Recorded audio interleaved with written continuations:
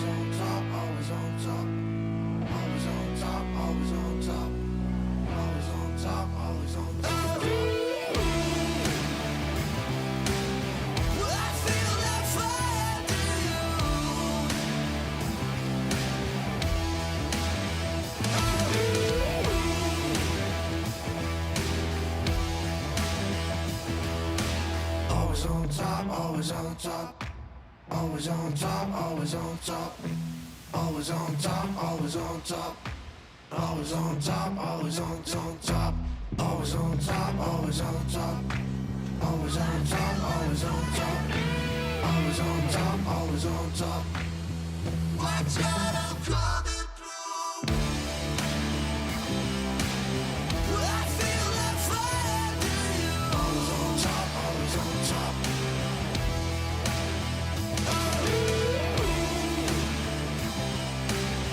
Watch out, I'm coming through. Always on top, always on top.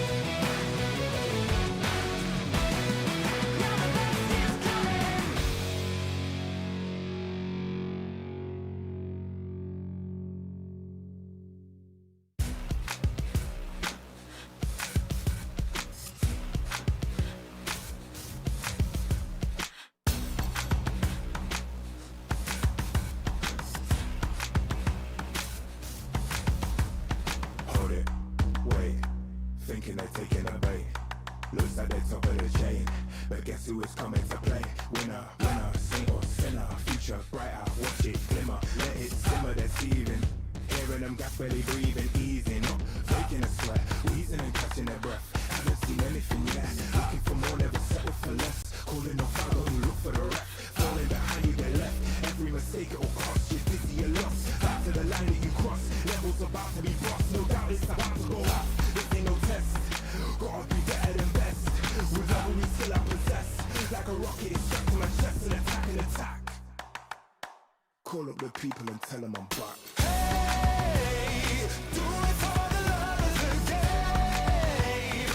Never for the fortune or fame. You better believe it. It's never gonna be the same.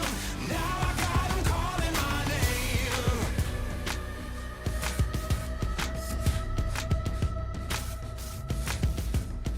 Hold it, wait, thinking they're taking a bait. Looks like they're top of the chain, but guess who is coming to play? Wanna be greater and glorious, paving the way, there'll be more of us victorious. We're taking the throne, taking the title and bringing it home. Hold it, wait, thinking they're taking the bait. Looks like they're top of the chain, but guess who is coming to play? Wanna be greater and glorious, paving the way, there'll be more of us victorious. We're taking the throne, taking the title and bringing it home. We're at it again. Do it for the love of the game. Never for the fortune or fame. You better believe it. It's never gonna be the same. Now I got 'em calling my name. Wait, thinking they're taking the bait. Looks like they're top of the chain, but now I got 'em calling. Wanna be greater and glorious,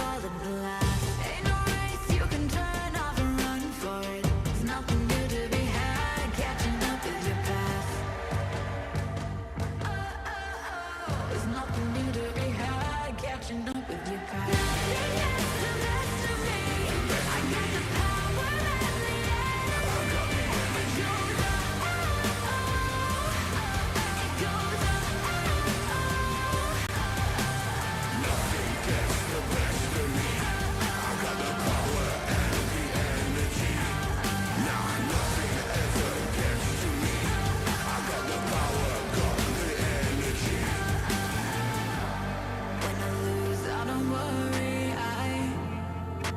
I gave it all the way. I gave it all the way. Hey, hey. Two sides from the same coin. Two lines from the same poem. Two lives at the same point. But I can do it on my own. Nothing is the best of me. I got the power and the energy. I got it. Everything you need in me. I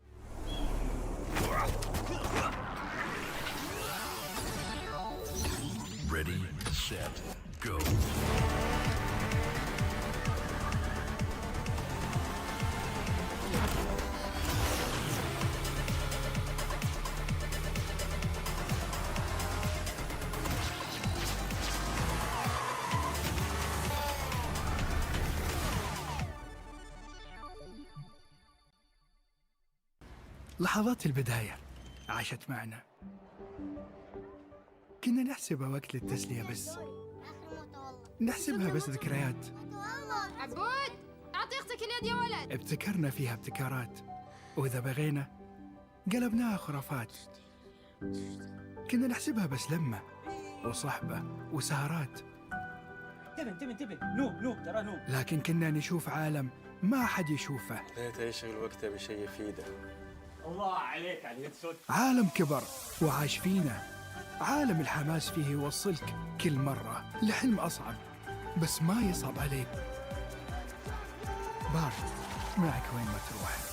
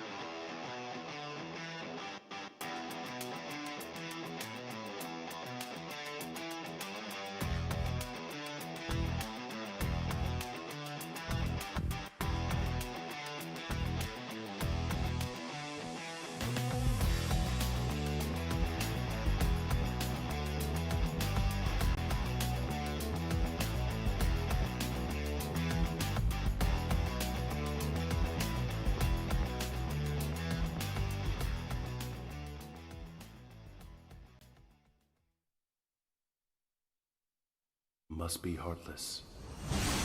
Raise the axe of God to smite all. Only then bless the people of Ningmeng.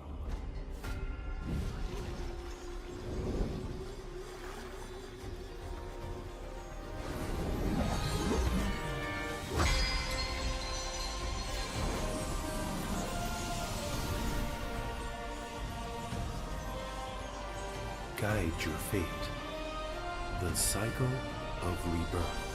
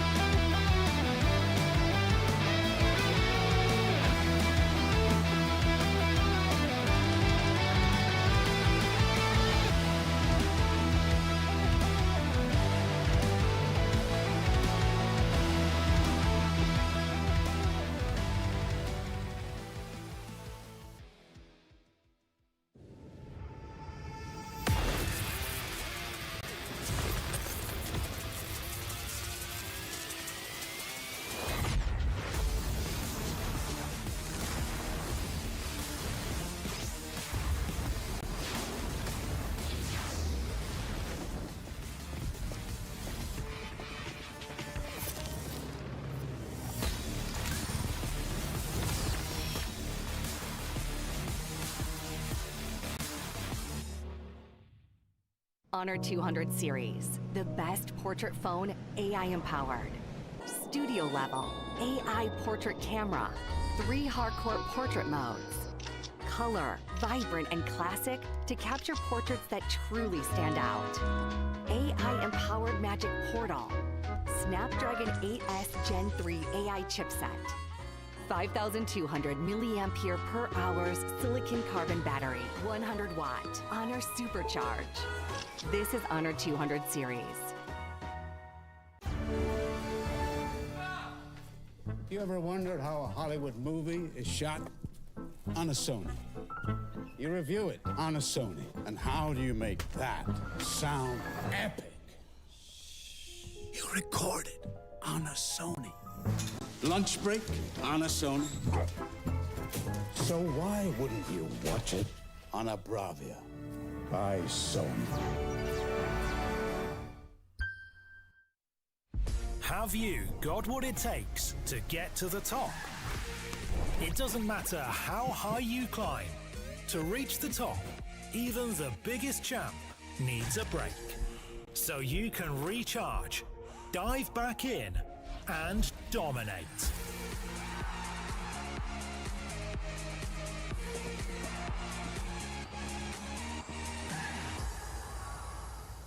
Have a break. Have a Kit Kat.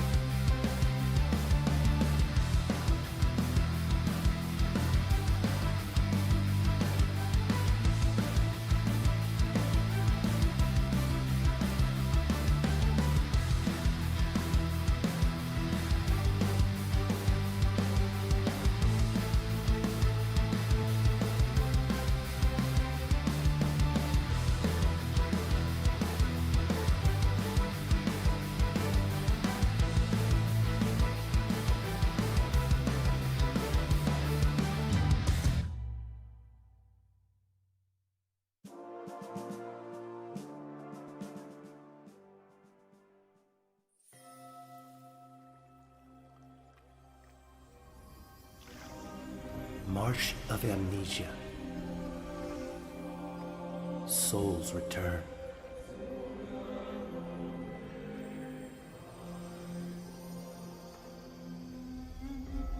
I am the Ogren. I deliver the people of Wingmung.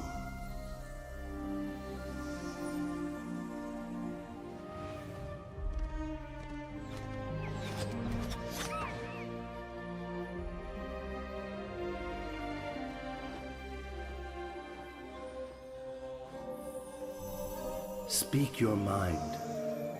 The future may respond. The obsession does not subside. Do not live in the past. Leave the past behind. Let it go.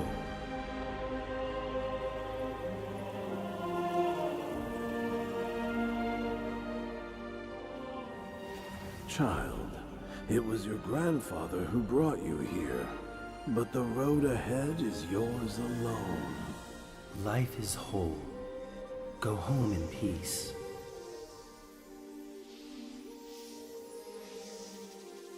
Birth, death, sickness, and old age.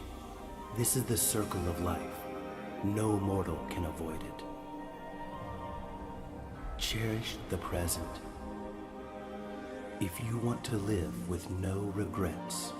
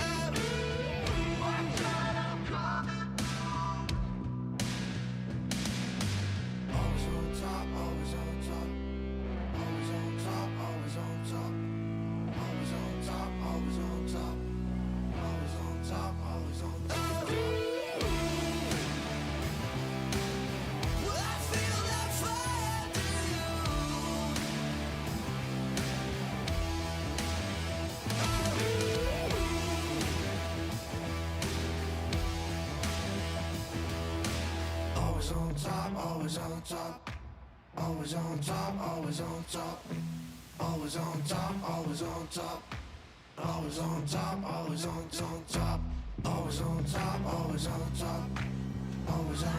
always on top, always on top, always on top. Watch out, I'm coming through. I feel that fire through you. Always on top, always on top.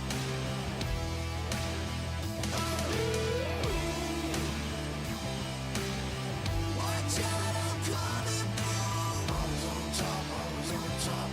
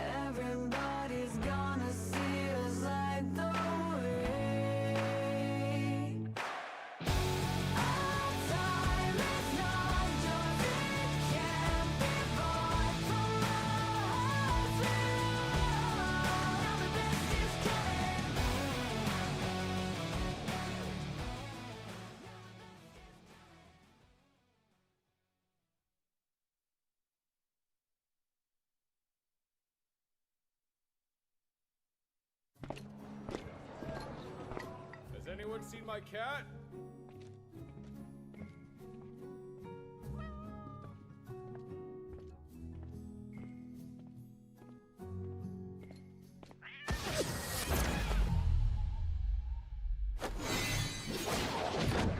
Long time no see, hey no!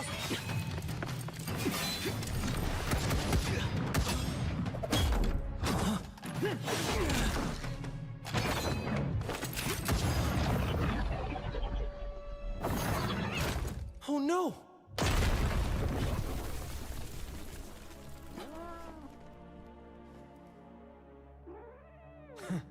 I don't like harming the innocent.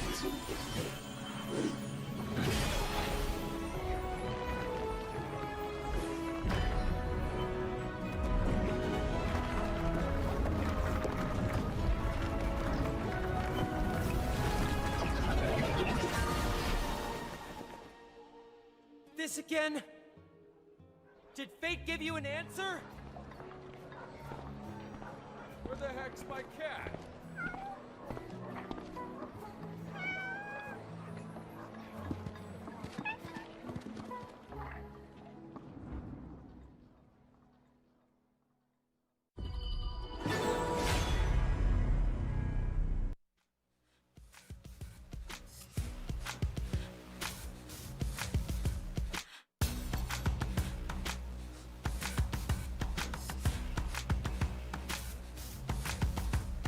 Hold it, wait, thinking they're taking a bait.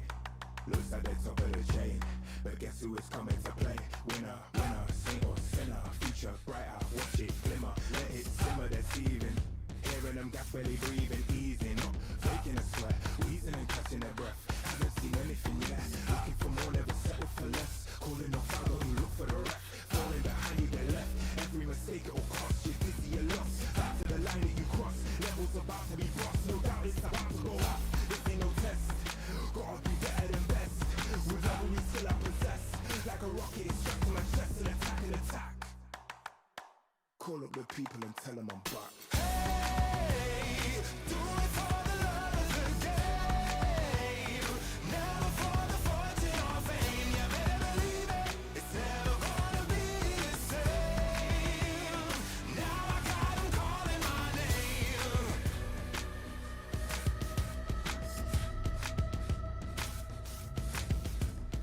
Hold it, wait, thinking they're taking a bait.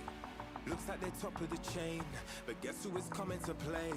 Wanna be greater and glorious, paving the way there'll be more of us, victorious. We're taking the throne, taking the title and bringing it home. Hold it, wait, thinking they're taking the bait. Looks like they're top of the chain, but guess who is coming to play? Wanna be greater and glorious, paving the way there'll be more of us, victorious. We're taking the throne, taking the title and bringing it home. We're at it again. Do it for the love of the game, never for the fortune or fame. You better believe it, it's never gonna be the same. Now I got 'em calling my name.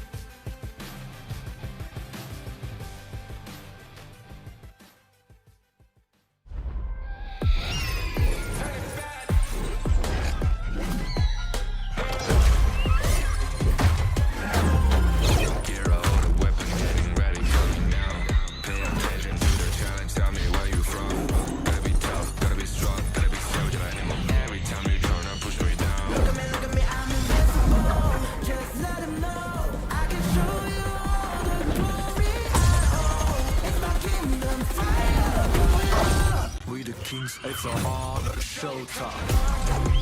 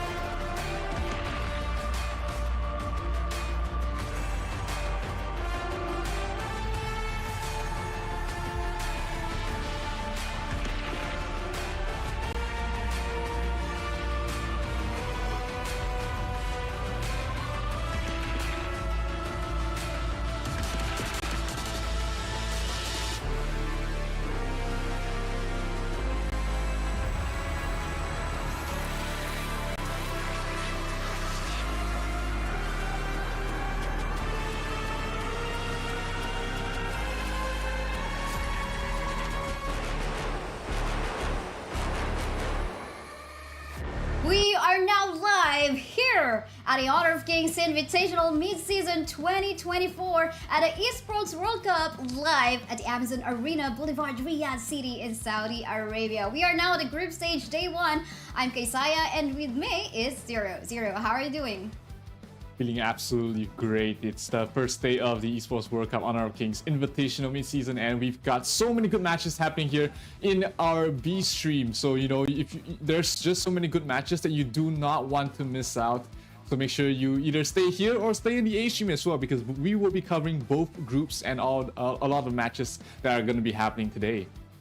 Yeah, we were talking about that. Okay, is it like exactly for stream A, is it group B or group A, and then for stream B, is it group B? But I love it. Like, you know, you can actually see the action from whether group it is. You can find where your favorite team is. But of course, that will happen if you're actually following all of our social media pages for Honor of Kings Global. So make sure you do that. Follow Honor of Kings Global Esports channel and make sure you use the hashtag HoKX EWC 2024 for a chance to win permanent skins, which you can also, of course, when following, receive the latest news and updates about the esports events here for Honor of Kings. So make sure you follow our channels now.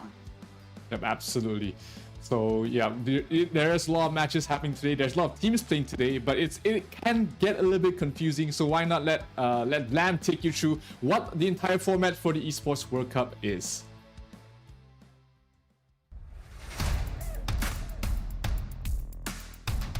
Get ready for the highly anticipated Honor of Kings Invitational mid-season at Esports World Cup. The top 12 teams from the qualifiers and the invited teams are set to converge in Riyadh, Saudi Arabia for a live showdown from August the 1st to August the 4th, all vying for their share of a massive $3 million prize pool. Let's dive into how the tournament will unfold. The tournament kicks off with an intense group stage over the first 2 days featuring 30 matches. The 12 teams will be split into 2 groups of 6, battling it out in a round-robin format with best-of-1 matches. Each group will compete in 15 matches to determine the top 4 teams advancing through to the knockouts. The excitement intensifies as we head into the knockouts over the next 2 days, starting with the quarterfinals. The top 8 teams from the group stages will compete in a best-of-3 single-elimination format. The winner of each of these matches advances to the semi-finals the following day to face their opponents in a best-of-5. The semi-final winners will then face off in the finals, where the ultimate victor will be crowned champion, claiming the trophy and eternal glory. Additionally, the champion will have the opportunity to smash 3 of their rival keys and add them to their trophy. Mark your calendars for August the 1st and don't miss out a moment of action as your favorite teams go head-to-head in a live competition on stage.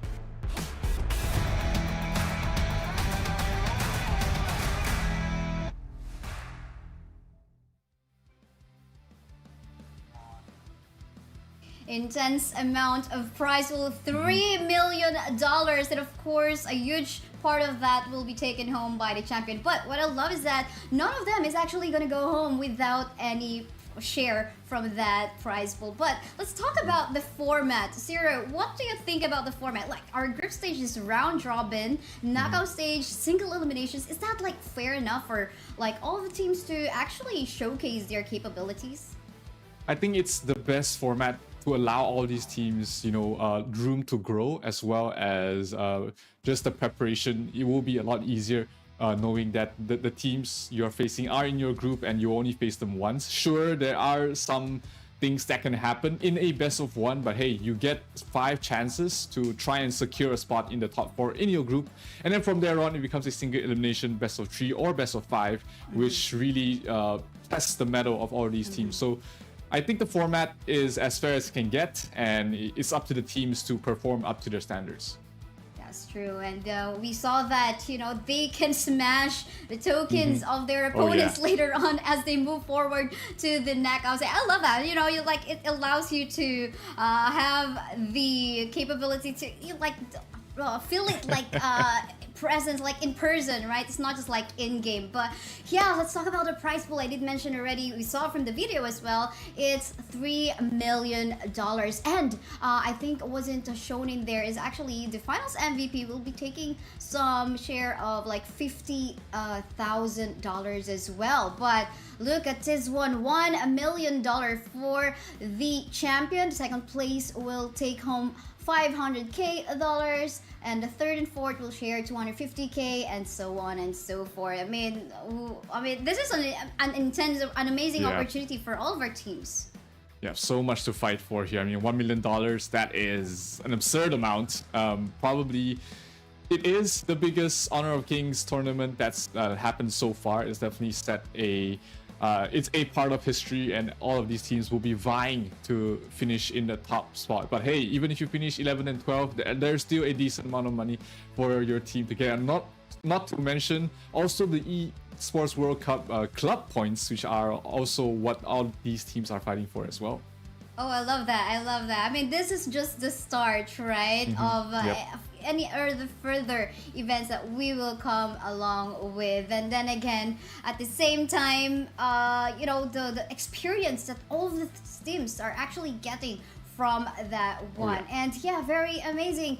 Then again, guys, make sure you also follow our social media. But we talk about our teams. Again, 12 teams right now. We've got our top 8 teams coming from Invitational Season 2. We've got one from the LTQ, which is Weibo Gaming from Hong Kong. And then we've got one from Saudi Arabia from their own qualifiers. And, of course, the KPL Dream Team that everyone is actually looking forward to see in here. And, of course, just recently from the SEA show match, Boom Esports. I mean, what do you say about all these teams currently participating in this event? I mean, we've seen a lot of them in action during the Season 2 Invitational. The winners, of course, LGD Gaming facing up against Team Secret in the finals. But I think all eyes are on the KPL Dream Team as well as Boom Esports.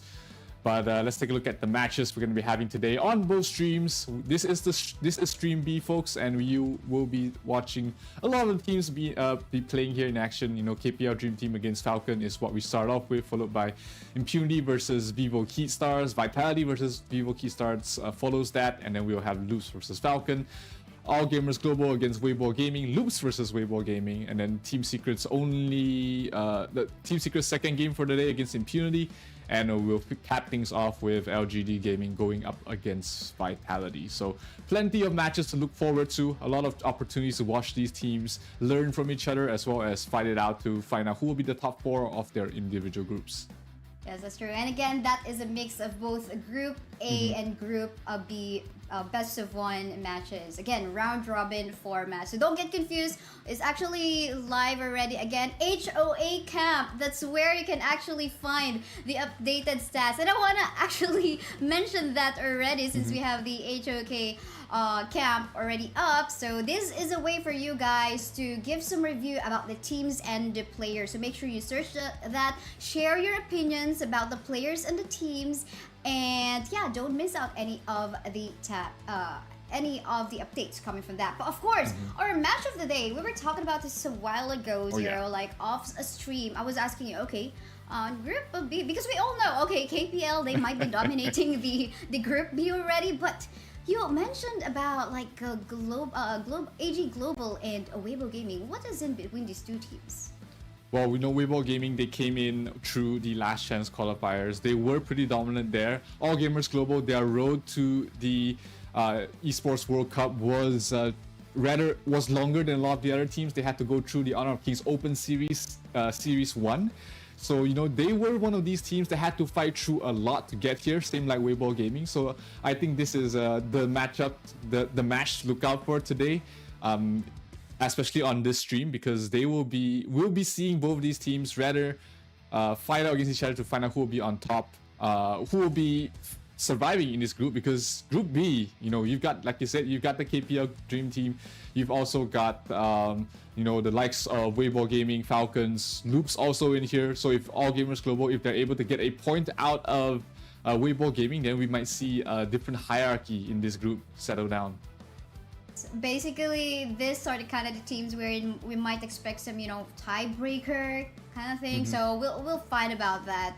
But yeah, both of them coming from Hong Kong as well. We'll just have to find out who will be on top. But of course, don't you guys miss out this EWC Elaine skin promotion, because this is so exciting. We are launching the EWC exclusive skin, very exclusive, from August 2nd to 8th, wherein you can purchase this skin at a special price offer of 710 tokens instead of the 888 tokens. Who wouldn't love that discount? It's about like 300, I think. No, like 100 and plus. And of course, what's even more exciting is that if you spend tokens to purchase this skin through the in-game new skin event page, you have the chance to participate to get limited time tokens back. So isn't it amazing? I mean, it's like you get a refund, but of course you have to spend the amount of limited time token skin back. I mean, the skin is definitely worth it. We saw it in action yesterday during you know, our preparation, and it was something else. It was something that we both, you know, just shouted out when we just saw it, and it's definitely something to look forward to seeing. And another thing that we want to look forward to seeing as well is our upcoming match. It is going to be Impunity against Vivo Keat Stars, and both of these teams are from Group A. Impunity hailing from Myanmar, and Vivo Keat Stars from Brazil, of course. So, you know, Vivo Keat Stars, they were the season 1 Honor of Kings season 1 Invitational champion. They came up 3rd and 4th in season 2, and you know, Impunity has been in the scene for quite some time. They finished shared 5th place in season 2 Invitational with a pretty decent result as well. So this is a much closer matchup than most people would think, just looking at their rankings. Oh wow, I'm excited about that. Actually, I keep on refreshing the HoK camp that we have, should there be any updates, especially after our game 1 for this stream. But then again, I'm really looking forward to that. Speaking of, like, of course, the potential, I mean, we have a new hero, which is Ogren. What do you think about Ogren right now in the current meta of Honor of Kings Global?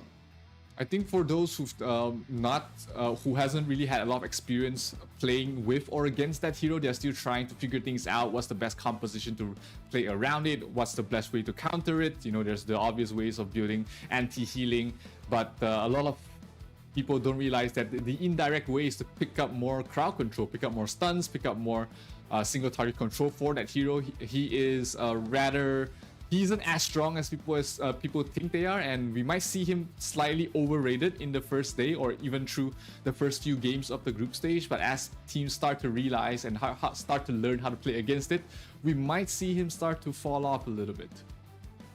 We'll see about that. Who is going to be the first confident team to pick up the Ogren? But let's take a look at the Impunity lineup in here. Again, hailing from Myanmar, we have Zero. Ooh, almost the same name in here, just different spelling. Shaolin, Megumi, Ashing, and Black. All right, that is your Impunity esports roster. And I mean, who do you think in here between the players of Impunity should we actually be highlighting, or we should be eyeing on our eyes too?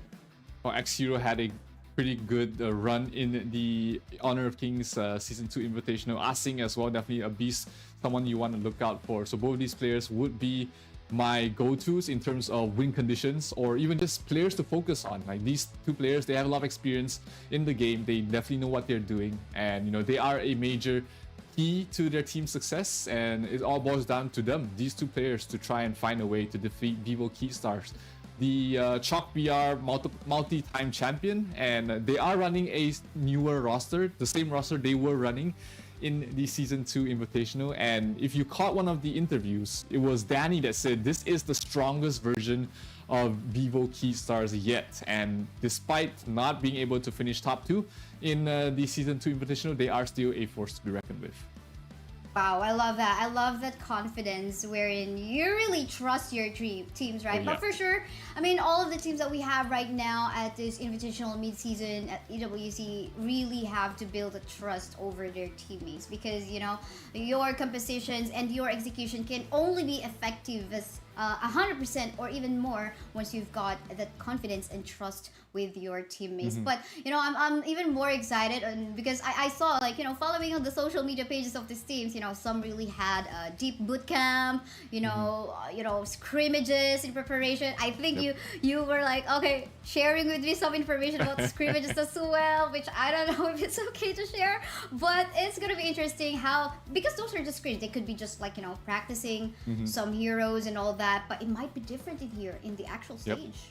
Yep, it's you know, all your preparation, it sets you up for a good start, but when it comes down to it, when it boils down to the matches itself, it is your form at that time. It is how you adapt to situations that you faced before or never faced before. It's how you be able to read your opponents. It's how you're able to find that one way to defeat your opponent, even if you're coming from a bad situation. That is what all the competition is about. That is what the Esports World Cup is about, and that is what's going to be what Game 1 is about, because Impunity against Vivo Keystars is definitely a very interesting match to witness, because these two teams, I don't remember if they faced in the Season 2 Invitational. Obviously, Vivo Keystars, they dominated their groups, but with that sort of information, where both of these teams came from the same tournament, they would have studied their opponents, so that their homework is definitely going to be very important for them to prepare for this match. Important as it is. And yeah, again, guys, we do have, just to let you know what's actually surprising in here before we're actually starting off the draft thing. Don't forget about the championship mode, a very new in-game mode that is about to start on Saturday evening time, wherein you can probably unlock the newest Fuyan skin for free. But I guess less of that, because we are already here into the action again. This is our first series of the day, Impunity versus Vivo Keystar. This is best of 1, a round robin match. So I think this is the bans that we're already seeing, right? So Automatic, Hino, Elaine, Dolia, Ogren ban? Ooh, yeah, interesting. Like an early ban in the Ogren. Is this really that scary right now? It's because I guess it's new, so teams aren't very familiar with countering or playing against it. So why not just take it out off the pool until someone figures out, or until a mini meta is formed. I mean, we haven't talked about a lot of about the mini meta, but it does form throughout the tournament, where teams suddenly realize there's that light bulb on top of their head that, hey, this hero is actually pretty broken. And we've seen a lot of teams, a lot of different roads to the championship come from that sort of situation. But we get a new hero on the draft here. It's going to be Long, the newest marksman in the pool, and it is picked up there by Impunity along with the Mai Shernui and the Dun. That's so true. And I'm loving the Zhang Fei pick, though, coming from VK as in here, because, you know, a recent patch that he's got, I think that added some more capability for him to actually engage and give some protection and, you know, stop the opponents and dealing those continuous damage. And I think that will allow the Arlie later on, if we come into the power spike of this particular hero, or maybe the late game, to actually give more free hits, deal more damage up against the opponent, you know, and stop the sustain coming off from the Dune, let's say. Yep, absolutely. And not to mention the setups for Lady Zen as well, to land better skills, you know, the setup, the crowd control. There is a lot of team fight here for the side of Vivo Keystars. They're banning also strong team fight heroes from the pool, with the Sun Bin as well as the Lian Po ban from VKS. They don't want Impunity to have a lot of team fight, and that is looking like it's working out for them. There's not much more team fight heroes left in the pool for Impunity to pick up. They do ban out the Jing and the Musashi to try and protect mainly the Mai Shiranui, because Long is a very elusive marksman by himself. He's not easy to bring down. He has plenty of CC of his own, move speed, healing, and even his ultimate gives him a long duration of time where he can just reposition himself. So, you know, Impunity might go for another route. They might go for a heavy single target burst sort of route and try and take the fights fast and quick before the main team fight starts to happen. That's true. I definitely agree. Infinite vastness. I mean, you are definitely untargetable on that state of the ultimate. And at the same time, one thing I noticed in here, of course, in the middle lane, if I take a look at the mid lane fight that we have in here, I think just during the early stages of fight, or during the early laning phase, Mai Shiranui, or Ladies Gen rather, will just have to be very careful on the potential pickoffs that this that Megumi or Mai Shiranui might do in the early stages, unless of course he's got Kaiser or Zhang Fei ready to also go for the kills. But Kaiser, an additional sustaining here for the side of VKS, which I also love, I think, and will allow Arlie to give that free hit. So I'm seeing a lot of team fight potential in here coming from the lineup so far, coming from VKS. Yeah.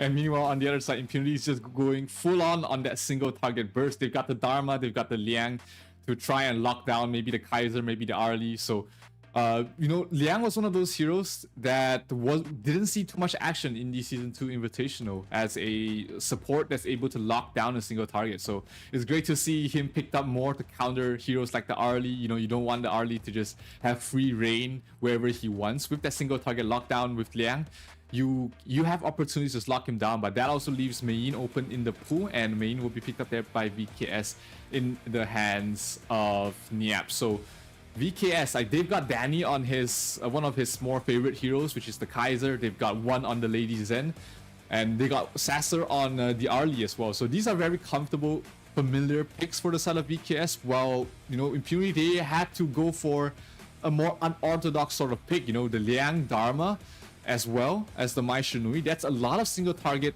burst as well as lockdown, not to mention the tempo that they can play with the Mai. It might set us up for a quick game, but if Impunity falters in the early game, we might see a completely different story, and this might be VKS's game to take. That's true. And at the same time, though, I think they have to, I mean, as Liang, I mean, abuse this hero, I mean, you really have to good with skill shots, right? Okay, yep. If you really want to utilize, of course, your barrier power ward, you would want to make sure that you're really going to be blocking off your targets, or especially if we're talking about an Arlie that is very mobile, can actually just, you know, avoid. And even, of course, the latest update coming from with the Arlie as well, wherein, of course, the Maple Dance can block off some range damage as well. So let's see about that, because we are going to be heading on to our game one already. This is the best of one match between Impunity versus Vivo Kid Stars. Yeah, it's going to come down to the laning stage, especially on the Dun and the Mai Shiranui. Let's see what sort of early aggression they can get. Maybe early invades into the jungle. Maybe to shut down the Mayin, we'll see the Dun rotating up towards the top a lot. But that's where he's going to start off with, trying to give the Dharma a good start, get him that level advantage, and then just allow the Dharma to do his own thing against the Mayin. Because Dharma's stronger in the early game, while Mayin does pick off after the level 4 stage. Yeah, that's so true. And I'm pretty understanding here, like, as to how aggressive it is right now for Impunity. They've got more early game heroes in here, such as the Dun.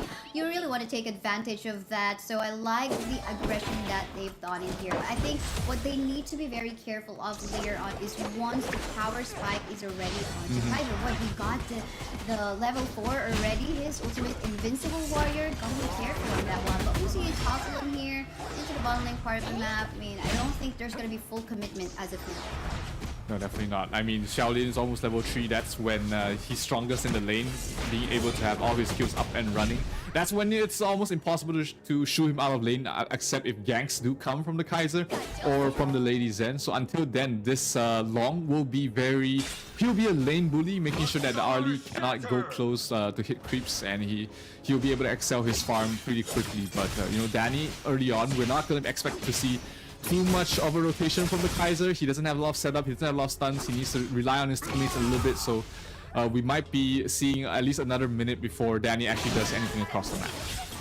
True. Well, then he meets the Mai Shiranui just to say hi here and there. You're right. I mean, Kaiser definitely not the one to set up team fights. We gotta wait either the Lady Jen or the Zhang Fei for them to do that setup. For the meantime, you can see a super low HP Zhang Fei in here. Gonna be the first blood from the hands of Black in there in the middle lane.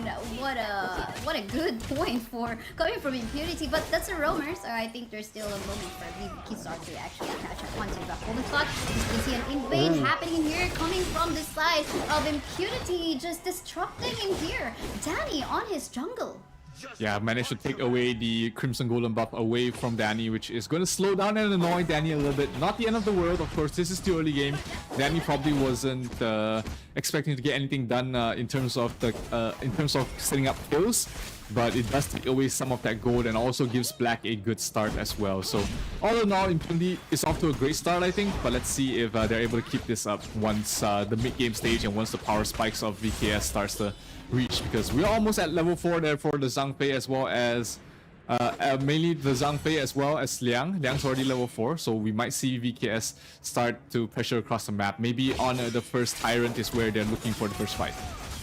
That's true. I'm also actually looking forward to Zero in here, getting that pick off onto one target. Could be one or Wise Assassin in here, or Arlie and the Lady Gen. You know, at least to remove all the main damage sources coming from the side of VKS. But again, the rotation coming from Kaiser in here. They potentially would want a sandwich really this long. They don't want this long to actually get this power spike. Yeah, they're putting 5 members show, but they catch out with Lady Zen towards the back line. One's gonna fall. That's the Mai Shunwei for you. The burst damage. Mai going towards the back line, almost getting a kill. But will he pay for his life? Backlines though. White Sasser in trouble, but he'll be able to back off. And here we go, continuing with the team fight. However, Long is actually free hitting onto the backline, deleting more member coming from the side of VKS. You know what? I was just actually mentioning a while ago. Okay, we hope the Mai Shiranui Shero will actually be able to pick off a target. Apparently, he was the one who was actually picked up first. Yep. Still, a 2-for-1 trade does set things up nicely there for the side of Impunity. We talked about it in the draft. They needed a good start. They needed early snowball to get their heroes going, and they can't take the game too long. So that was as good of a start as you wished for. I mean, one falling that quickly, the burst damage was huge. Unfortunately, they did lose X0, but you know, 2-for-1 trade, they're gonna take it any time of the day. Yeah, that's so true. And there you go, the free hit again coming from Shaolin in here from the back line, seeing that from our highlight replay. But then again, there goes, of course, the Calm once more. Gonna be waiting for another objective to be taken in here. This is 2k gold lead that definitely VKS needs to catch up onto, because they can't give that further power spike or more golden farm going to Shaolin. Shaolin have yet to actually go down, maybe onto the hands of Wise Sasser in here, into potential team fights that could happen later on. But for the meantime, what are you seeing in here? It seems like we're seeing Kaiser just looking for team fights just like this one. Will they be able to get the Mai Shiranui first? Not very mobile, but yeah, I think Kaiser in here, Danny will definitely have to look for the proper team fights to go on to. Yeah, it's not easy for the Kaiser this early on. You know, Invincible Warrior only lasts a couple of seconds, and his items aren't complete yet. He doesn't have the sort of items he needs to really play and forcing the backlines. Pops forces Mayna to pop his ultimate, which is a great win there for the side of Impunity, because it means that the moment they take the next fight as quickly as possible, there's not going to be a Zhang Fei ultimate.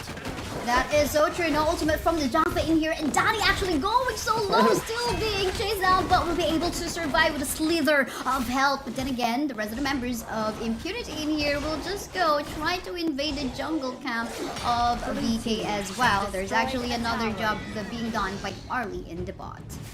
Yeah, but they get the tier 1 mid though, which is super important to control both the main jungle objectives and as well as the both golem buffs. That is a trade that Impunity will take any day. That mid tier 1 tower going down is going to set themselves up and also pressure VKS quite a bit, because you know Danny right now, even if he's trying to get that Azure Golem, he needs his teammates around him, because you never know when the invades from the side of Impunity are coming. While on the other side, you know, Impunity, they can just do anything they want on the map because they have control in the mid lanes. Yeah, definitely. I mean, this Kaiser is quite dependent on the Azure Golem, but getting pressured here and there at the same time with the Mena getting his ultimate procced as well as Jangfei. You know, team fights couldn't happen anytime soon. But for the meantime in here, we can see the engage coming from the side of VKS. They're getting mad on the side of Impunity, killing off Ashen in here in the process. But I love the cross-map play being done by Mai Shiranui. Shero on the bottom lane part of the map, taking down the tower once more. They lose one hero, but they did manage to get the Overlord, and they get the tier 1 tower bottom as well. Like you said, that's gonna be you know, staving off the bleeding. You know, losing one hero is not great, but not the end of the world, especially if you get something else done across the map. So Impunity still keeping their lead. It's 1,500 gold, still a decent spot at this point. But the next upcoming fight is going to be very important, because that will signify whether if Impunity is able to extend the lead or will VKS crawl back. Because the next fight in the 8-minute mark for the next Tyrants will, in my opinion, probably decide the game. Yeah, that's right. I mean, we're about to close the mid-game time. Come late game, we're talking about Shadow Overlord, which of course gonna help you in terms of lane pushing, and at the same time, additional buffs coming from the Shadow Tyrant as well. And of course, if we're talking about late game, they do have that. We're talking about an Arlie in here that can actually go deal further damage from their side, and maybe the potential for an even tankier Jangfei, which can go for more setups later on. But I think, you know what, Impunity is doing a good job so far in proccing this ultimate coming from the Jangfei. They've definitely been forcing his hand and, you know, forcing VKS to not favorable fights, but this Tyrant's gonna be important. Rotations, 5 all-time heroes are hitting towards the bottom. It gets taken down there by Danny. That's a good start, but VKS win this fight. Oh, Impunity Black will fall down onto the hands of the members of VKS. And here we can see a free-heating Assassin in here at the same time. And in the bottom lane part of the map, Mayin just had that 1v1 up against Ashing in the bot, forcing them to back away. Seems like somehow we can see the money in here, the gold gap in here is actually decreasing. And it seems like Vivo Keystar is catching up. Yeah. Definitely. So only 1,000. It's actually a 1,400 lead right now, and that's off the bat of as well as of getting the Tyrant and getting a kill on towards Black. Because Dun is one of those heroes that just falls off. But hey, we talked about pickoffs. That's a kill, instant kill there on towards Niap. He's one of the more important heroes there for VKS towards the mid and late game stages. So any pickoffs you can get like that is going to set yourself out very nicely. So Impunity, that was a good job getting that kill. Definitely unexpected there for VKS. I mean, we were talking about Megumi on a Liang and Shiro on a Mai Shiranui. That's too much CC you have to deal with. There goes the stun, of course, coming from the Liang, the control power word, and of course the kicks here and there coming from the Mai Shiranui as well. So that was quite unfortunate for Niap, though, not able to survive on that. But we can see the rest of the members in here coming from Impunity wanting to contest the Tyrant right here already. I wonder if there's going to be a steal in here coming from the side of VKS. Good way to actually stop them from that, but I think something's happening onto the bottom lane part of the map as well. Where Zero actually fall down. The combat play, you killed me a while ago, I'm gonna get you. But for the meantime, Sasser will actually fall down onto the hands of Ashing in here. The rest of the members of Impunity wanting to continue this fight, but they said, Dharma, well, I will just go onto the middle lane, try to find another target, maybe flank 1, 2, 1, but then again, with the protection coming from Jangfei, that will not happen. Yeah, Ashing getting the opening to go for the early. That was an instant fight win there for the side of Impunity, and they get a lockdown here as well on towards Niap. Niap's gonna run away, barely surviving, able to heal up just in time. And that was Niap, just having to, thank his lucky stars there. Oh, Reina in trouble. He might get bursted down, knocked out, pops the ultimate, able to survive. Yes, good use of the ultimate still coming from the Junpei. Unbridled outburst just to disengage, but I guess Danny in here cannot go for the 1v2 fight against the Dun, and the Maizunui has to back away, wait for the rest of his teammate to go back alive. Especially Mina doesn't have the ultimate available, and they're basically scattered across the map right now. So in a way, somehow I find the rotations disorganized. I was looking for more aggressive team fights as well, coming from Mena at the same time. I mean, during the draft, we're talking about, okay, they are so good, they can definitely go for that setups, but we're not seeing that happen cleanly as of now. Yeah, they're playing a bit defensive, but here, Dun taking a lot of damage. Black almost falling there, but able to back off just in time. But that also gives the opening there for Vivo Keystars to go for the Shadow Overlord, and this fight might not be what Impunity wants right now. The heroes are not here, but let's see how it goes. Oh, let's see how we go indeed, but Niap actually just pushed away the Maishiranui right at the back. Who's gonna get the steal? And there you go, Ashley will actually steal that objective in favor of Impunity right now, and the rest of the members in here. However, 3 members from the side of Impunity already has fallen down. Sasser is all alone on the side of VKS, now a 1-for-1 right now remaining for the rest of them. But again, Impunity stole that objective. Okay. Yeah, that was huge. I mean, they got 4 kills there. They did lose 4 heroes for themselves. It ended up with a 4-for-4 trade, but with the Shadow Overlords, that's gonna push out the lanes quite a bit. The Vanguards have already spawned. The bottom tier 3 tower down to half HP already. So, all in all, they got almost 2,000 gold lead just from that fight. And let's take a look at how it went again. Huge pickup from Danny from the start, and then Asing able to lock down one of those members as well. Sasser barely surviving towards the end, but the long on towards the backlines, way too much damage. Way too much damage indeed, but I'm actually like surprised, okay? Ended up still on a 1-for-1, but nice steal again coming from Ashing in there. Didn't even have the smite on his side. Usually we would see the 2 smite strategy in here, which we actually can see on VKS right now, but to no afford, still it was stolen by Impunity in here. Well, gold lead still onto the hands of Impunity. It seems like they're not allowing VKS to actually catch up.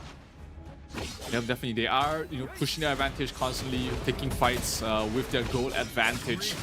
But, they were definitely hoping for something better than a 4-for-4 trade in the last fight. So this next fight is going to be very important for them to see if they are able to take the lead here. Mid lane getting pressured here from the side of VKS, trying to wrestle some map control back in their favor. The tier 1 tower still very healthy though for the side of Impunity, as they're just angling, just positioning himself across the map. Done, able to back away to safety. The burst damage from Shaolin is starting to rack up there. Reina taking so much damage from the 1-2 combo from Shaolin, so he is starting to do a lot of pure damage, and if he lands one of those lucky crits, he might be able to burst down the Arlie with a single combo. True, we'll just have to wait if Vivo Keystar will actually let that happen. But I love the position of Ashing in here, when he's just waiting to potentially flank maybe on the Lady Jet. I mean, look at the reach, the potential reach of him on the Lady Jet as well as the Arlie. The moment that the Arlie or the Lady Jet actually go onto that side where Ashing is actually hiding, it could be disaster. It could be the end of Vivo Keystar. But let's hold that thought, because it didn't happen anyway, because Vivo Keystar just took the right route to just be, safe into the map. Still though, you can see the mid lane tower of Impunity is still standing strong, but Maishiranui is actually hiding somewhere in the map, potentially waiting for a pickoff. Yeah, he must try and go for the steal. He low. Invisible Warrior is popping. Can he get the steal? No, Danny gets the last hit, but a fight's about to ensue. Black is already low. He has to back off. And I think that is going to be the end of that fight. That will be VKS taking a quick Tyrant for his team. That's going to allow them to take the next upcoming fight with additional damage. But Impunity, if they are smart, they're just gonna drag out the game and play across the side lanes to stall this buff and take a fight after it ends. Yeah, and I think that's what they are actually doing. Just waiting for this Arlie to get more farm for himself and just wait for the opportunity. Where actually have a good formation in the map. Not gonna go on to this part of the jungle wherein, you know, there are a lot of walls and gonna be harder to actually go for that formation. Full of thought, because we can see Black in here super low with HP getting sandwiched and killed off by the Arlie in here. And there's even further because they are wanting to take the mid lane tower already. Could this potentially be it? But no, they're actually gonna go for this Overlord take as well, as they would potentially want this to help them out in going for lane push. Yeah, that looks like it was a mistake there from Black, or maybe just miscommunication across the team. He was going, the rest of his team was retreating. Maybe he felt that he was just cornered and had to try and take a fight, but that definitely allowed VKS to get a little bit more of an advantage. Danny spots out Ashin, but able to back off. Just trading damage a little bit for now. Danny's reaching that point where he's starting to become unkillable here. And I think this is the late game that we are waiting for VKS right now. And look at that, right off the bat, they got 2 towers just right after taking the Shadow Overlord. And now it is a chance for opportunity. It's now a place for Impunity now to try to get a pickup once more while they're actually on the high ground. But let's see about that, if there's going to be any chances for them to see one or Caesar in here to be in the map, to be visible in the map, to get flanked by either My Shiranui or the Dharma. If Shaolin doing a lot of damage there to Mena, but that bottom lane is going to be pushed out quite a bit. They will be able to deal with the Vanguard rather quickly, but not before they lose that tower. So now Zhang Fei forced to recall back to base. That's gonna be you without your main team fight control for a couple of seconds. So if this opening is looked out there by Black, they might be able to find a fight here for Impunity. But both teams are still playing very safe right now. Yeah, I mean, Impunity though, they seem to be taking advantage that non-presence of Mena in the map from a while ago. Now you can see them having that control, but I don't know, they don't also care about the Shadow Vanguards. But hold on, because we can see it here, the fight's happening right now. Unbridled Outburst has been used. We can see one still all alive, and one member will fall down, ashing onto the hands of Caesar in here. More kills going on to Caesar, and what just happened? We are back to even game here, Kaisaya. It's even in gold. The lanes are all pushed out. Both teams are pretty much neck and neck right now, but it's a 4 versus 5. Oh, lots of damage there by Sasser. Has to back off there. One punch there from the Mai Shinui.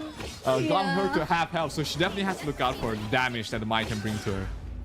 Definitely, you definitely want to build some way for you to resist all those burst damage coming from the Mai Shiranui. But then again, everyone's almost complete. Could just wait for 2 seconds or one from Ashing to be present in the map, then they can go back. And we're talking about the final showdown almost at 20-minute game time, because now this is gonna get trickier, you know, like you really want to get this buff in here coming from the Tempest Dragon. It's gonna give you some true damage, at the same time some shields up for the team fight, and it seems like they're gonna be forcing off the team fight right now in here. Megumi is super low into the map right now. Black will fall down onto the hands of Caesar, as well as Shaolin in here. Oh, look at the zone being created by the Jump Fei, and at the same time, the rest of the members in here, 2 members left for the side of Impunity right now. Shaolin will fall down as well, and the rest of the members too, and it is a wipe out. This is what VKS has been waiting for. They don't need a Tempest. They know that they have the draft for team fights, and now they take advantage of it, potentially ending this best of 1 round match up against Impunity. So I guess anytime soon, there is no one coming back from the base, from the side of Impunity, as VKS tops it all up, all down. I mean, that was just the draft, the late game composition of VKS coming to play here. Once it reached that 12-minute mark, and when Impunity couldn't get any of those high ground towers, it was just VKS's game true and true. I mean, like you said, the superior team fight on the composition allowed them to feel confident of taking the game late, and towards the end game, I mean, Danny as well as Mayna just did so much damage in the team fights by themselves, allowing them to really just shut down this Long. And Shaolin, despite a great start, Long couldn't really fight against such tanky heroes on the side of Vivo Keatstars. Yeah, and you also did mention during the draft, I mean, there's a lot of one-target skills that they have in here. Yes, they can do all that, like what they have been doing up against the Mayin. Mayin was almost not having a good time wherever he goes on the top lane or the bottom lane, because he either gets picked off the Mai Shiranui or the Mai Shiranui and the Liang. But then again, that's about like, okay, one target. But of course, if we're talking about team fights, there's a lot of sustain, there's a lot of CC and protection coming from the Zhangfei, and at the same time, you know, Kaiser almost undieable in here for as long as he gets the Azure Golem, and at the same time, you know, he can just like go for that almost useful invincible warrior mode that he has in his kit.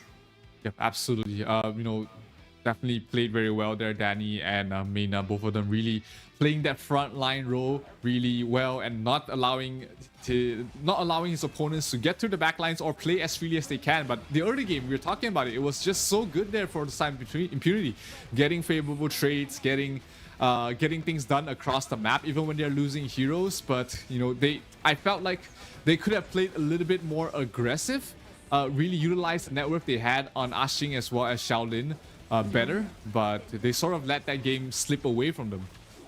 Yeah, that's so true. And in here at around 10-minute game time, you can see there's still a lot of exchanges. And these are the moments wherein we can see the pick-offs coming from Ashero as well as Nia up in here, 1-for-1. No worries about that from the side of Impunity. But if we're talking about, you know, team fights, actual team fights, especially the moment we're talking about late game stage already, there's just so much potential coming from the side of VKS, especially Arlie.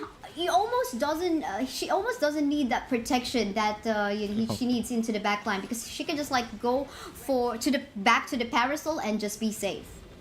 Absolutely. And you know, this last fight there, I think it was a mistake there by Shaolin to just land in front of Danny. Probably not the situation you want to be in. He managed to get the kill though, but he did set himself up so that he was very easily picked off right after that. So great engagement there here from the side of VKS, securing their win in the group stage. And that puts VKS on top of the group at the moment. It is still very early on in the group stage, but hey, you know, you take every win you can get, especially with such close competition. You want to make sure you win every game that you're supposed to win, and try your best against those games where it's more of a 50-50 matchup. So great game there by Vivo Keatstars, and I think Impunity definitely not their best showing yet, but hey, plenty more games for them in this group stage. Yeah, that's so true. We have 2 days for the whole group stage. And of course, I mean, we're talking about top 4. So what are the chances, right? Like if you're just going to do your best, you know, there's even more higher chances for you to actually make it up to the knockout stage, because we're taking the top 4 teams to move forward to the next round. Yep, absolutely. And, you know, we have so many things in store for you, ladies and gentlemen. In the Honor of Kings Esports World Cup, and one of the things that we want to talk about is the new Kong Ming skin that's available on very soon. Actually, that's gonna be the Yin and Yang skin. So from the 3rd of August until the 9th of August, you can get this skin at a discount, right? You heard that right. You get a discount of nearly 330 tokens. So it's gonna be selling at a discounted price of 1,350 tokens. And you can get that skin to show off in the battlefield, because he is one of the more beautiful skins there for the Kong Ming. So true, and that's a huge amount of discount. But for the meantime, we're just going to be heading on to a really short break. Up next will be the match between Team Vitality versus, again, Vivo Keatstar. We just had their match a while ago. Once again, we're casters. I'm Kaisai. With me is Zero. We'll be back.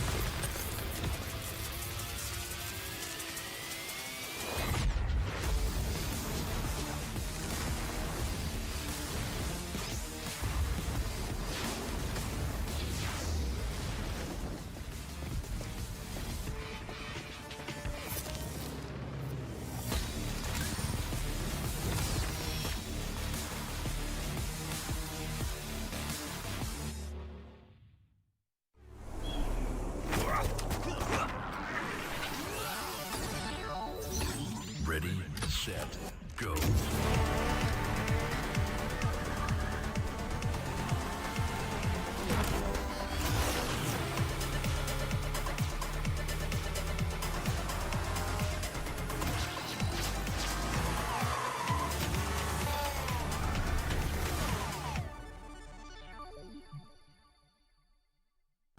لحظات البداية عاشت معنا. كنا نحسبها وقت للتسلية بس. نحسبها بس ذكريات. عبود أعطي أختك اليد يا ولد. ابتكرنا فيها ابتكارات، وإذا بغينا قلبناها خرافات. كنا نحسبها بس لمة وصحبة وسهرات. انتبه نوب ترى نوب. لكن كنا نشوف عالم ما حد يشوفه. لا تشغل وقتها بشيء يفيده. الله عليك على اليد صوت. عالم كبر وعاش فينا. عالم الحماس فيه يوصلك كل مرة لحلم أصعب، بس ما يصعب عليك. بارد معك وين ما تروح.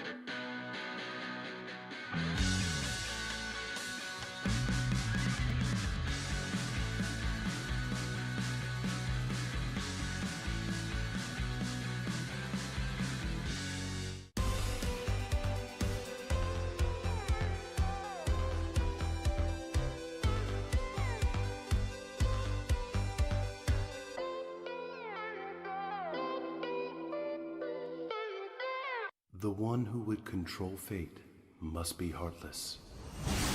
Raise the axe of God to smite all evil. Only then bless the people of Yinmeng.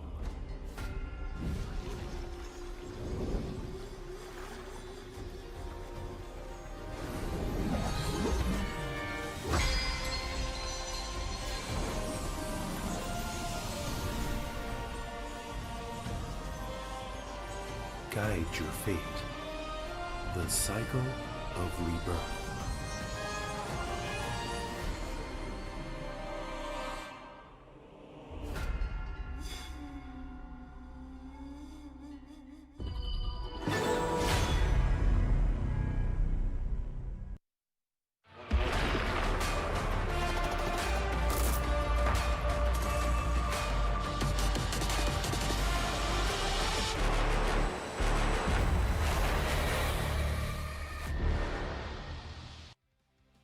I'm pretty sure you guys had fun watching that match between Impunity versus Vivo Kid Stars, and Vivo Kid Stars winning because here for our game 2 it is gonna be VKS versus Team Vitality. Once again, we're your casters. I'm Kaisai. With me is 0-0. What do you think about the previous match and the upcoming match of Vivo Kid Stars?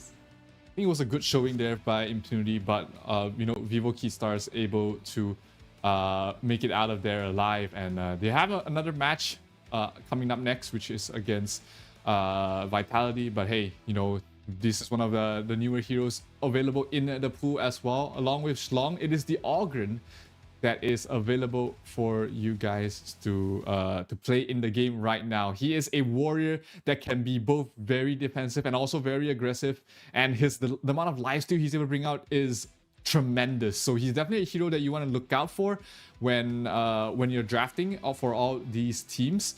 So you have to, you know, draft with this hero in mind. But hey, we did see him banned in the first game, so obviously teams are still trying to find a way around it. But hey, if you haven't found a way to defeat it, maybe just ban it first, which is what we're seeing from all these teams at the moment. But once teams have figured it out, or when they're facing against a specific opponent, then we might just see the Ogren just ignored. Yeah, I'm very excited about that. We'll see about that. But for the meantime, our upcoming showdown will be Vivo Kid Stars once more, this time against Team Vitality from France. And you know, Team Vitality is a mix of different players coming from a different country as well. I mean, would you like to tell us about like these two teams that we are about to see? Vitality had a good run in the Season 2 Invitational as well. They got 5th to 8th after a pretty decent group stage. They were in the same group as the Vivo Key Stars, and they only lost against Vivo Key Stars. So they are definitely a very decently experienced team. They definitely have learned a lot during the Season 2 Invitational, and they're coming in here trying to defeat one of the favorites. I mean, Vivo Key Stars, they have been playing the game a long time. They have been one of the strongest teams in the entire global scene, but hey, it is a newer roster, I believe, for the side of for the side of Vitality. Instead of playing with Shanks, they're playing with Jask as their clash lane, as their farm lane. And which makes us even more excited because, I mean, this is going to be their showing. And it is a big event. We're talking about Esports World Cup, you know, Invitational Midseason for this year. Way for them to actually showcase their might. But as we were talking about them, here you go. The lineup is going to be 90, Shanks, Highland, Benji, and CT Boy. I mean, these guys, I think they are ready to show Vivo Kid Stars what new strategies they have, and you know, maybe potentially can make an upset. We'll just have to find out. Yeah, this team is pretty interesting from the European region, of course. I mean, Vitality, they are a mix, like you said, of multiple different nationalities. They've got 2 Chinese players in the team. They've got a couple of German players as well. So it is it's an experiment, a very interesting experiment there by the Vitality organization to try and find a recipe for success. But it's not going to be easy against their opponents. I mean, Vivo Key Stars, they have been multiple time champions in the HoK BR scene, and they are looking like much better than they were in Season 2. Yeah, we'll have to find out though. And one thing I want to point out though is, like, you know, the communication, right? Like, okay, for sure they have to make use of English for them to understand each other, unless they know, like, let's say one just speak Deutsch or Chinese, right? So for sure we are seeing that. But let's take a look at this prediction that we have. 63% on to Vivo Kid Stars, and for Vitality it's 37%. Really, just like what you said, Vivo Kid Stars, I mean, the favorite right now because of what they have shown in the previous events. But I wonder, like, what is going to be the showing right now with a pretty, new roster in here, or like a slight re-roster in here that they have. I wonder what's going to be new, because this could be a surprise for Vivo Kid Stars as well. Oh, absolutely. I think, you know, 40-60 is a pretty good odd if you're on the side of Vitality. You're pretty happy with the odds. Obviously, they are not going to be the favorites in this matchup. They're definitely the underdogs, but hey, this is pretty close in terms of the confidence that you're instilling in the audience against the Season 1 champions. That is going to be a good morale boost, and I hope that, you know, Vitality is able to live that up to the audience expectation. Not bad, not bad. It's like close to 50, right? Oh, yeah. It's just like 37, but if you round it up, it's close to 50.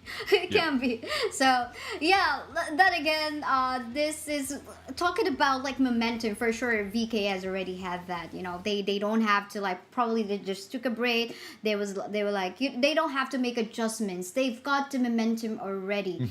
And I think that's one advantage that they have, at the same time confidence. But of course, Team Vitality at the same time was able to spectate what is in it for Vivo Kid Stars. They were able to, okay, these are their picks, this is how they play. But yeah, so somehow there's the pros and cons in here as well. Yeah, I think that definitely comes into play, especially in this sort of format. You know, you played back to back. That means, you know, you definitely are on a roll if you came off a win, but, you know, fatigue might start to come in. You might start to confuse the two teams if you're when you were preparing. So this might be, like you said, pros and cons on both sides, and it comes down to the team's experience as well as how they prepare for such situations for them to be able to exploit or at least make sure that they do not fall for any sort of mind games from their opponents. That's so true. And we just want to bring up, guys, so if you're posting anything about Honor of Kings Invitational mid-season, don't you forget to use the hashtag HOKXEWC2024. Because if you post, and of course the admins and moderators see that, you will probably get a chance to win some permanent skins. And of course, at the same time, by following our social media pages, you can receive the latest news and updates and esports information about what's happening in Honor of Kings. So make sure you follow the channel now, and don't hesitate to share what are your thoughts are in social media. Again, don't forget to use the hashtag HOKXEWC2024. Yeah, Honor of Kings is everywhere. They are on YouTube, they are on Facebook, they are on X. So make sure you follow all the channels. You also get all the latest esports information, not just the Esports World Cup, but also for other tournaments in the Honor of Kings scene, and also of course upcoming heroes that are released as well. So definitely a place you want to be. Make sure you're already following all those different social medias, and you get yourself updated with what's upcoming next. Did you post already, Zero? I did post already something making use of that hashtag. I hope you did, because we can get a chance to win these skins. Oh, you should do it now. I already did my selfie a while ago showing our casters this.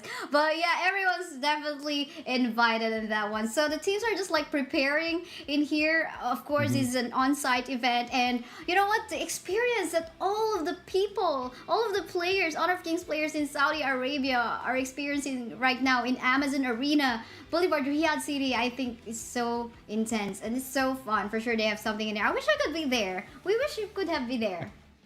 We were talking during the season 2 invitational, me and Blam, we were talking about grabbing a shawarma there or two, but unfortunately it will only be Blam eating my portion of the shawarma. But hey, glad to see all of the players, all of the talents here online and there as well, being able to enjoy and witness a new part of history, because the Esports World Cup is pretty much the place to be right now if you are into the Honor of Kings competitive scene. And it's definitely looking like a very interesting 4 days to come for this tournament. That's right. And what I like about this, we actually have like multiple broadcasts localized into several different languages. We have Tagalog, we have Chinese, Bahasa Malaysia, Thai, like everywhere. So like whichever you're comfortable at, I think you can see it like the in-game. You can also watch in-game, by the way. It's not just across the social media platforms. So in the in-game, depending on which region you are currently, that is the localized broadcast that you're going to be able to see. So make sure you check on your localized broadcast as well. But if you do prepare to hang out with me and Zero, we're happy and glad to be with you guys as well.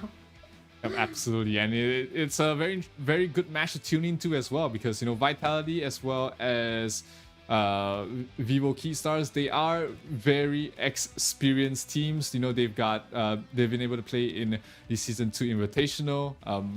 Vivo Keystars have played in KIC even for the past 2 seasons.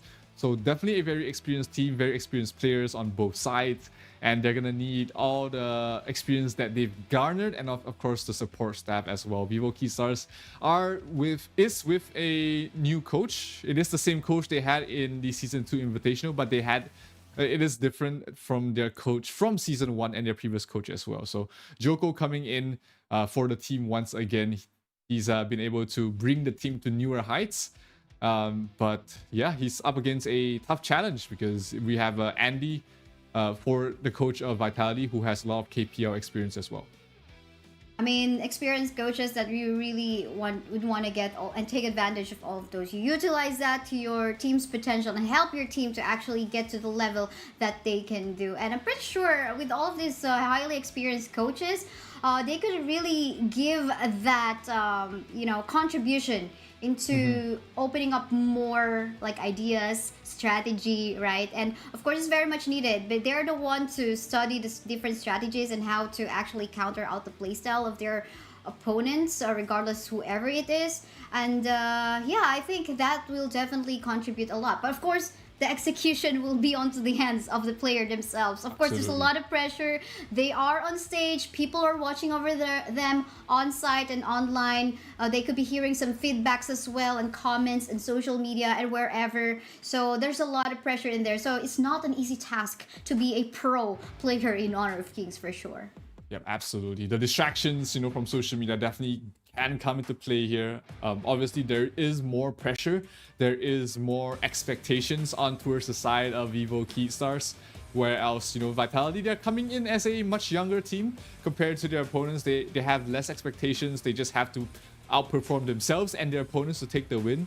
So they do have that going for them. And, they do have the experience as well in the Honor of Kings scene. So we'll see, in this matchup, which one of these two teams will be able to take this. Because if Vitality takes this win, they are pretty much, 1 foot in through the door towards the playoffs. But if they lose this, then Group A might see a much more different outcome than what we expect. But hey, draft's about to start here, Kaisaya, and we're about to go in. Heino and Mai Shunui banned out almost instantly, as well as a Dolia ban there for Vitality, which leaves VKS to think, hey, what do we want to take out here? Is it going to be the Ogren? Are we going to let through the Long? Or, are we going to just allow both those heroes to go through and pick one of those for ourselves? Yeah, that's true. But also don't forget the Daxiao being opened right now as we see the Lady Jen getting banned as well. But then again, it makes you think, okay, if you are in the blue side, you only get to secure one hero. And with that one hero to secure, you want to make sure that this is going to pay off later on. It seems like they are going to be looking at the Arlie, which is, again, we saw a while ago, late game potential or the power spike potential. She has it. Yeah, VKS will pick up the Ogren as well as the Princess Frost. So utility CC Mage already locked in there for VKS. One has plenty of experience on that hero. He's definitely no stranger to that, being one of the more meta heroes in towards the mid lane. And Ogren is going to be picked up there by Danny to be played in the jungle. This is the first time we're going to be seeing Ogren in this stream at least. So that's going to be very interesting to see. But Vitality, that's going to be a Shangguan and Musashi instantly picked up. So a lot of single target focus damage, trying to burst down this Ogren as quickly as possible. Yeah, that's so true. And we're talking about early game potential as well. With the Shangguan, you definitely would want to get those first blood kill to take advantage of your power spike. And maybe allow your Arlie to go online as well. But pretty balancing here with the Musashi. But we're talking about hard CC as well. Definitely can go for engage in here. So, but of course, with Princess Frost on the side of VKS, he needs to make sure that he's going to be choosing his battles. Like, definitely you would want some backup with you as well. But yeah, we'll see about that as we head on to our next phases of the ban. Our Yarya ban in here. Seems like they don't want that combo between the Yarya and the Arlie. Yeah, or even Arya plus Arya Shangguan, Arya Musashi. Yeah. Those are very potent combinations in the support role. So Vitality won't have that defensive support for themselves. But, a Zhang Fei still left in the pool if they want to bolster up their team fight a little bit. If they don't, they can go for something a little bit more unorthodox, like the Guiguzi is still open for them. The Ming is available for them if they want to play it with the Arlie as well. But yeah, like 2 new heroes on the side of VKS, the Long and the Ogren being picked up by them. And let's see if they're able to play those heroes to the fullest. If they're gonna make an Honor of Kings content, this is gonna be coming from VKS game up against Vitality because they had to have the 2, very fresh heroes. But yeah, you mentioned about the Guigutsu. I mean, I want to see this particular roamer as well. I mean, lots of surprise plays that this one can do, and at the same time CCs and setups. But then again, it's gonna be up to the teams. Still, there is no roamer from the side of team VKS and Vitality. But there are actually a lot of roamer ban, the Zhuangzi as well as the Zhang Fei being added into the ban pool. Yep. We have been seeing the Zhuangzi picked up and just put into compositions more often after the recent buff. Definitely much more viable than he was previously. But will be taken out there by Vitality. Not many supports left in the pool for them. Would this be a Ming? Would this be a consort? Maybe that could be good for their pickoffs and speed. But if they're playing into the Lianpo and Princess Frost, It's tough. There's a lot of team fight there for the side of Vivo Keystars.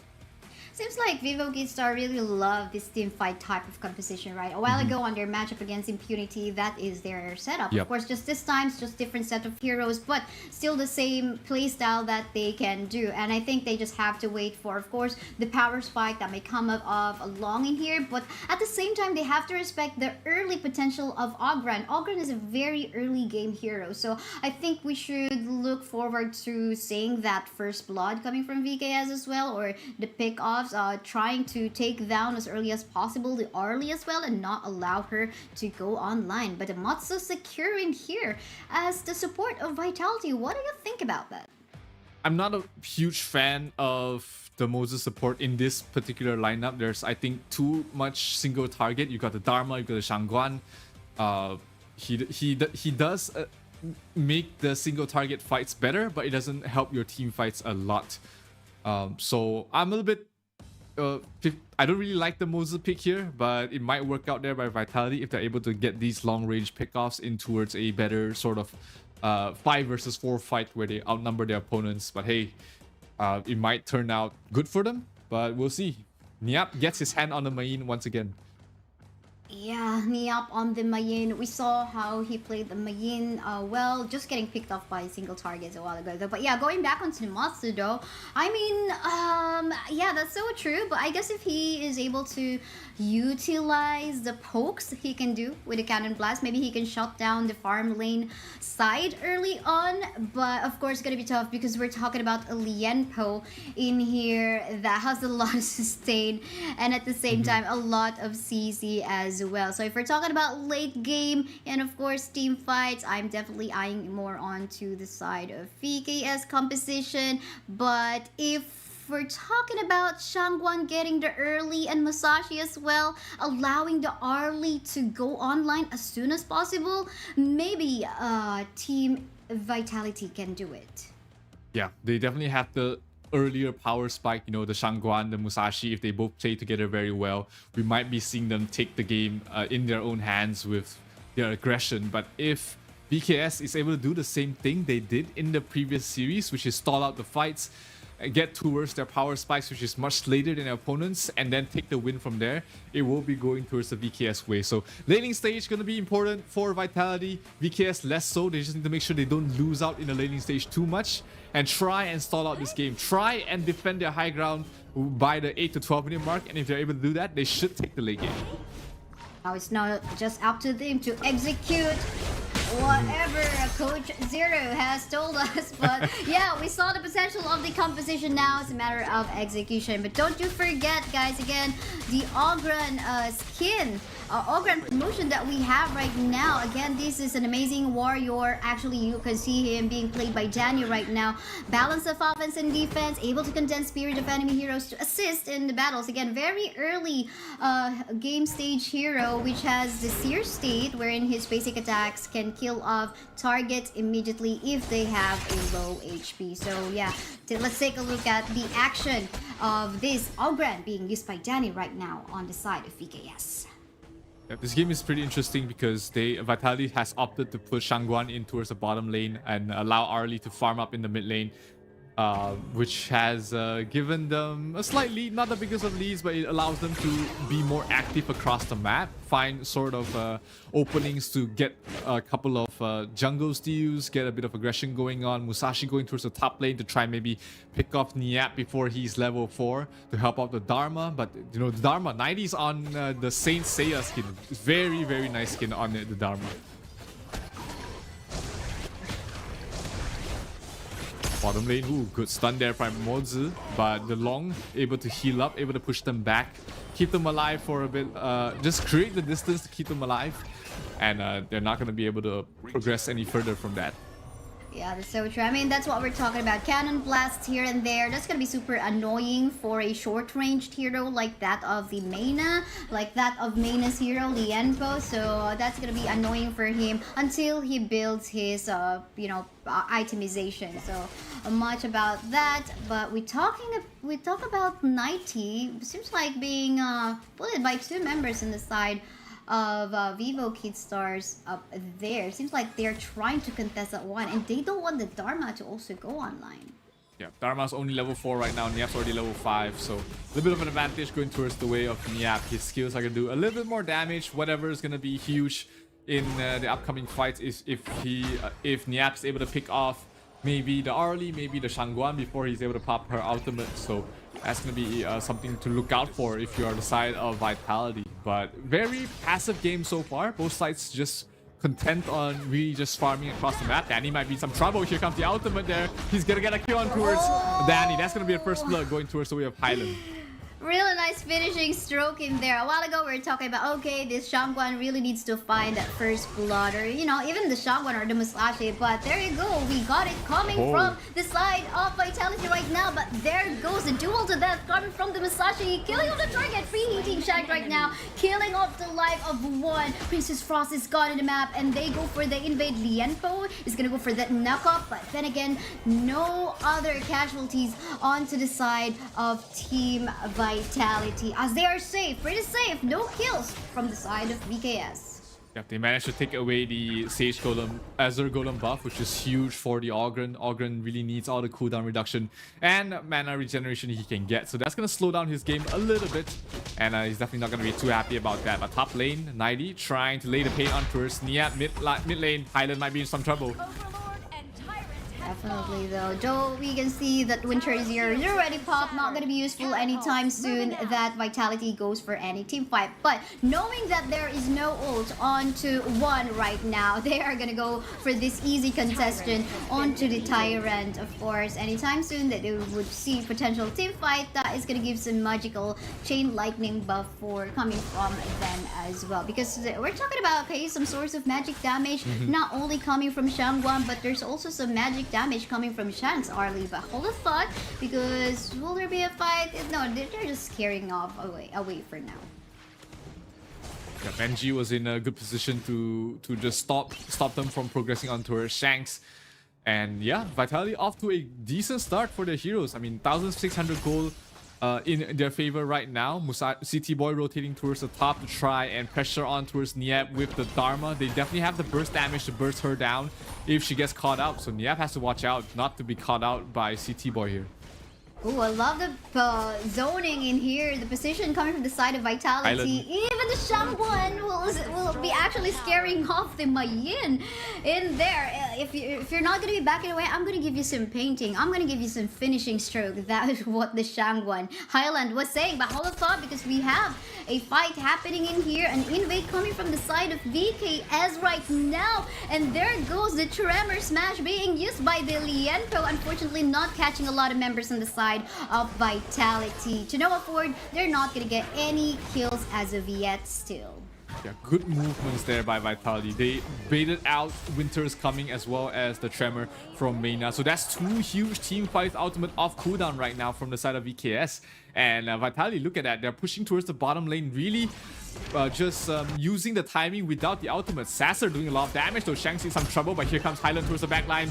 Long able to pop this ultimate and back off for now, but he's trying to re-engage. Will he fall? Almost dying, but Highland might be the next one to fall here.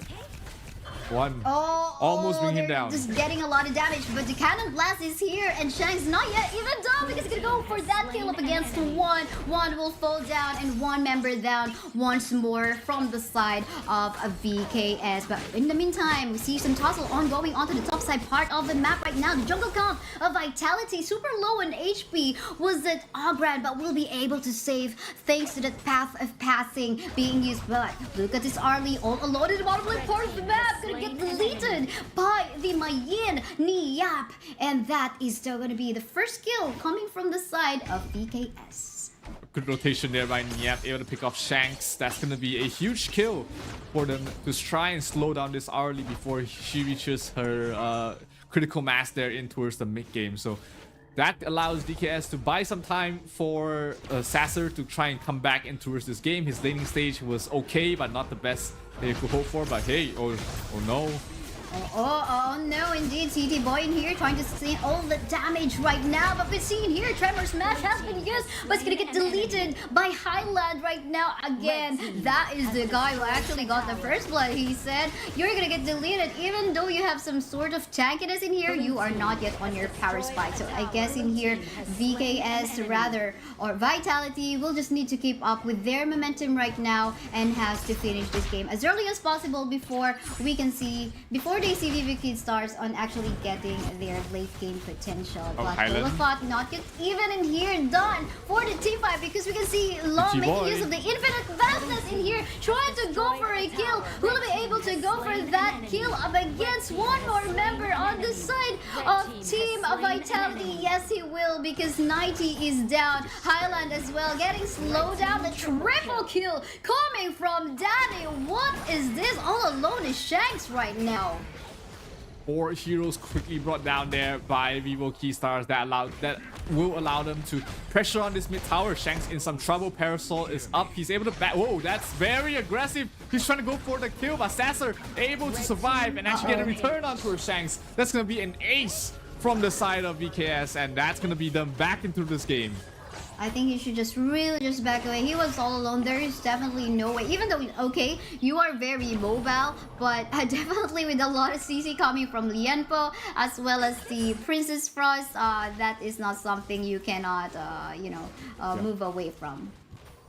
This fight, I thought it would have gone towards the way of Vitality, but somehow, one able to survive. A lot of damage taken by Danny, but Danny was able to get all the lifesteal up and running, keep him alive for as long as possible. And it was just Vitality had not enough burst damage, had not enough damage to finish them off. And then the prolonged fight is always going to go towards Ogren's way.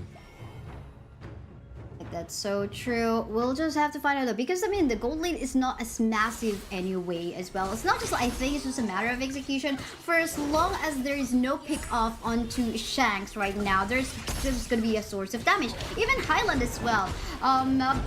We can see that, okay, I thought he's going to go all in on that one. He could have potentially died as well, but safe to say he went back, did not finish the stroke coming from her ultimate. So I think it's safe. They just really have to find a way to go for a good formation first. But talking about formation, is this the one that's gonna be pulled off by Vivo Keystar? Okay, there's a lot of here and there right now, so no full commitment as of this time. Yeah, both teams just trying to bring down this tier 1 mid tower that's gonna open up the enemy's jungle for them. But that's going to be the first Shadow Tyrant spawning towards the bottom. They're trying to go for it. Here is Vitality, but VKS looking for a fight, itching for a fight in fact. But we have to look out for Dharma. Dharma might find an opening here that might change the fight of this game. Yeah, that's so true. But talking about availability of ultimate, everyone has their ultimate up, so a lot of setup can be done coming from VKS as well. Now that they take down the mid lane tower, they're gonna get more vision onto both sides of the map. And speaking about that, both of the objectives are actually off for taking. But hold the thought, because we can see in here, Mayin actually getting cornered in here, but the follow-up being, or the chase coming from the Lienpo as well. CT Boy on a dangerous position right now, but there goes the shields here and there. Here's gonna go for the kill onto Danny. Very, oh my goodness, not very tanky. I mean, he's not the type of a tanky hero that you want to actually go for a front line. Usually, maybe he goes for the vision and the clean up, but quite unfortunately, he'll be taken down. And to no afford, they will not be able to contest or go for this objective. And they do lose the Tyrant for that, and the mid tier 1 is in some trouble as well. So great fight there for Vitality. They get the tower, they get the objective, they get the kill on towards Danny. This Ogren, he is not very sustainable if he gets imperiled as well as just get chain knocked up from their side. And the burst damage from Shangguan definitely enough to bring him down rather quickly. Yeah, that's so true. But now we can see though the reclaiming of position onto the top side part of the map. All of the members of Vitality in here are, closely together, so in case team fight would happen, but nope, there's the Mayin actually catching up. A potential team fight would happen right now. There goes the finishing stroke. Will be able to finish it though, because there goes one who fall down as well. thanks to the Dharma, but BKS Danny actually tried to go for the free hit, but to no afford because he will fall down as well. Sizer all alone.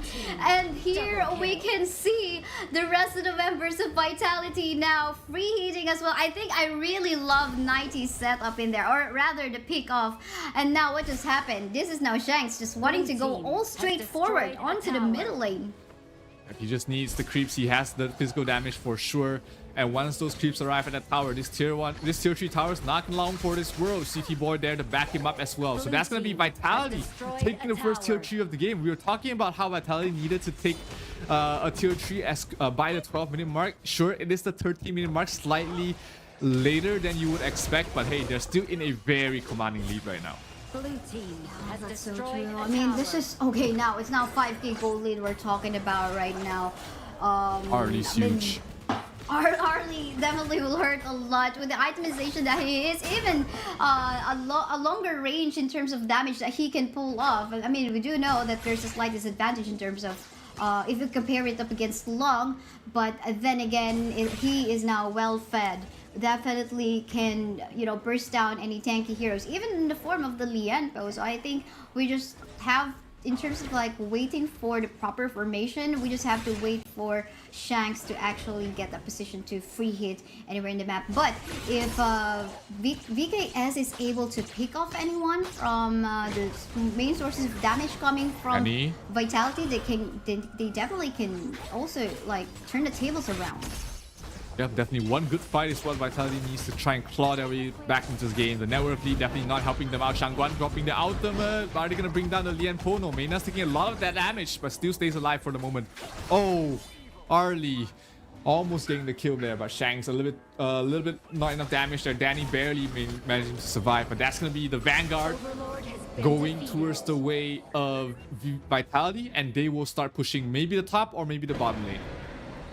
Yeah, that's true. And well, with that buff, of course, they definitely can take advantage of that one in going for that push. They're definitely gonna deal more damage if they go onto the lane where the Vanguard is. But seems like they're gonna go for the team fight onto the top side part of the map right now. Look at the back line being initiated in here by CT Boy, but CT Boy super low on HP thanks to the shield. However, still gonna be able to survive with the slither of a... Look at his HP bar, super low right now. He definitely needs to back away.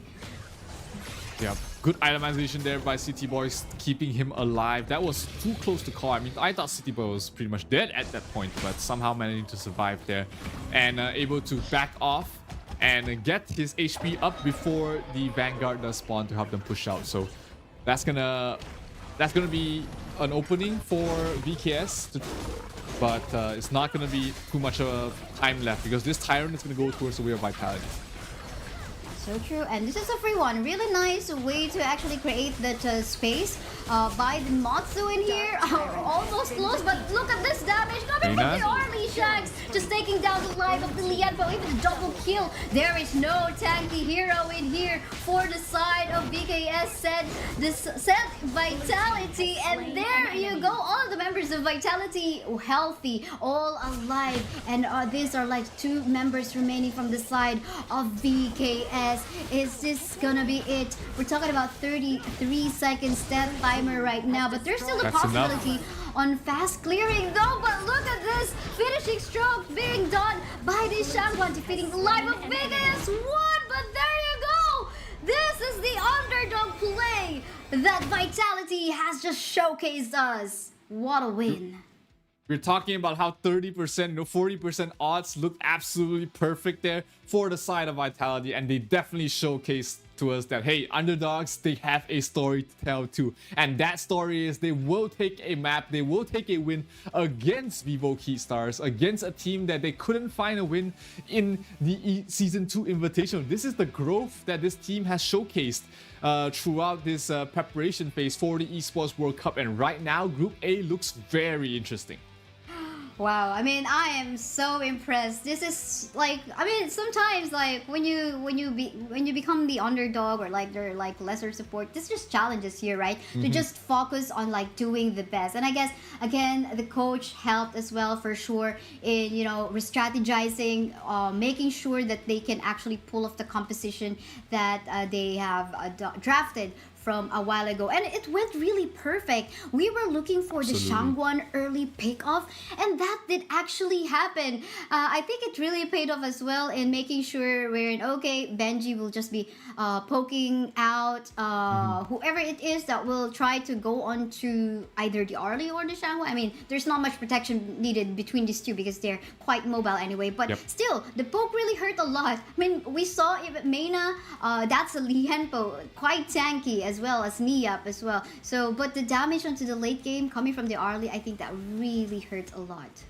Oh, absolutely. That was, you know, a great showing there by Vitality, the early game aggression, and then them really dismantling those team fights. Sure, there was some lapses there for Vitality towards the mid game, but their late game execution, their late game fights, their targeting as well as just team fight positioning was absolutely perfect. And long 0-2 so far, at least in Stream B, it is not a good showing for the new hero.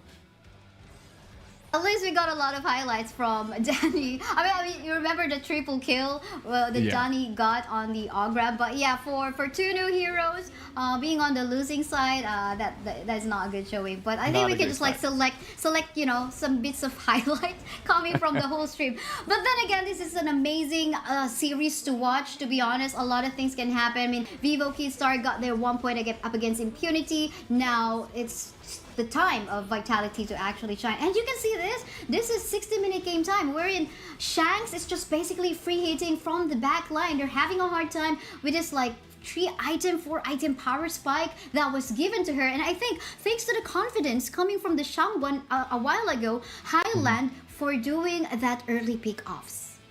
Absolutely great fight there. And I think, you know, MVP for me from the side of Vitality definitely has to be CT Boy.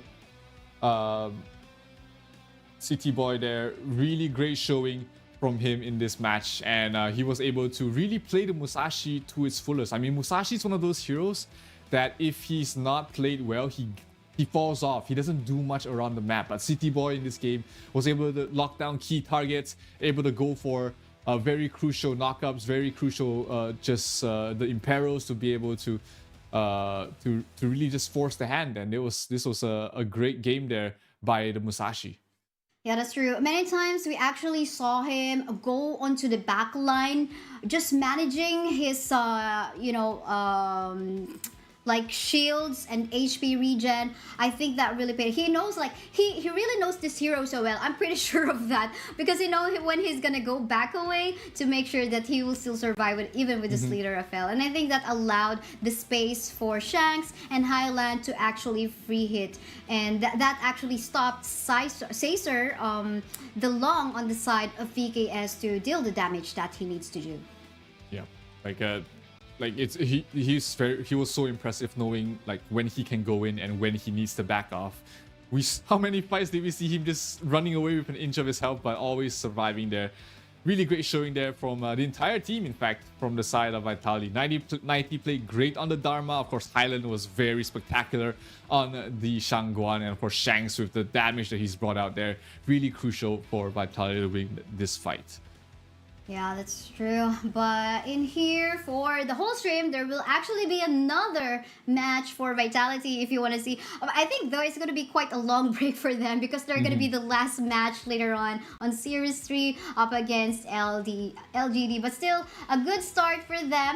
Again, we were talking about the pros and cons. VKS having that momentum from a while ago, but at the same time, Vitality seeing the playstyle of a VKS from their matchup against Impunity. But yeah, very interesting. I'm loving the storyline so far. It's like it's getting tricky to, you know, guess like who's gonna be on the second spot, first spot, third, or fourth for each group. Yeah, absolutely. I mean, it's up in the air right now. If you look at all the performances of all the teams, it looks like anyone can get out of the groups alive. So this tells a better story that it's not one team that's just dominating everybody, but in fact it is, you know, all these teams very close in terms of their strength against each other. So this is absolutely what I want to see, and I hope that, you know, this pattern continues on because we've got a lot of great matches happening after this as well. You know, Loops versus Falcon, that's going to be coming up next. We've got Weibo against All Gamers Global. We've got Loops against Weibo after that, Team Secret against Impunity, and LGD against Vitality. Like you said, a lot of great matches. Groups A and B are still up in the air. There's not a single team yet that seems to be running away with everything. But, you know, that might change throughout the course of the day.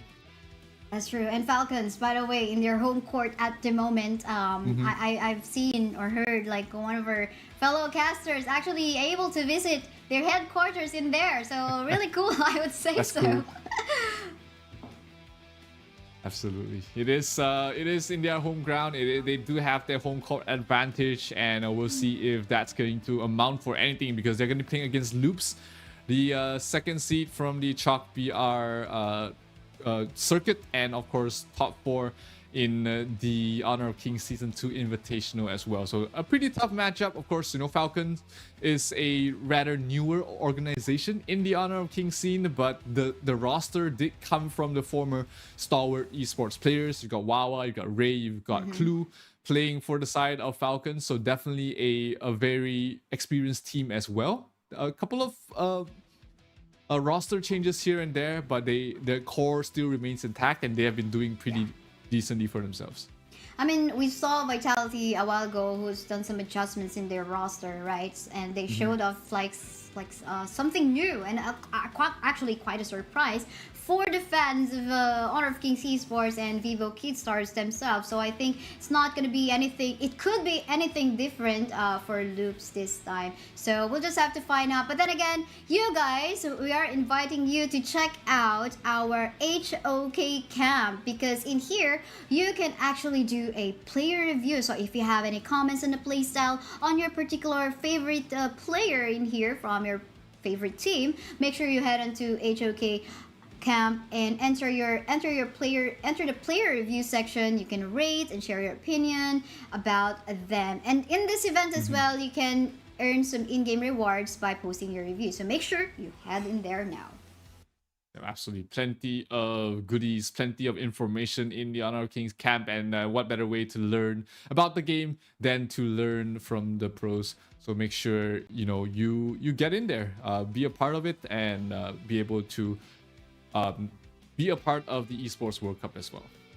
Yeah, I'm actually looking at that right now. That's the advantage of being a remote caster. We can just like make use of our second monitor to, browse through whatever is happening in there. So yeah, there's a lot of updates in here. You can even actually vote for the teams that you think will move forward to the next round per group. So yeah, that is something like I like it, the fact that Honor of Kings would love to hear everyone's voice, right? Like, okay, you can share your opinion, whether in social media, on their official website as well. Let's say, for example, the Honor of Kings camp section. So make sure you share your thoughts in there, and a way for you to connect with other community members too. Yep, definitely be in there, and of course be here as well to witness the next upcoming match. That's going to be Falcons going up against Loops, but that's going to happen only after a short break, guys. So don't go anywhere. Loops versus Falcons will be coming back after a bit.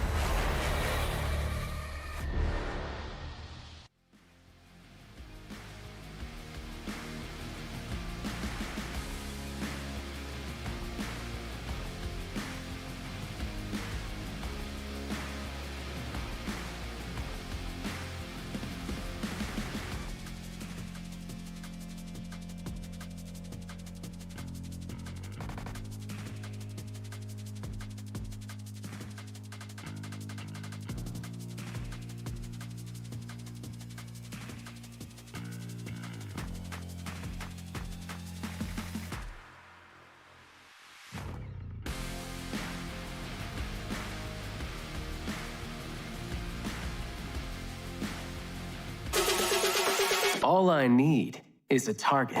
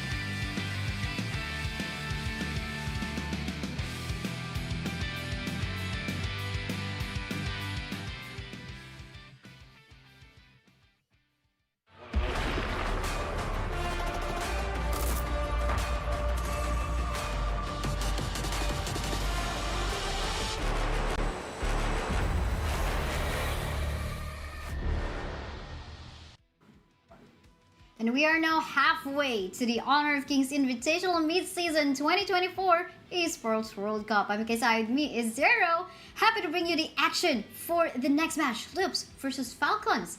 Zero, what do you think about that?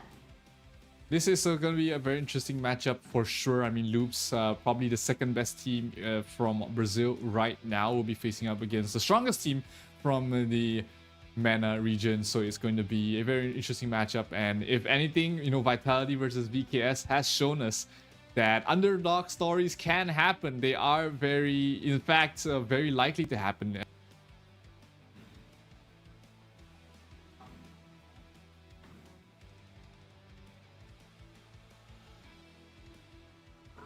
Yes, that's so true. I was actually like pointing out, but yeah, here you go. Hashtag HOKX EWC 2024. Super exciting to actually see the action that will happen and what you guys will say about, you know, the players, the teams, who you're vouching for. We want to see that across all different social media, whether it be on X or Facebook, or whether you love to post as well in any other sort. I mean, we're actually almost everywhere right now, right? TikTok. There are also the Chinese platform right now where our Chinese casters are actually casting. Yeah, we are everywhere. This is the place to be. This is going to be Loops going up against Falcons. And this is going to be, both teams are from Group B. So it's going to, looking at how Group B has gone so far. KPL Dream Team hasn't lost a match yet. We've got Loops defeating Boom Esports earlier in the day. So this is their second match of the day. If they take this win, they will be firmly on top in Group B to compete with the KPL Dream Team. And for the side of Falcons, they lost their first match against Falcon lost their first match against the KPL Dream Team, which is what a lot of people would expect. KPL Dream Team being the strongest team in this tournament. But hey, if they want to claw themselves back and secure a spot in the playoffs, this is the match that they need to try and win. Yeah, you want the top 4 spot, whether you be on the second, third, or fourth, doesn't matter anymore. Doesn't matter. Maybe just come back on the knockout stage. But we'll see, I want to see an upset to happen because that is going to be, one of the best storylines maybe that we could tell here in the midseason group stage. But yeah, we'll just see about that. Again, something for Falcons to catch up on. But at the same time, Loops to actually get more points to secure for their position to the knockout stage. But yeah, this is gonna be super interesting. But then again, you see that you can also head into stcplay.gg if you want to share what your predictions are. I think those were the source. This is where we get our sources when we show off, like, the who's got the better teams. But yeah, let's take at our roster coming from the side of Loops, coming from Brazil. We have ABH, Mighty, we have Share, Kang, and Tempest. Really, I think they are really here. They are prepared to actually take on the stage. Maybe second place or third here in Group B. So I'm just so excited to see how are they gonna go on for this matchup against Falcons. Yep, they are a lesser-known team in the Brazil region, but currently pretty much up there in terms of strength. Definitely a team to look out for.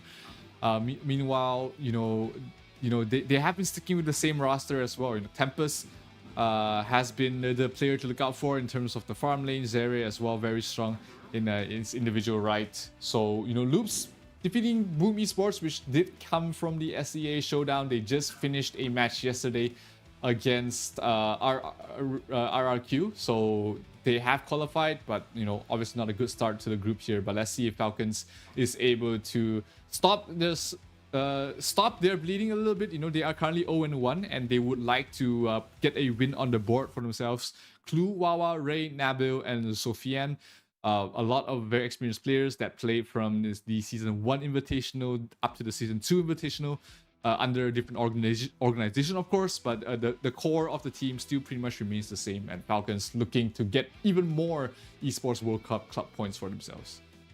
It's true, and they are in their home court, so might as well just could be just the warm-up that they did a while ago. Maybe now they do have the chance and the momentum to actually take on a win on this group. But then again, this is just day one, but this, you know, it couldn't be that much of an excuse if you would say, okay, this is just day one, we're just warming up, we want game two. But yeah, let's show you the predictions. If you have voted in here, you definitely contributed. Oh, look at that whopping 84% for Team Falcons.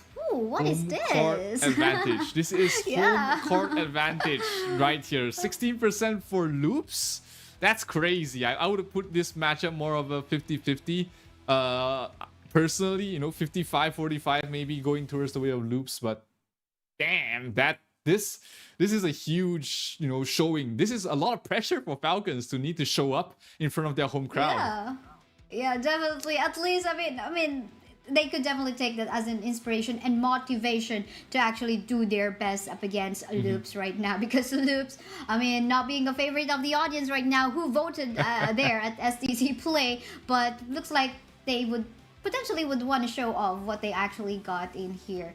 But yeah, it makes me super excited if we're gonna be seeing some of the other you know, adjusted heroes as well. I mean, John Wei definitely one of the adjusted heroes where in terms of like the mechanics wherein there's an added dash now to his S1 and at the same time you know, the reduced true damage coming from the ult. But of course, other than that, we have yet to see Yao.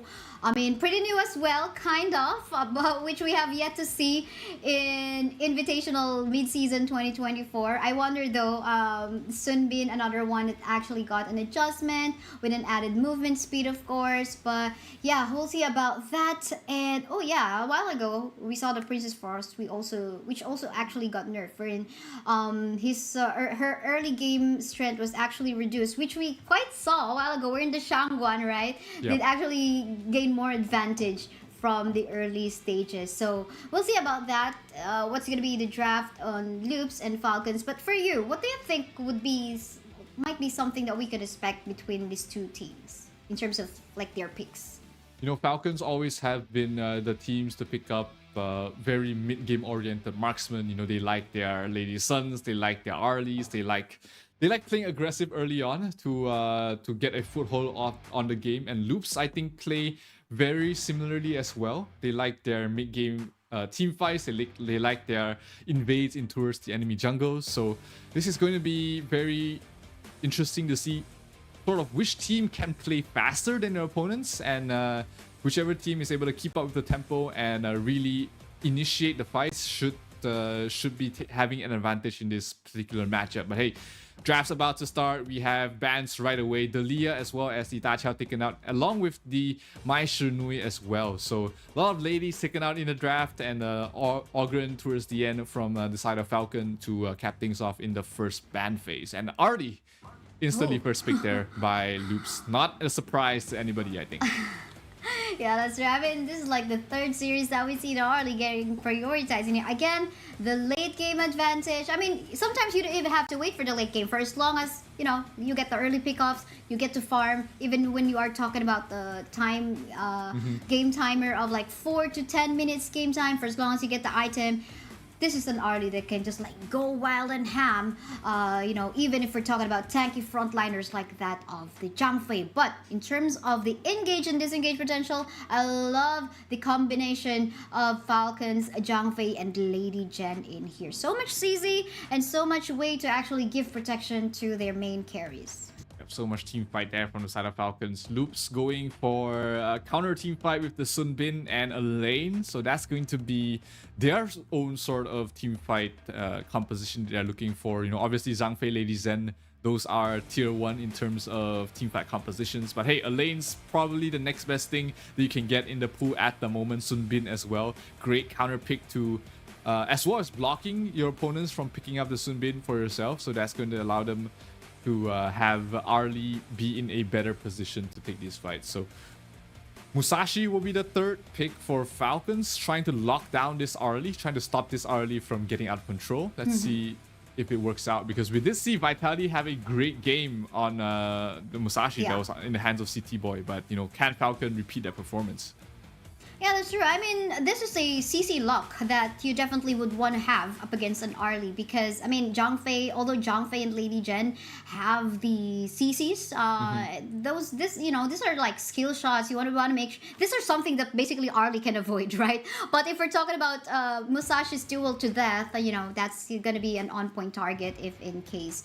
But yeah, let's see, because they do have Kang's Sunbin in here that can give, the poke and the potential to actually take down the life of Musashi early on if we're talking about an off-guarded Musashi in here in the team fights. Absolutely. This Musashi has to be dealt with though, some way or the other, because we've seen Musashi sort of fall off if they are shut down early on. So let's see if Loops has any answer for that. They do ban out the Mayin as well as the Dharma, taking away the Clash Lane pool, which leaves open heroes like the Charlotte, like the Byron. If Falcon wants to pick that up, they will lock down the Charlotte for Ray, and it's going to be just the jungle missing right now for Loops, as well as their mid lane, of course. No Jing, no Dun taken away, so jungle heroes not many left in the pool as well for Loops. Maybe the Kaiser is an opening for them if they want to go for that, but without seeing the enemy marksman, they might be hesitant to pick up something as polarizing as the Kaiser, and maybe they want to just play a hero that fits into their tempo. Is that going to be the main key though? I'm not sure about this main key pick right now. I'm not so sure as well. I was actually looking for, okay, I think they need an engage in here on the side of Loops, because it seems like they're missing it. I mean, a lane, definitely he can dive, but this is not like the engage that we're going to be looking for. Maybe they might just be relying on Mankey's engage, but this is not like, hard CC engage we're talking about. So I think it's going to be a little trickier on their side, but they do have a lot of poke with the Haino as well, and of course the Sunbin. Yeah, they have a lot of decently tanky heroes as well. Elaine, Menki, Heino. These are heroes that are very good in the front line. So Falcons instantly picked up the Luban number 7 on Wawa. That's one of his signature heroes. That's one of the best heroes to burst down tanks as well. So that's a marksman. Do they have any answer for the Luban? Not really. I mean, Arlie's probably the only one that can try and pick him off before he wreaks havoc. But I think this is one of these games where this Luban can absolutely carry the game by himself.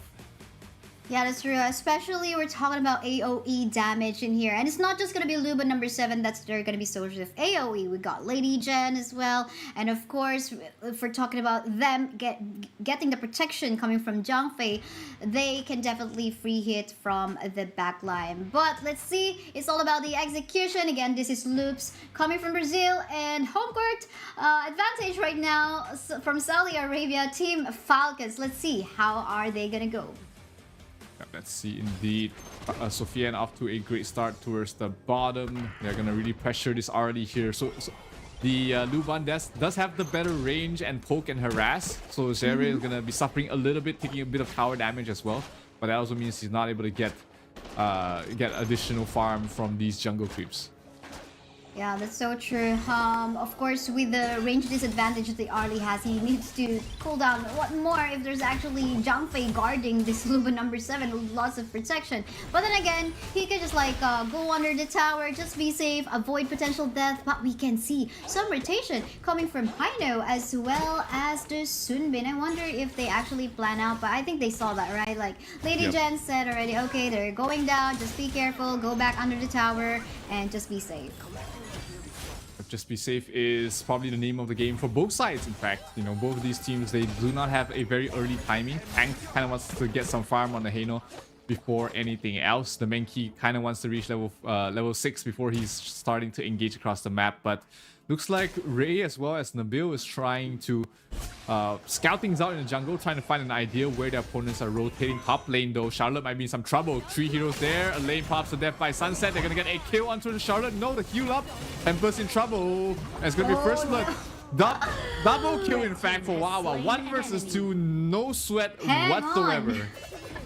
Hang on, I mean that was a disrespect, but hold up because we have another fight ongoing onto the one lane part of the map. But number 7 will fall down already. So is Sarah in here, the Arlie and the map, a 1-for-1 trade between our farm laners. But going back to what has happened on the top side, I mean that was such a disrespect onto Wawa. We're talking about Charlotte, who actually has a way to regenerate her HP. Just go for that splash front, then he can just get the HP regen, and again you're gonna get the tower damage as well, which can be double without the minions.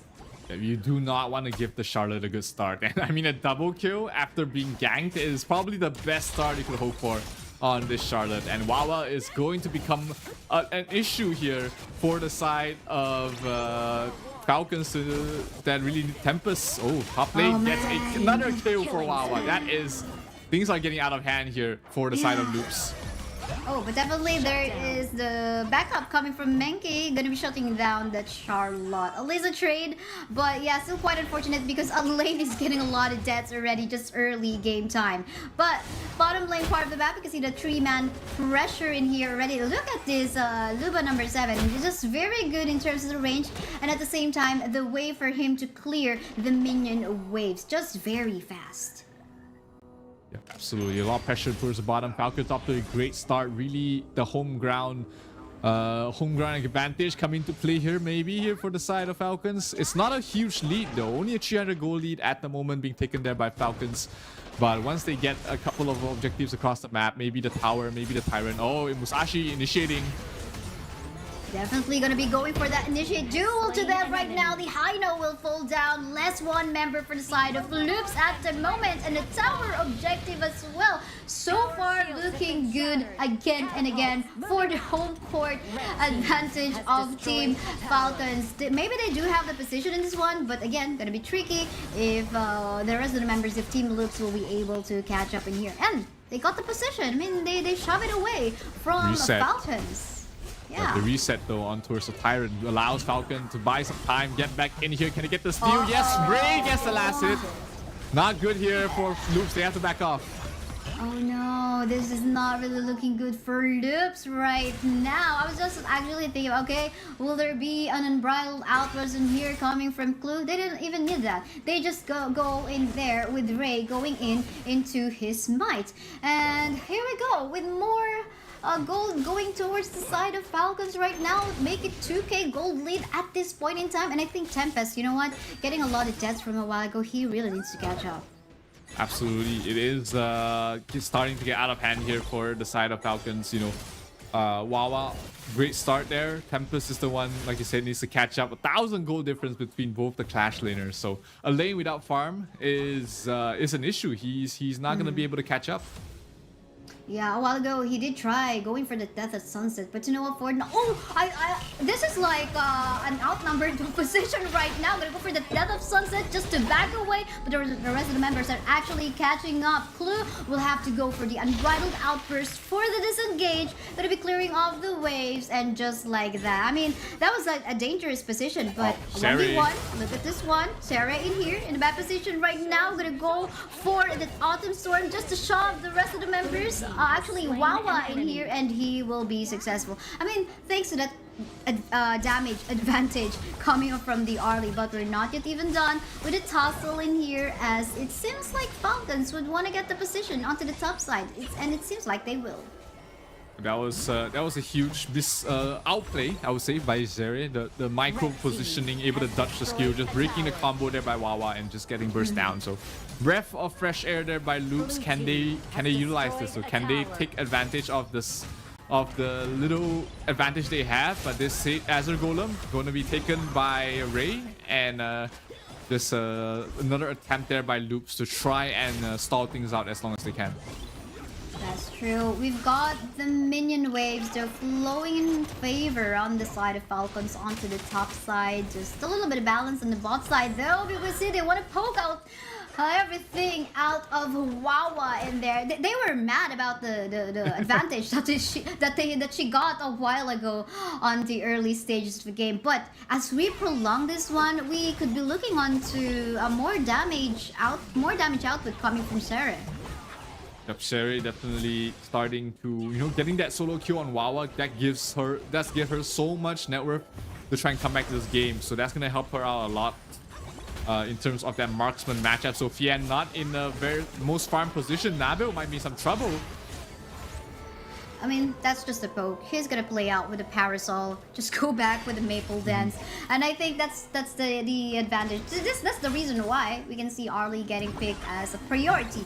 But meantime, seems like everyone's just waiting for a potential gag in here. Will there be a death at sunset? Yes, there will be. In here, though, a target. Look at the Arlie will fall down onto the hands. Not unfortunately not for Ray, but will be taken down by Clue on the Zhang Fei. But meanwhile, even though that has happened, there goes the push coming from a lane. But we'll have to back away because again, he's scared to die once more. Huge pick up there onto Sari. That's going to help Sofiane close out the gap quite a bit in terms of the farm. They're pretty much neck and neck at the moment. And this Luban, once you give him a bit of space, it really becomes an issue for your heroes to try and close him out, because the burst damage and the percentage-based damage on towards these tanky heroes is going to shred them, shred their HP bars quite a bit. And with the Musashi playing towards the front lines along with the Zhang Fei, it's very hard to close out the distance, close out the gap against this Luban number 7. That's true. Will there be still no chances for Kang on that one? Not enough damage even indeed as well. Scepter of Fate, but then again, nice try on trying to go for that still. But yeah, I mean, they're late in the position. So somehow it feels like Falcons are already actually really getting that consistent momentum. They just have to maybe just try to pick off Arlie, just like what they did a while ago, right? Like with Ray as well as Clue being in there on a potential gang, just going for that duel to death and just Arlie to pick him off. Yeah, it's gonna come down to oh, huge silence. Oh, really huge silence time lapse coming from the Sunbeam. Sophian will fall down. No more Luba number 7 in here for the side of Team Falcons. So they would potentially want to get another objective in here, but no. There goes the reset, and they couldn't find Wawa anywhere in the map. Just hiding in the bushes there, though. Yeah, but that's the Zhang Fei ultimate down. Without the cooldown right now, so that's going to be a huge opening for them. A lane going for the kill on towards Wawa. Wawa in trouble. He has to back off. Zhang Fei is here to back him up. Uh-oh, there goes continues the team fight right now. Wawa so low, not able to regenerate his HP, and there goes the comeback kill coming from Tempest and the other end of the map into the middle lane. We can see this Arlie, Sarah going for the kill to another member on the side of Team Falcons. And again, a position into the map by taking down the mid. Let's see what Clue can do though. We can see Sophian in here trying to dish out some damage, but Nova Ford not going to be picking off anyone. Yep, Clue managed to secure the Crimson Golden buff for himself, not the biggest of things. Interestingly enough, Falcons didn't go for the double smite on the Zhang Fei. He went for the weaken to help his team, intimidate to help his team and help him survive a bit longer. So rather interesting there from the side of Falcons, but Loop's able to secure the Tyrant for their team. So the next upcoming fight is going to be hard for Falcons to take because the net worth lead is basically gone to 0 right now. Yeah, definitely. Let's take a look. This is where the Sunbin actually did a really great time lapse. Look at that one. And that actually slowed down the rest of the members of Team Falcon so much, not allowing Hino as well as Arlie to just free hit. But I guess we have a live action ongoing onto the bottom lane part of the map right now, where the rest of the members of Team Loops eyeing on to taking down the tower in the bot. And look at the Sarah right now, just dashing here and in and out and poking out the HP bars of Clue, not being a tanky Zhang Fei right now. Taking just too much damage from the Arlie at the moment, as well as Kang constantly just poking and prodding with the range that we know the Hayno can bring out. So that's going to allow them to pick this tier 2 tower towards the mid, and Loop's definitely in control of the game at the moment. 2,000 gold lead almost for them at the moment, and this is going to be a hard fight. At least Falcons, though, they have a good team fight lineup, so they might be able to find a favorable fight for them to come back to this game. Yeah, I think for as long as Sophia will be able to free it in here, and maybe they could try to avoid or proc the time lapse coming from Sunbin, because that is the hard way to actually like avoid. At the same time, the holy thought, because Wawa will actually fall down. So much damage coming from the Arlie, but the Death at Sunset in here already has been used by the Elaine in here. Oh, look at the chase! Look at the backline being targeted by the Death by Elaine. Sunset. Death at Sunset in here, unstoppable kill coming from Sarah, taking down the life of Clue as well. I was stand corrected. I was meaning to say duel to death. Duel to death at Sunset in here. Musashi, I mean, that is a nice engage onto the Arlie, but I mean, Arlie is just like, his damage is just like way too much right now. And oh, no. Look at that, just deleting Sophia's in the map. My goodness, and Tempest in here onto the side.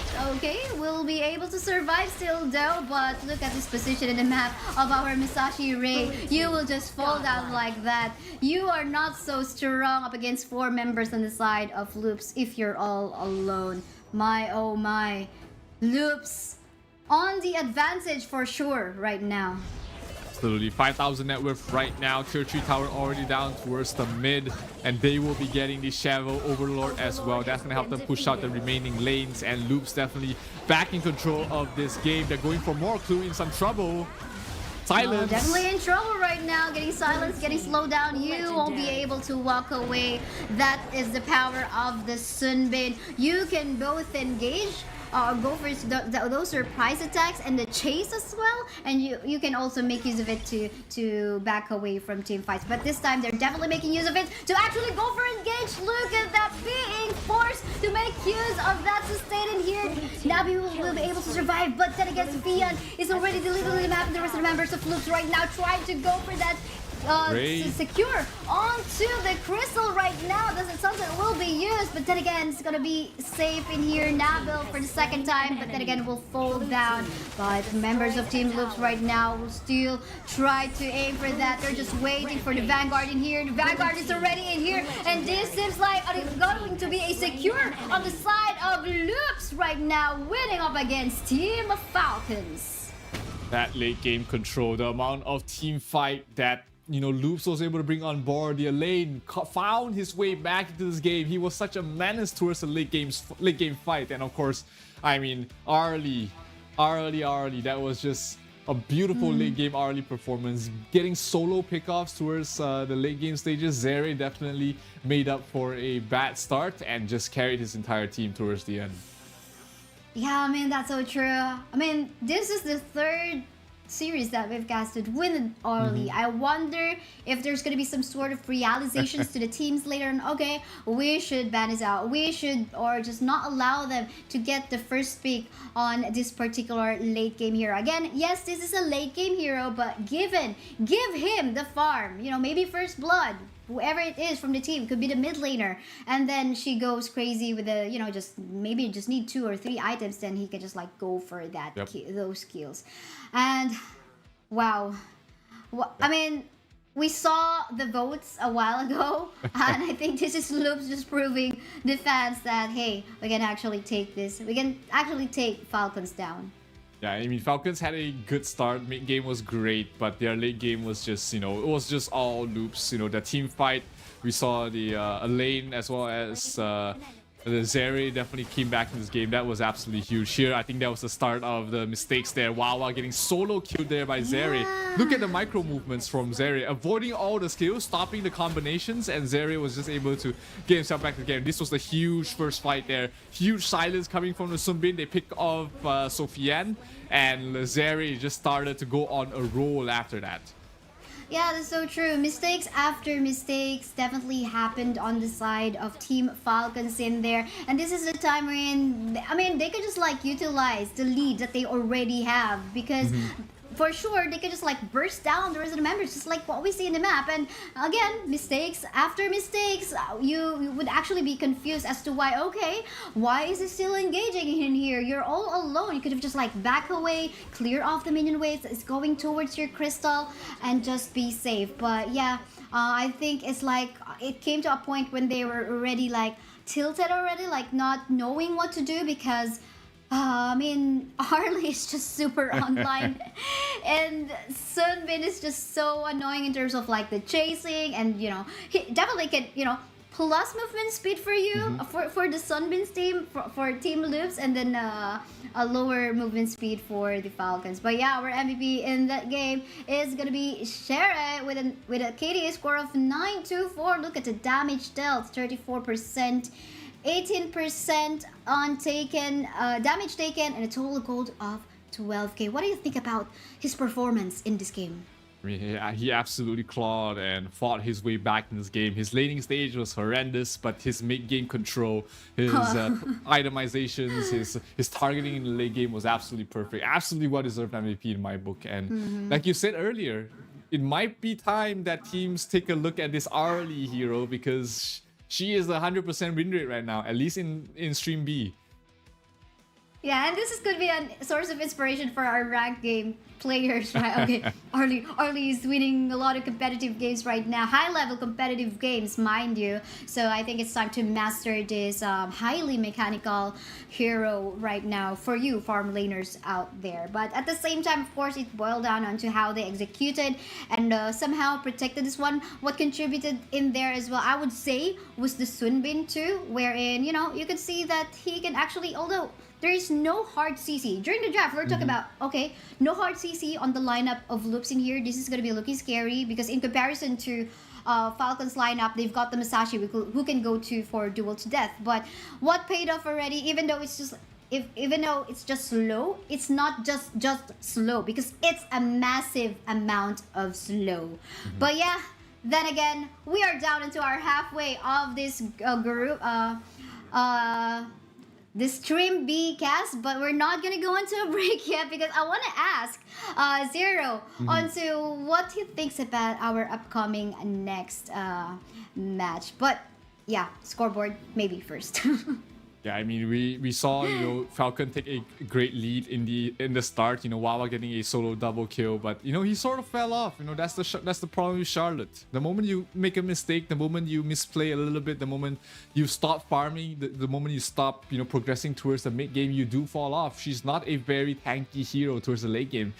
Yeah, like that solo kill in the bottom, giving the kill towards Zeri just really allowed him to start picking off, because that's what we saw, right? After that kill from Zeri, he got another kill, and then another kill, and the kills keep coming in there, and that was just the start of the end there for the side of Falcons. But let's take a look at how the groups are shaping up right now. Loops on top, 2-0. LGD on the other side is undefeated right now in Group A, but definitely plenty of games left to go on both sides. Yeah, that's so true. But Loops is definitely having so much fun right now with their current position. But we are just halfway, because we will be able to see more of the action between these two groups. So later on, you'll see 2 more series from Group B and 2 more series from Group A. But before we head into our next series, we're just going to be taking a really short break. Once again, we're Caster MKSI. With me is Zero. We'll be back.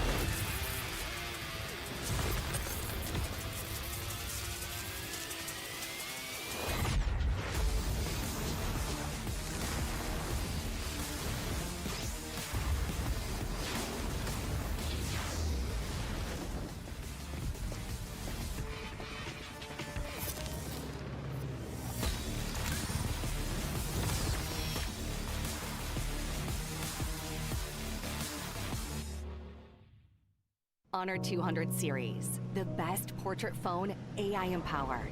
Studio level, AI portrait camera, 3 hardcore portrait modes. Color, vibrant and classic to capture portraits that truly stand out. AI empowered magic portal. Snapdragon 8S Gen 3 AI chipset. 5,200 milliampere per hours silicon carbon battery, 100 watt, Honor Supercharge. This is Honor 200 series.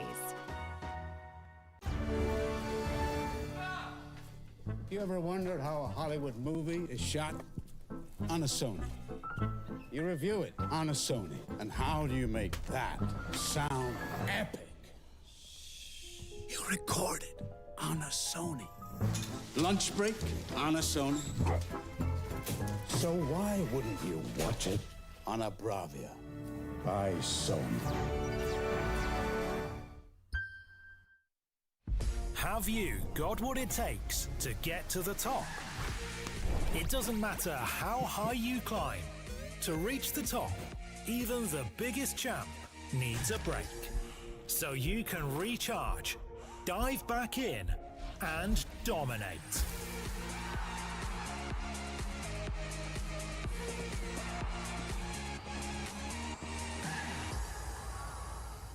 Have a break. Have a Kit Kat.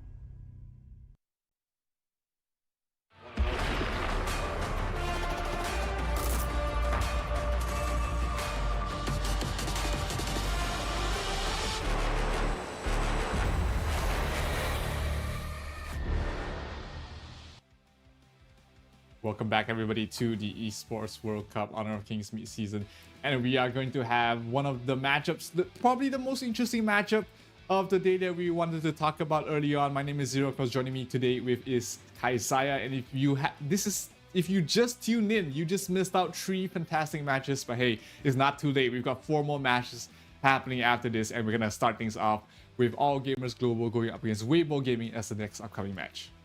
Yes, that's so true. Very excited on this one. I mean, they've gone through a lot of challenges to be in here at the Esports World Cup. So I think it is a challenge for them to, okay, who's going to step up even further? Who have, prepared and have done their boot camp so well? But before we talk more about that, make sure you guys follow us on our social media pages. All right, Honor of Kings Global Esports channel. And if you're going to be posting some insights or comments about the teams and the players, make sure to make use of the hashtag HOKX EWC 2024 so that the fans, the players and the teams can also take a look at what you have been saying, because you also get a chance to win some permanent skins from posting your opinions. Absolutely. I know players definitely, some of the players definitely do take into account and also scroll they do scroll around the social media as well. But other than that, of course, we've got Ogren in the Heroes Gorge at the moment. He is one of the 2 newer heroes that we last seen since the Season 2 Invitational. So make sure that you learn all about Ogren. He is one of the stronger jungler heroes right now. He is a physical warrior that can play very aggressive, lots of CC on him that he can bring to the table. So you gotta make sure that you know all about the hero, because you never know when you will be in the same team with him or playing against him. So true. I mean, also we have yet to see, I suppose, a team in here in the Invitational mid-season to actually pull off these Ogren hero. But before we talk more about that as well, let's take a look at the lineup of AG Global from Hong Kong. We have Qinglin, Size, and okay, I did not see everyone in there, but I do believe that we are going to be taking a look at how they have come prepared for this matchup against their fellow Honor of Kings, Hong Kong team, which is Weibo. Yeah, I mean, Qinglin, Zeiss, Devil, Mysotis, and Snow, they have been a pretty strong team, but their opponents are even stronger coming from the last chance qualifiers for Southeast Asia. It is Weibo Gaming. They've also gone through a heck of a run to try and make it here. Guiyu, Kongling, Gu Huai, JD, and Nono. They've had to defeat a lot of good teams on their way to the Esports World Cup. They went 4-0 in the last chance qualifiers, not dropping a single map whatsoever. They have been dominating there, but this tournament, the Esports World Cup, is a completely different beast. Yeah, for sure. And I think now it's a matter of is it gonna be the same thing? Will they be able to get that 1-0 this time up against Team AGHK? Because AG is also another strong team that we're talking about in here. We've seen them play in a dominant fashion up against several teams, even up against Brazilian teams. So I think this is like in terms of like being confident in playing on site with an actual live audience, there is much more in terms of like the experience on the side of AGHK. Yep, definitely. It's definitely tougher. And let's take a look at what the audience thinks. Which team will take the win. So if you are there, make sure you make a vote in stcplay.gg. Show the support to your team. And also, this creates a lot of great storylines as well, because we've seen underdog teams win. We've seen huge odds, in fact, but this game is looking pretty close here, Kaisaya. Yeah, very, very close. I mean, so no wonder. I mean, I think this is a fair prediction, to be honest. That's why this is actually one of our it's a series that we're actually looking forward to see in this match, because they can actually, they could be the reason of some sort of like tiebreakers later on as we move on to day 2 of this group stage. So, but of course, this first game that they're going to be having will set up the momentum on how they can actually move forward to their other opponents. So we'll just have to find out. Absolutely. I mean, this is as close to a 50-50 as you can get. Obviously, I'll be slightly rooting for my Malaysian brethren there from the side of Weibo Gaming. But hey, All Gamers Global, they had a great showing in the Season 2 Invitational as well. So I think, like what the audience thinks as well, this is going to be a pretty close match between both these teams. Yeah, that's so true. And going back to the Ogran, I wonder if this is whether either of these two teams will actually show us, a successful Ogren win. I wonder, because we did see a while ago from Danny, right, on VK as a triple kill. I mean, for as long as he gets the early game, and of course, I think the backup as well at the same time, he'll be able to pull it off. But let's talk about that. That's already the past. Let's move on to our game between these two. The early ban. Some realizations in here, huh? Yeah, maybe Arlie is a bit too much to deal with, guys. Maybe we should ban it. I mean, it's about time. I mean, it didn't take an entire tournament, the Season 2 Invitational, to show how strong that hero is.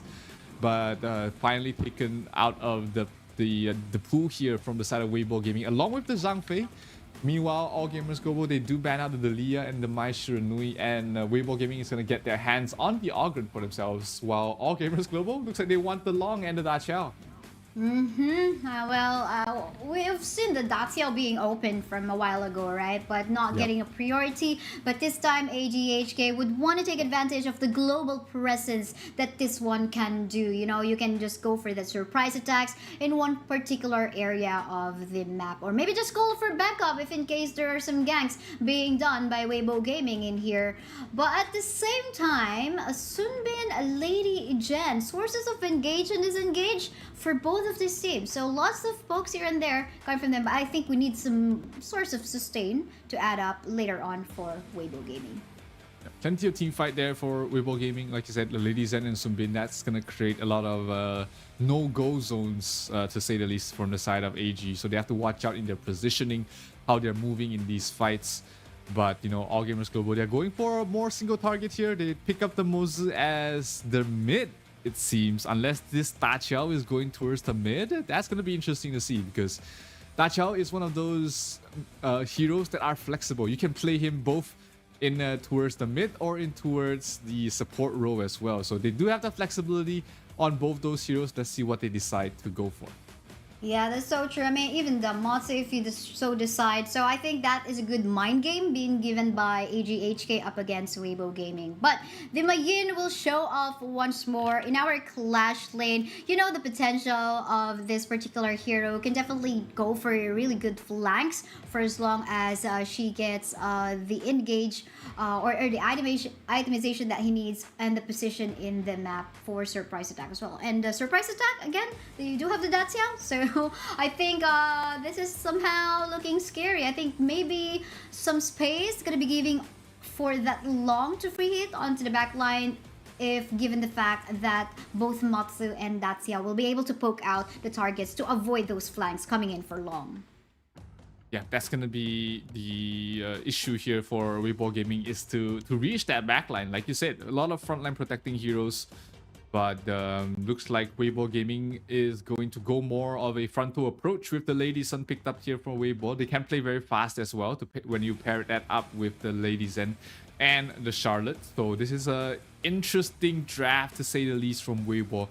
Not a lot of tanky heroes. They really only have the Ogren as their primary main tank, but he doesn't really like being the guy to soak out of all the damage as well, because he wants to sort of take in damage but not be the primary focus. Because if he gets stunned, if he gets chain stunned or locked, you know, by the Mozu or the Mayin, or just keep getting knocked up there by the Daciao, he's not gonna have a good time.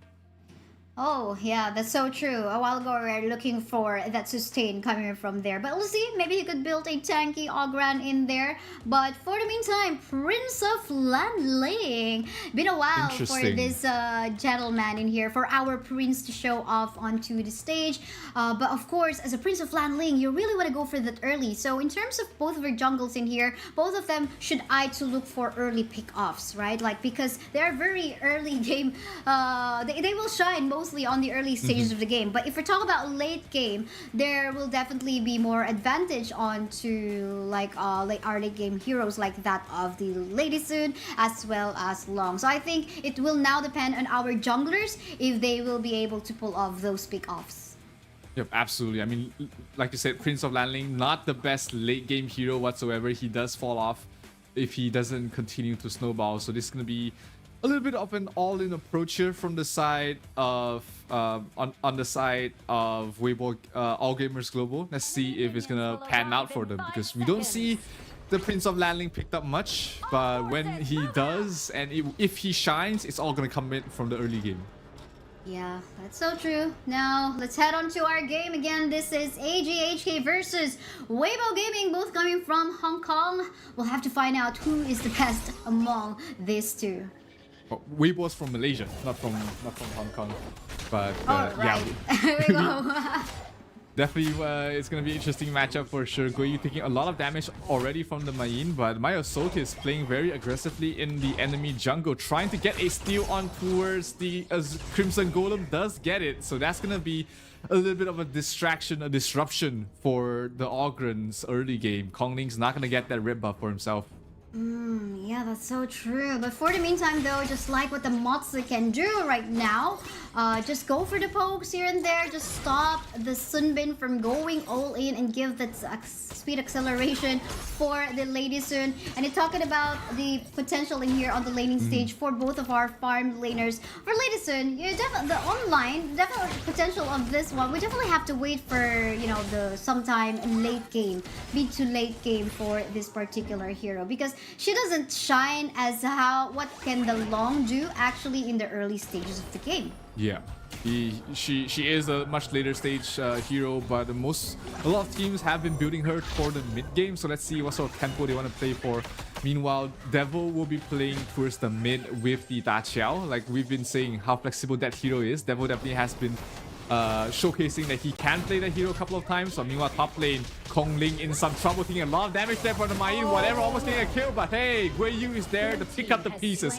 Double kill going towards the way of Guiyu Yu. Double kill. Seems like this is the same Charlotte kind of play we've seen from the recent series, but then again, that is good news for the Guiyu Yu. Hopefully, will not commit any mistakes any further as we go on to the mid and to the late game. But then again, really good pick-offs that happened into that particular area of the map. But now we can see in here a potential gank that could happen on the bot lane part of the map as well. But I love how Long is actually making sure that he's not going to go overboard. But hold the thought, because in here a 2v1 clash is happening right now. Look at the damage coming from Guiyu Yu. Gonna get that kill up against the Prince of Landling.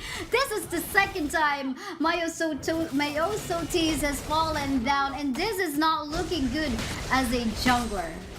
Yeah, Guiyu Yu definitely showing that he cannot be bullied. He shall not be bullied. 3 kills already on this Charlotte. I mean, we've seen what Charlotte does when she gets absolutely anything that she wants. And this is not going to be great there by All Gamers Global. It's already 1,500 net worth lead going there, going towards the way of Weibo. And this first Tyrant is going to set up so much with this lead that they have. That's true. And it seems like Guiyu Yu doesn't plan on committing any mistakes. And you can see how much of the farm is being lost onto the hands of our Prince in here. And now he has to go for that cross-map play, but can't find any jungle camps to farm for himself as well on the side of Weibo. So now I think he just have to rely on maybe finding that pick-offs, maybe try to plan something out with the Da Qiao, but it's getting even tougher right now because there's a lot of catching up to do. Yeah, that's the problem with this Prince of Landling. If he doesn't get all the farm he needs, he slowly becomes a pauper. And look at his net worth. It's really getting in towards the part where it starts to become very worrisome. Bottom lane, Qingling taking the silence from Nono, but there's no follow-up for that. Kong Ling trying to secure this Tyrant, but Mayasori is right towards the backline. This is a good engage though for the side of AG. If they can get a couple of crucial knockouts, Kong Ling is in trouble. Mayasori gets the last hit. That's going to be a crucial kill death. Liv will be able to get a kill on towards... Oh no, Liv gets...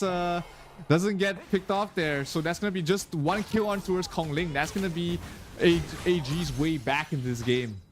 Really nice use of the Eye of the Whirlpool in there, just calling off the rest of the members on the side of AG, HK. But then again, there is a potential chase. Look at this Charlotte right now, but think inside the box has been used. But then again, Qingling will fall down still, but will be shutting down Guiyu Yu in the process. What a 1-for-1 trade. And I think this is, I mean, at least Guiyu Yu, like, getting the chance, just so unfortunate that the rest of the members weren't able to catch up to his speed. But then again, nice way to actually shut down Guiyu Yu. But the question is, will that be enough?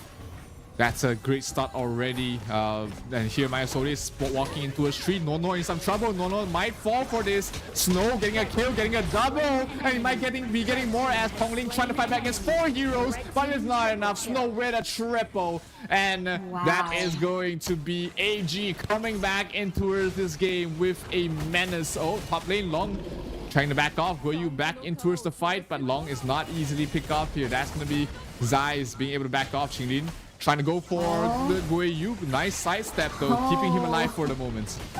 Nice way to actually juke out all those CCs coming from Moxto as well as Da Qiao. But then again, I think also nice way for Long to actually just make use of the Infinite Basses that just save himself. You don't want to die or give more kills onto the side of Weibo in there. But here we go for this replay wherein Snow actually got his triple kill. I guess this is not the best position for you to actually clump up together.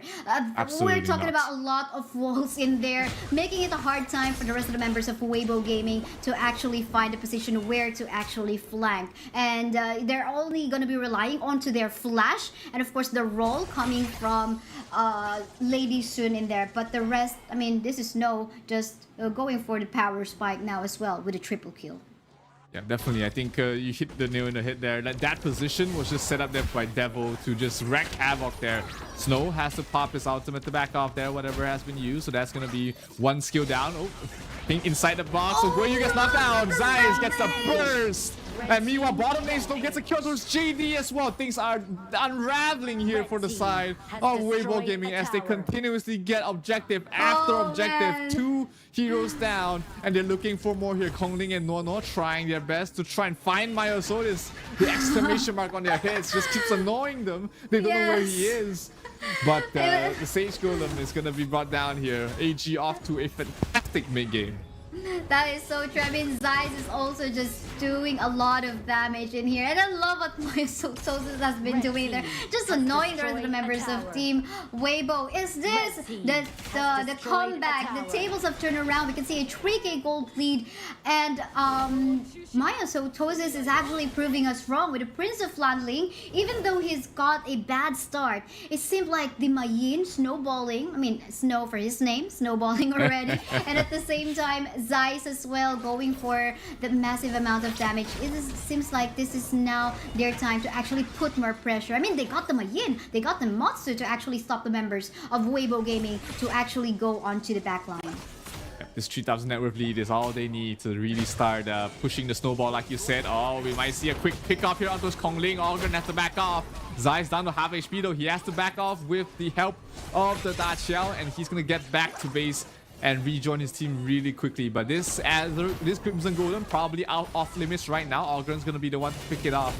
But Guiyu on towards the Charlotte has fallen off. I mean, he's just got caught up after that fantastic early game. So the Charlotte not as scary as he would be early on. But look at that. Zeiss already doing so much damage. Kongling has to back up. Oh, here comes Myosodis towards the backlines. Kongling gets bursted there. Devil getting the kill on towards the Ogren. And that's going to leave the Pirate open for AG to pick up. This is what we're talking about. During the draft, we're looking for a frontliner in here coming from the side of Weibo Gaming. They don't have any unless, again, the Kongling forms, builds the damage, the tank here items. But then again, they're going to be lacking some source of damage as well. But now, AG Global just now taking advantage, I suppose, with the lead that they've got right now. What I think Weibo Gaming needs to do in here is that they need to pick off a particular target. But the question is how to do that, right? I mean, pokes coming from Quinglin in here, and Snow always almost present in the map right after he shoves a wave. So I think this is kind of tricky unless they burst down maybe Prince of Landling once he show up himself. Yeah, they need to make some sort of play, maybe with Guiyu and JD trying to burst down, like you said, catch someone off and start to regain the advantage from there. But it's pretty tough because the Lady Sun doesn't want to run around trying to find a pickoff. She wants to continue farming. She wants to bring down these towers. And that's a rather high risk play. Big stun there by Gui Qinglin. He spots out 4 heroes. And they're trying to look for a fight here. The damage from Zeiss, he has to force to pop his ultimate. The silence has come true, but it's not going to connect towards anyone. Can they get more? Another huge stun there by Qinglin. And Kongling has to back off. No HP on him. He cannot take a fight now. Definitely not. And I think Weibo Gaming shouldn't be looking for any team fights, to be honest. Kongling is currently 0-4 at the moment. He only built out like 1 tanky item in here to actually stop the healings coming from the side of AG Global. And that's not enough for you to be called tanky frontline. Definitely not.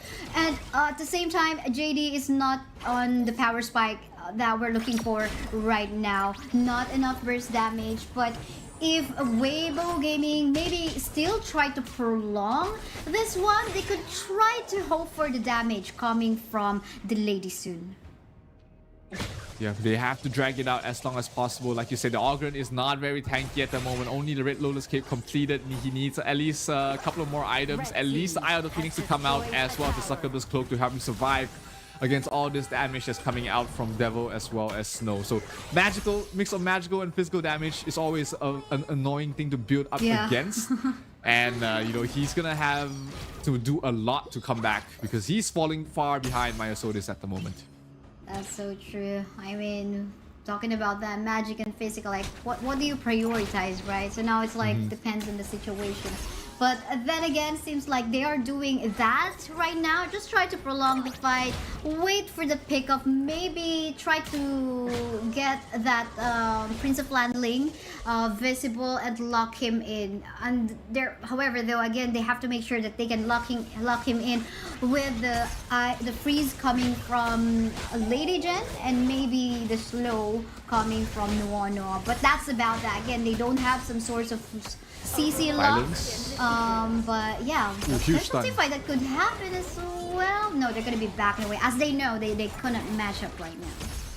Yeah, they used Nono's ultimate already, so that's the instant back off the moment it didn't land on a couple of crucial heroes. So that's going to be All Gamers Global picking up yet another map objective that's gonna help them out push out both the side lanes, and that might be the opening they need to push up towards the high ground on the side of Weibo. So Lady Sun is starting to become a problem. The criticals are starting to reach that 2000 mark where it really is going to be devastating for their opponents. But Zeiss is doing a lot of damage on his own backline. That's going to be a huge knockup. Kong Ling has to back off, taking another stun to the face. Where is everybody? Where is the engage? Looks like everybody will be more than happy to back off for now. Another huge stun there by Qinglin, really harassing them on towards the backlines. But Devil will be able to back off towards his base and recall. Nope, not going to be in time. The Whirlpool not going to be, the duration is not going to be long enough. So they are going to have to walk back to base. But Kong Ling is already pushing out towards the mid lane. At least finishing off the Vanguard. And they need to defend this bottom lane. It looks like the Eye of the Phoenix is completed. So Kong Ling is going to be a lot more tankier right now. But is it going to be enough against the burst damage that Zeiss is going to be able to bring out? That's so true. They have to stay on the high ground. For the meantime, onto the flank coming from our Charlotte, trying to get the backline target in here. However, Leave will not leave anymore. Quite unfortunately, flashing away. Snow will try to back away together with the rest of the teams, but the burst damage coming from Lady Sun is coming up right now, forcing the rest of the members of AG Global to back away. There goes the position in map. Hang on, no! Look at the play coming from Zeiss, killing off Gui Hai in the process, and that is one member down as well from the side of Weibo Gaming. But again, a position on to taking this overlord fight, but we can see Mayin as well trying to go for it. But then again, Prison Flag Lane will fall down on the other end of the map. Our farm lane on the side of AG Global will fall down. Is this the time for JD? No. It is paying off right now, but whoever he will get the process as well, with the snow going all out right now. Backup coming from Quiggling at the same time, but then again, they're not even stopping because the HP lifesteal in here. HP regen coming from Guiyu is just way too much to handle. 3-4-3 trade, but it looks like the Weibo Gaming definitely had the advantage throughout the entire fight, and they managed to at least close out the gap a little bit, stop the bleeding for a little bit, and this is where we start to see the Ogren becoming an issue. They didn't have the damage, Zeiss couldn't burst in town in time, and Zeiss just constantly being chased down there by the Ogren. So that is going to be a breath of fresh air from the side of Weibo Gaming, giving them a little bit of an advantage, but that's going to be quickly turned its head as Zeiss is able to bring down the Shadow Tyrant. So let's take a look at the replay of how that started out there. It was just a important engage from Guiyu on towards the backline, picking up Devil, and then another engagement here where Zeiss tried to go greedy, go towards the backlines. Maya Solis was picked up by himself, and Zeiss alone couldn't deal with the Ogren. Snow did manage to salvage the situation, getting a double kill on towards JD as well as Noir, but ultimately it was just a couple of quick kills, no real objective being picked up there by Weibo, and All Gamers Global will be able to continue to push on with their lead. But this is not the fight they want to look out for. They still have the debuffs on their head. The Primal Bonds is going to slow their engagement here. So let's see how things are going to go. Oh, Ogren taking a lot of damage. Kong Ling has to back off. Myosotis, exclamation mark, back off, he says. As they're trying to get this Shadow Overlord and push out at least the tier 3s once again.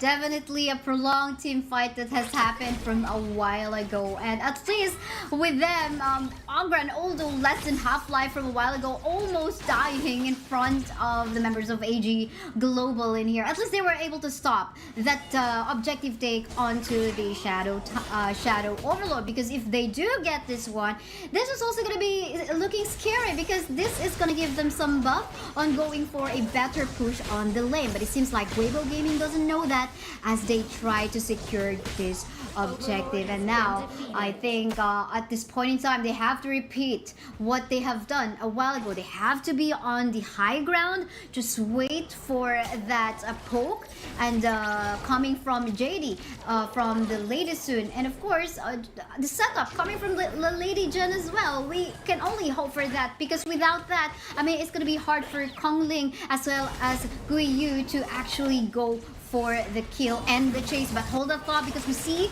a potential fight that could happen. Fortunately though, our Charlotte will be able to back away. Guiyu taking so much damage there by Zeiss, but couldn't really be finished off there. Zeiss was feeling a bit scared as well. You could see he didn't really want to fully engage there. More than happy to just continuously poke with the burst damage that he does have. And with this Vanguard pushing towards the mid and the bottom lane as well. Looks like they're going to send the Shadow Vanguard towards the mid. So that's going to have to push out all three lanes. Top lanes, Vanguard is going to be dealt with. Bottom lane as well. Not a lot of members being committed on both sides as they're trying to hold on towards this high ground. Top tier 3, Half-Life, they're going to try and give the chase here. But in towards that choke point, Devil as well as Xinglin is enough to stop them from continuing the push. That's true. And they do take note, they do have the Shadow of Vanguard in here still marching towards the middle lane. Now is going to be some sort of pressure. Are they going to go for the chase here? The paths here will not connect in here, but then again, no casualties. I think they just need to keep up on staying onto the high ground and wait for the perfect moment to actually go for a potential kill. But the tower fall down onto the top. Super minions are gonna go up anytime soon, and in the mid are just some pokes here and there. Mayasold is really just bought a lot of time for his team. He scouted 3 heroes, so he knows that nobody is gonna help out Guiyu in the top to defend it. So they rotated the Zeiss over there to finish off the tower, and that's gonna give the first tier 3 tower towards the side of Zeiss as they take another fight here. Oh, welcome to King inside the box to cancel. Oh, ladies, Zen towards the backline. He's gonna get nuked down there by Zeiss. Zeiss in trouble. He's gonna get bursted down though by Kongling. Mayasold is in trouble as well. Snow towards the backline, trying to take 1 versus 4 fight. Can he bring down more than 1? He gets 1. Can he get a 2? No. He gets resurrected there by the Sanctuary, but he's gonna go for another engagement. Lady Sun's left alive though. JD doing so much damage, and he does so much for his team. 53% of his team's damage, and that is an opening right now for Weibo Gaming to try and finish off this game. Guiyu in a difficult position. Devil teleports back to base just in time. That was just so close for him to fall, because if he did fall, that was the end of the game for sure. Tries to sacrifice his life to do his best, but it's not going to be enough. An ace and a finish for the side of Weibo Gaming as they finish off the game with style. They definitely did it with style. Just had to be very patient, wait for the late game, wait for the itemization for the Ogran to come in to become even tankier as a front line, and for Lady Soon to actually hit the power spike. I love the patience that Weibo Gaming have done in that particular match. Very impressive. This is something, okay? It's 50-50 of course, but we saw how much of a struggle they had to go through that on the early up until the mid game. Absolutely. It was just, you know, All Gamers Global, they kind of had everything they wanted. They got the kills, they've got the map control, they've got the map pressure and everything like that, but somehow, some way, it was just All Gamers Global that couldn't finish off the game, and Weibo Gaming, with their persistence and, like you said, their patience, was able to find the openings they need in the late game and finish off the game. So fantastic comeback there by Weibo Gaming, and All Gamers Global maybe kicking themselves in the foot a little bit, because that seemed like a game that they should have won, but you know, when we go towards the late game, it does slip away from them. I mean, mean, we were talking about Prince of Landling already onto the late game. What can he do? He usually would just be able to go for that scare factor, you know, the exclamation point, and just that. And of course, the vision as well. But if he tried to go for an engage or he tried to go in on a team fight, he can just get deleted. It's just one bullet coming from JD that is needed to take down the life of a Prince of Landling. And add to that even further, of course, this is already a tankier Kongling, a tankier Ogran in the lineup right now, able to you saw all those HP regen. This is like a massive thing to deal with. Charlotte and Ogran, my oh my, you need a lot of anti-heal items in here up against them.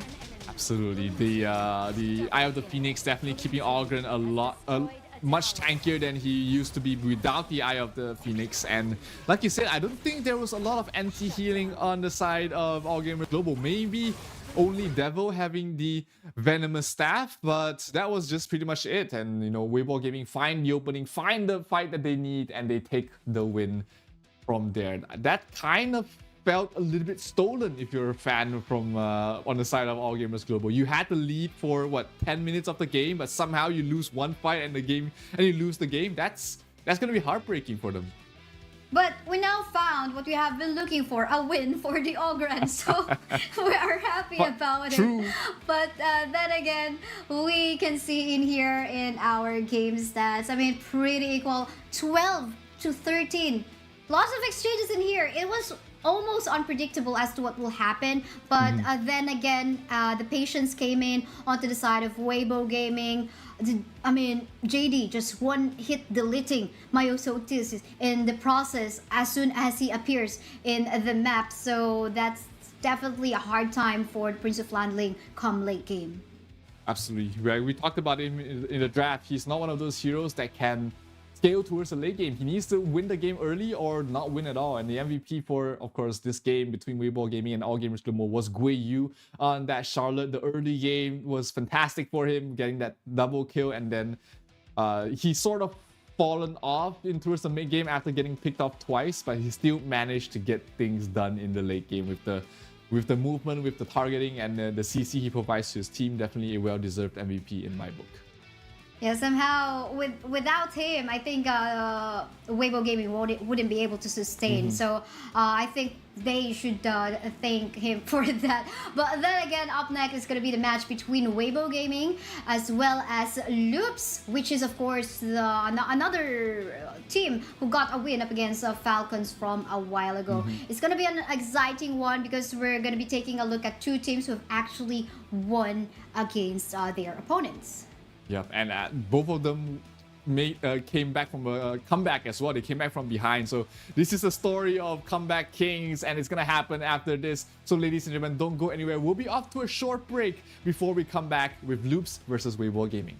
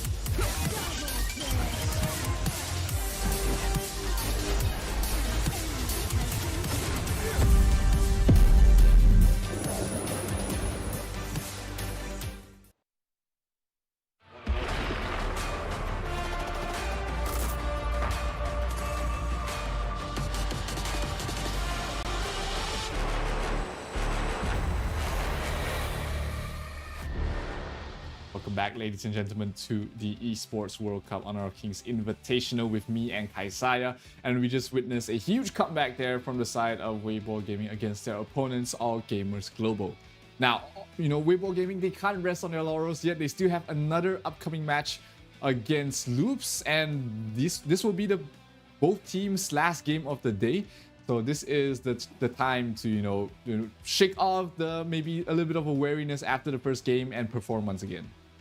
And who actually will win in this particular series will get more security onto being onto the higher ranking for the top 4. But then again, guys, we would love to hear all your opinions, all your insights as well. As a viewer, as a supporter of HFCC, make sure you follow all of our social medias, HoK Global Esports, and make sure to use the hashtag HOKX EWC 2024 for us to, you know, be able to see where you're commenting, because you can also have a chance onto winning some permanent skins by participating on this one. Yep, it is the and you know, you gotta make sure you're in on it, because we've got a lot of things going on here. And if you've noticed that, you know, a lane has been picked up quite a bit recently, it's because, I'm just kidding, but you know, the skin is beautiful. The Esports World Cup limited skin is absolutely beautiful. The Heaven Blade is already ready. It's going to be launched tomorrow. It's going to be in the game tomorrow for a discount. So instead of 888 tokens, it's only going for 710 tokens. So make sure you pick up this opportunity, pick this one up, because it is absolutely beautiful. The effects are mwah, chef's kiss right now. Right, that's so true. I wish that we could actually already see it in action, right? Like all the animation and all that, but that is for our surprise, especially for all of the players, whether you are pro or just aspiring to be pro, for you to take on that one. But then again, here we go. As we have mentioned, upcoming match, Loops versus Weibo Gaming. Both of them got their wins from a while ago already, most especially Loops, who have been playing, I think this is their 3rd game for today. So wow, what a way to grind the points for today for Loops. Yep, it is Loop's 3rd game of the day, their final game of the day, in fact. So I hope that, you know, they're not feeling too tired, they're not feeling too weary, but ABH, Mitty, Zere, Kank, and Tempest, they have to find something in their tank. This is their last game of the day. They need to perform, and they need to find a win against Weibo Gaming, who does still have another match after this. So, you know, Weibo Gaming also wants to pace themselves as well. They don't want to use up all their energy here against Loops, because they have a final match against Boom later on in the day. Yes, that's so true. And you're currently watching on Stream B, and so in case you're wanting to look forward to where the match of that final game for Weibo, that's gonna be on Stream A. So make sure you support on that one. And yes, Weibo Gaming, we saw them a while ago, Kongling, Guhuai, Guiyu, Nono, and JD. Really impressive patience from a while ago, waiting for the proper timing and not really giving up. For as long as the crystal is there, they didn't really lose hope. And I think that is something we can adapt as players in the ranked game. As grinders in the ranked game, right? Yep, absolutely. They, you know, their resilience, their mental fortitude to crawl back from that game was absolutely crucial. I hope you know, they keep up with this sort of mentality. You know, the game's not over until your crystal breaks, and you know, you gotta fight throughout the entire way, because this is the biggest stage right now for Honor of Kings. It is the Esports World Cup. There is more than $3 million on the line for all these teams to fight for, and they have to make sure that they bring out their best. They bring out their A game against their opponents, because Loops is not going to be easy. They are one of the best teams from the Brazilian region, and Weibo Gaming, they did have to come through a gruesome last chance qualifiers to make it here. But hey, they are finally here, and they want to make sure they stay. They have come prepared in here, ready to grind all those points as much as they can right off the bat. And again, it was a pretty shaky game a while ago from Weibo. Let's see if they will be able to show us an improved execution as they go on a match against Loops. But then again, at the same time, I'm actually wondering, you know, will there be an Arlie ban once more? Will we be able to see another Ogren a ban or respect? I think that is something personally I will be looking forward to. Yep, absolutely. It's going to be, the draft is going to be becoming very important. Like you said, you know, the Arlies has sort of been on a tear, and we did finally see it banned the previous game. But hey, let's see if both these teams put as much emphasis on Arlie as we do. It's he is one of those strongest, she is one of the strongest marksmen right now, and you really have to take that into account when you formulate your composition or your strategy around or against it. Oh yeah, definitely. And usually, you know, even if you actually build a composition, even when it's lockdown, CC lockdown, like that of the Musashi we saw a while ago, I mean, the Arlie still shine in the end because she's just basically dishing out a lot of damage, bursting down the life of this Musashi. But we'll see about that. For the meantime, though, our first few respect bans in here will be in the form of the Mai Shiranui, Datsiao. We've seen a while ago, didn't win that game, but you know, the surprise attack potential, which was quite annoying. Yeah, absolutely. The surprise potential, the burst, it is sure it's a heavily single target, but it's still something you have to look out for. And so Loops doesn't want to look out for that. They just take it out of the pool along with the Leah. Weibo Gaming ban out the Ming and the Daqiao. So a lot of support-centric bans here in this particular matchup, and that allows Arlie through the pool, and Loops is gonna pick that up for Zeri. I mean, Zeri had a fantastic game on the Arlie, and he's gonna get another chance to show the world what he's got once again. That's so true. And Ogran seems like pretty much, you know, even though it's pretty new, it's either gonna get banned or gonna get picked by our teams. I think it will now just again boil down onto execution. But for the meantime, looking at the first two picks in here by Weibo, of course, they do have the early game potential with the Ogran, Lady Jen, as well, if they want to go for either that initiate or the disengage as well. But at the same time, Arlie, late game potential, Musashi, gonna go for that CC lock as he go for that ult dive, and Elaine for the flank. So looking good so far for both of the teams, but maybe I will be wanting more sustain or tankiness for the side of Weibo Gaming. Yeah, Weibo Gaming, they don't have a lot of front lines. Like you said, the Ogren does need a little bit of time to come into the to make his way in towards the game. He does need a couple of items before he is really able to play in towards that front line. So let's see if they are gonna draft around it, or are they just going to let this Ogren play by himself. Meanwhile, it is going to be the Elena Musashi, you know, decent frontliners there for the side of Loops, but they do still need a mid lane and a support for themselves. So not much mid lanes left in the pool. Lady Zen picked up by Weibo, and the Princess Frost banned from Weibo. So you're left with what, the mid lane, maybe a Shangguan that is available if they want to go for more single target. If they want to go for more team fight, the Zhou is available, the Dr. Bien is available for them to go for. The Hei No is also still left in the pool for Loops. So let's see what they're gonna go for, because if they pick up the Hei No, that's gonna be 3 heroes that's capable of playing in the front, and that's going to be a problem for this Ogren to play against.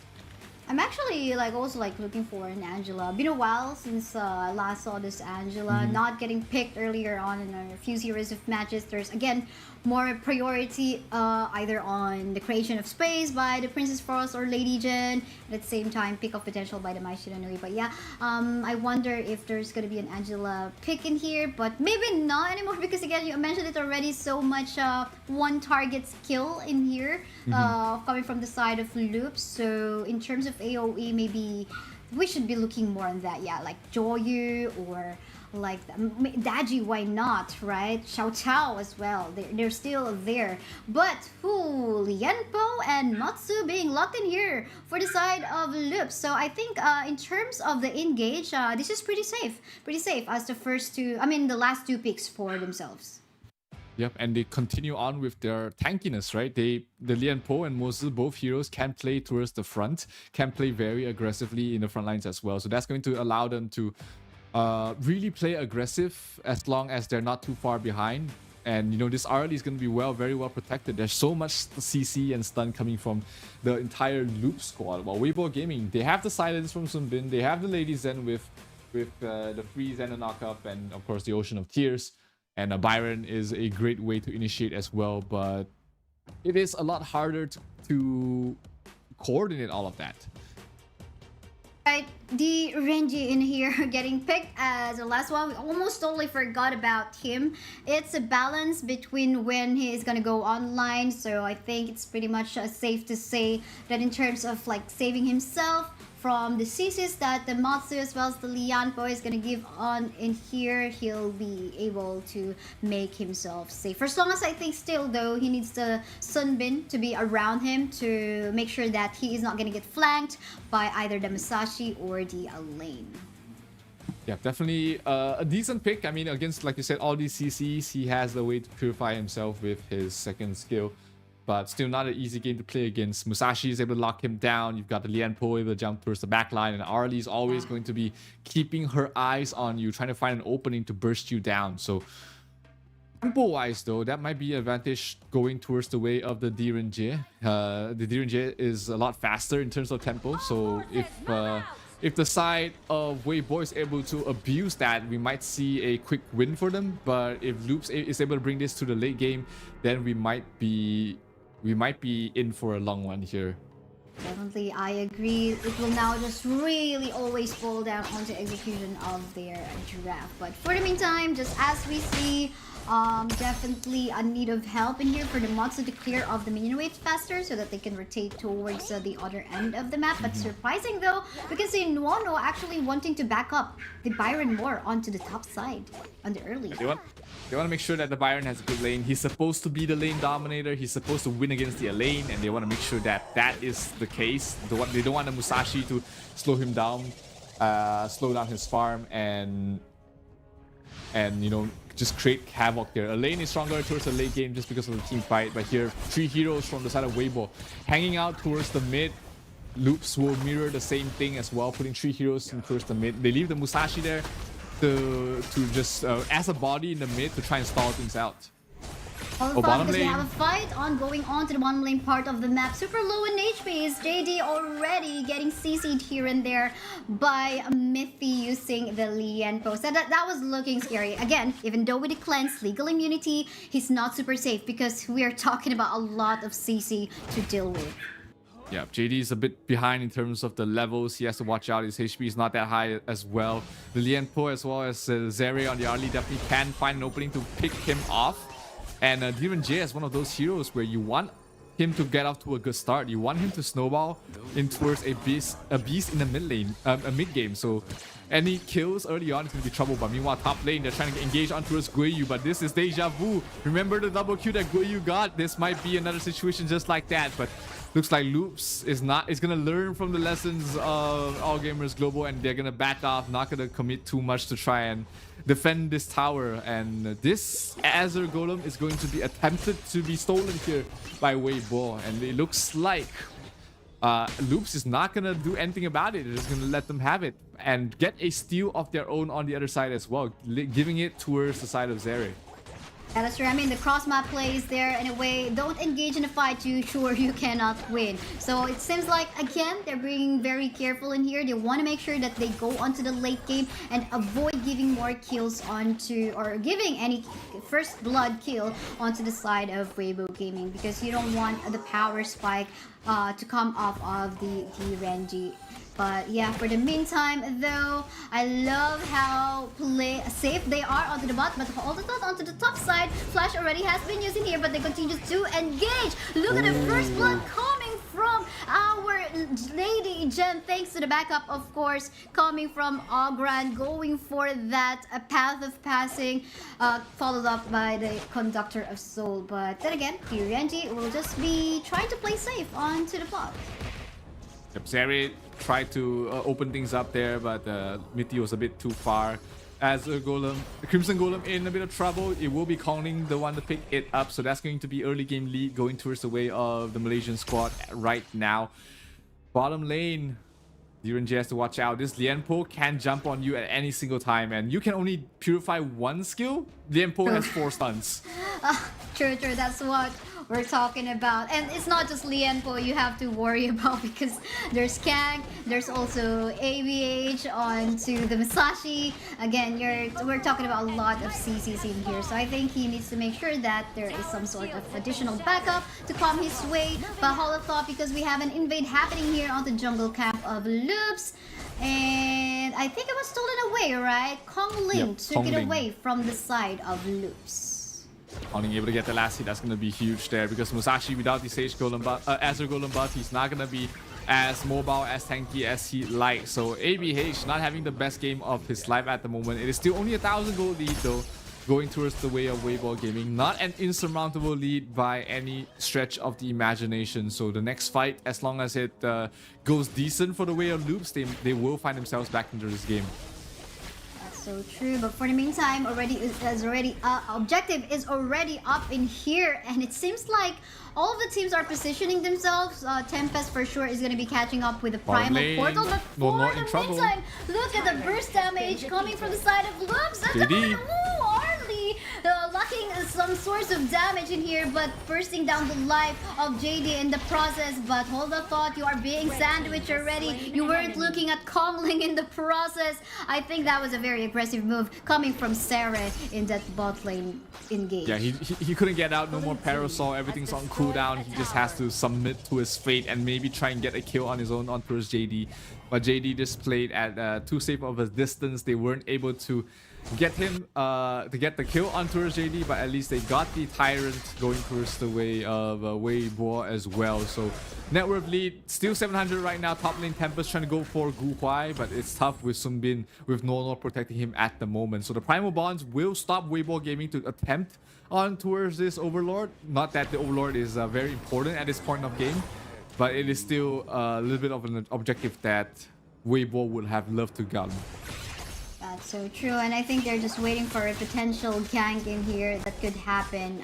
But in any case, everyone's just scattered around the map right now. Will there be a potential kill onto the Byron? Look at the damage early on coming from Sarah. I think if given a chance, she's able to free hit at any point in time. It will be something that is wonderful for the side of Luz. But that is not happening right now.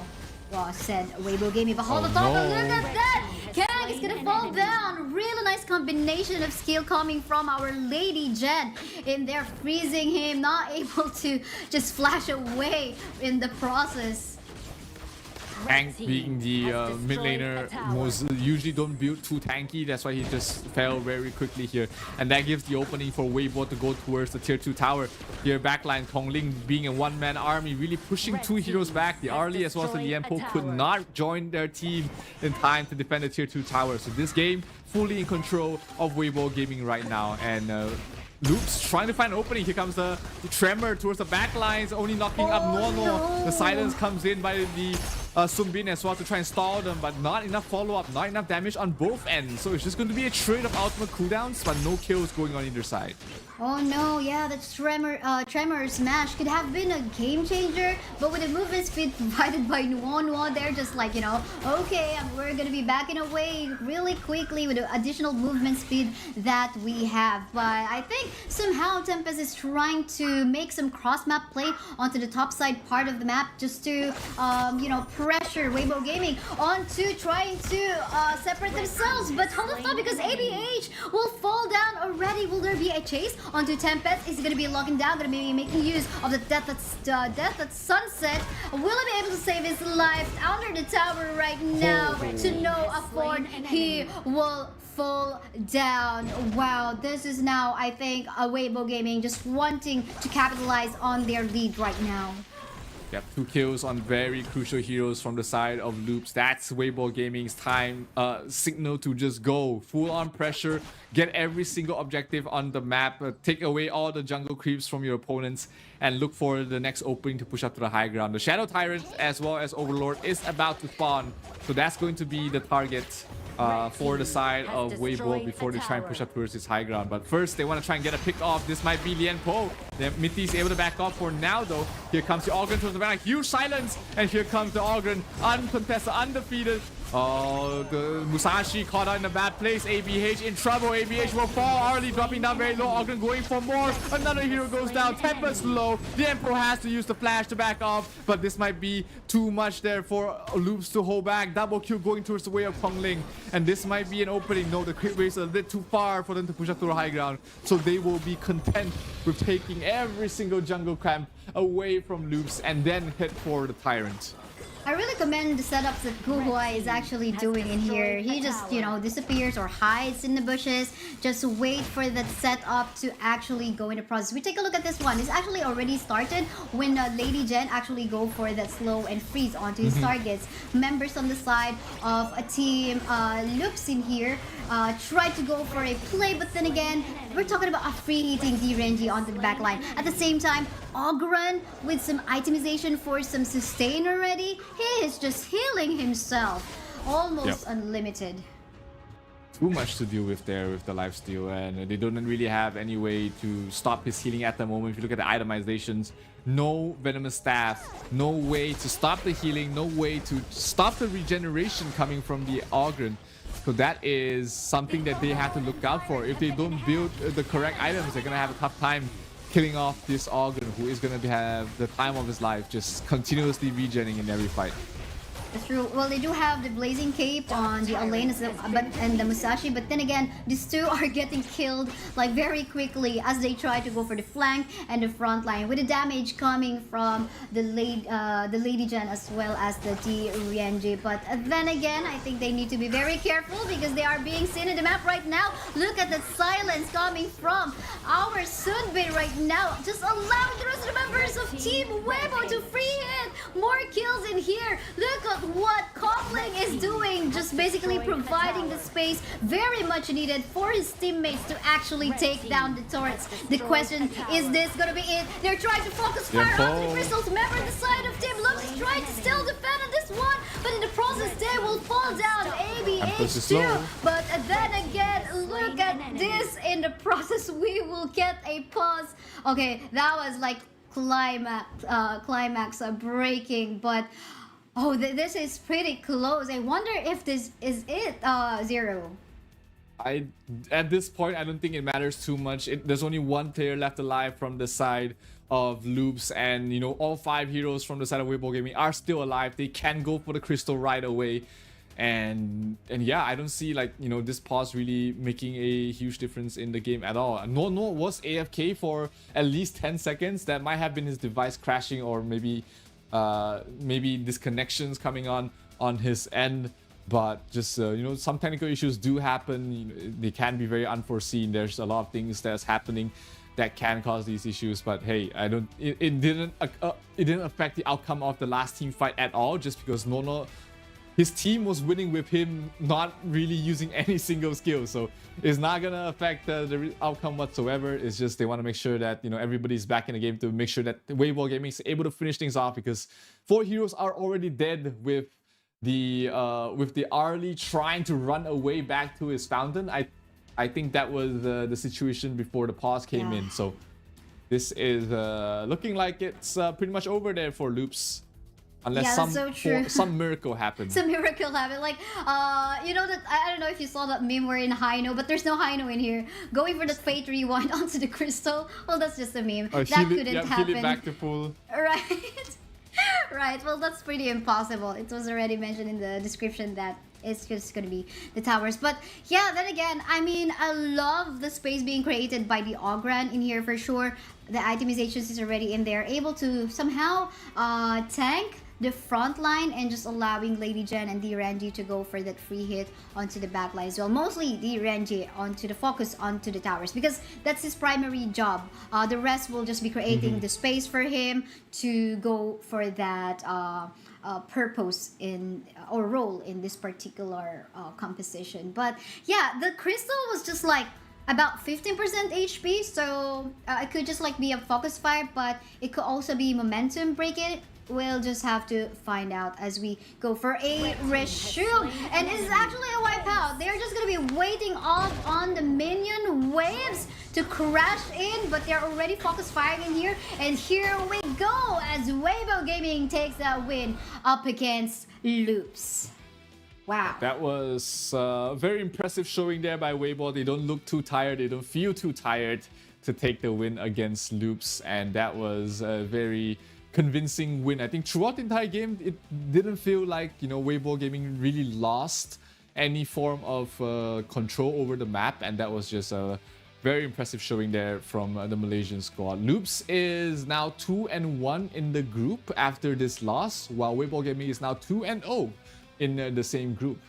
Yeah, that's so true. And it makes the storyline on this group even more exciting. And you know what? Weibo Gaming came from that, almost coming to a loss from AJHK from a while ago. And yes, the last chance qualifier. But yeah, this one is very fluid. How they executed it. They do know that they cannot go onto the late game. They don't want the Sheris Ardy to go online and maybe even Tempest. And I think, again, onto the Clash lane, Guiyu providing that early advantage up against a lane is just so impressive how they actually backed him up. So we got a few highlights of clashes in here because it's a pretty short game at almost 11-minute game time. At 11-minute game time, so it's understandable that we did not have match to show from the highlights. But I guess look at this one with a KDA score of 603 for our Ogren. He didn't die once.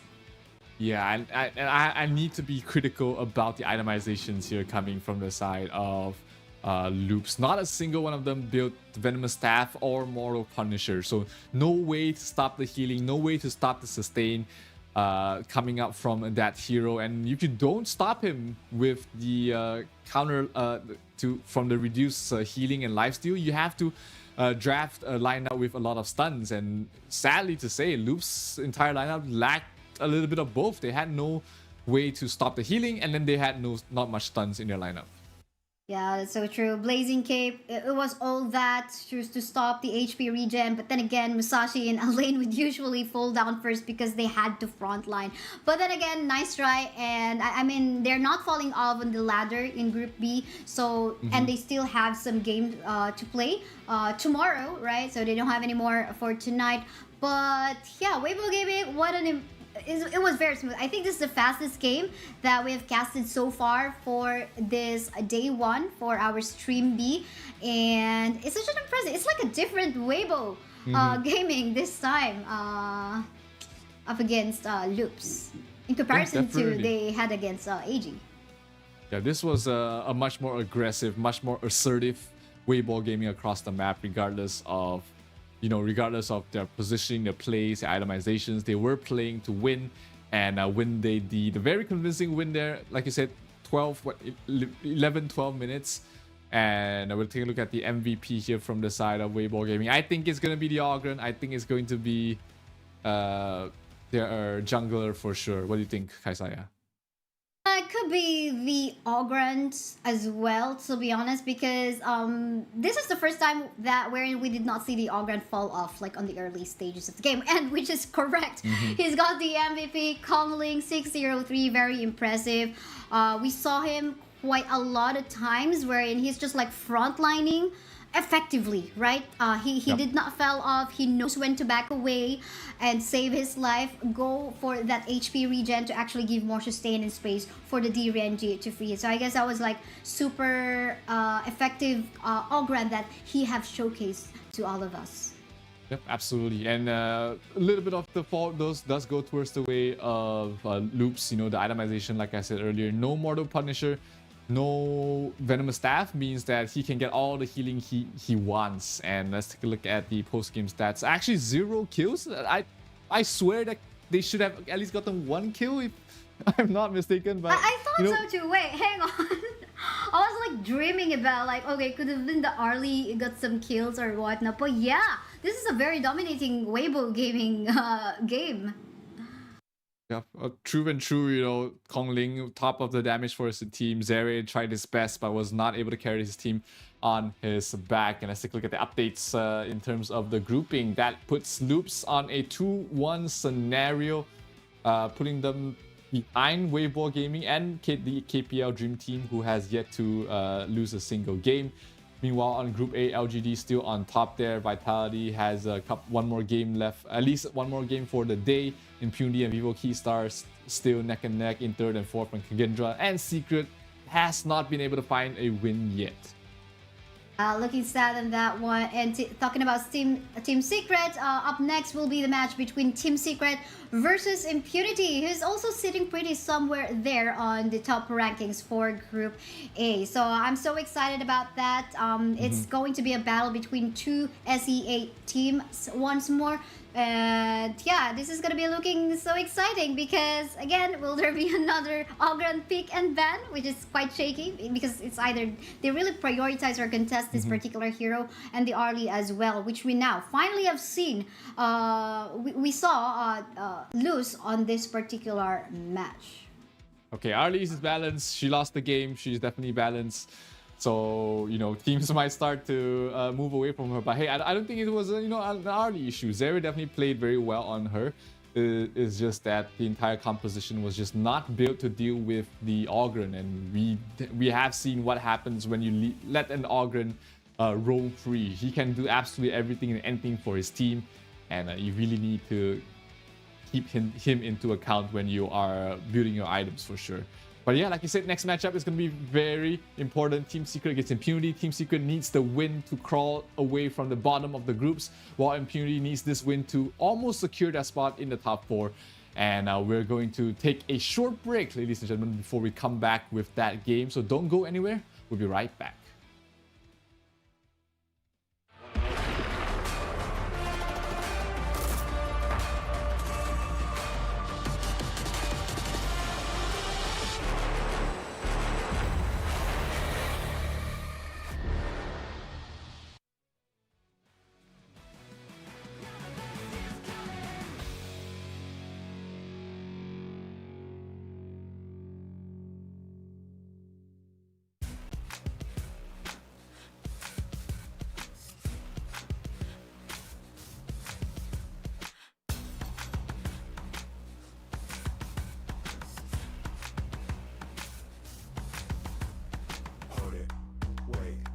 Thinking they're taking a bait.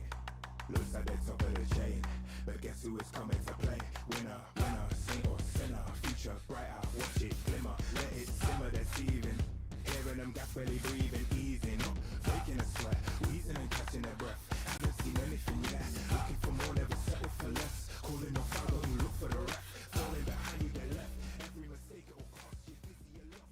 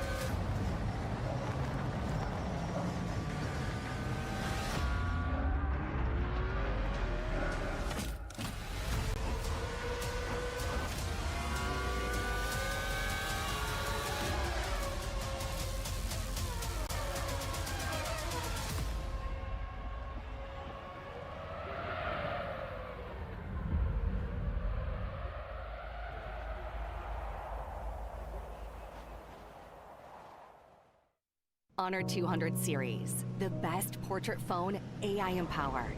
Studio level, AI portrait camera, 3 hardcore portrait modes.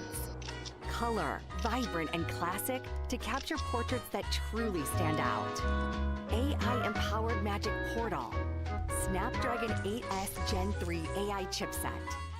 5,200 milliampere per hours silicon carbon battery, 100 watt, Honor Supercharge. This is Honor 200 series.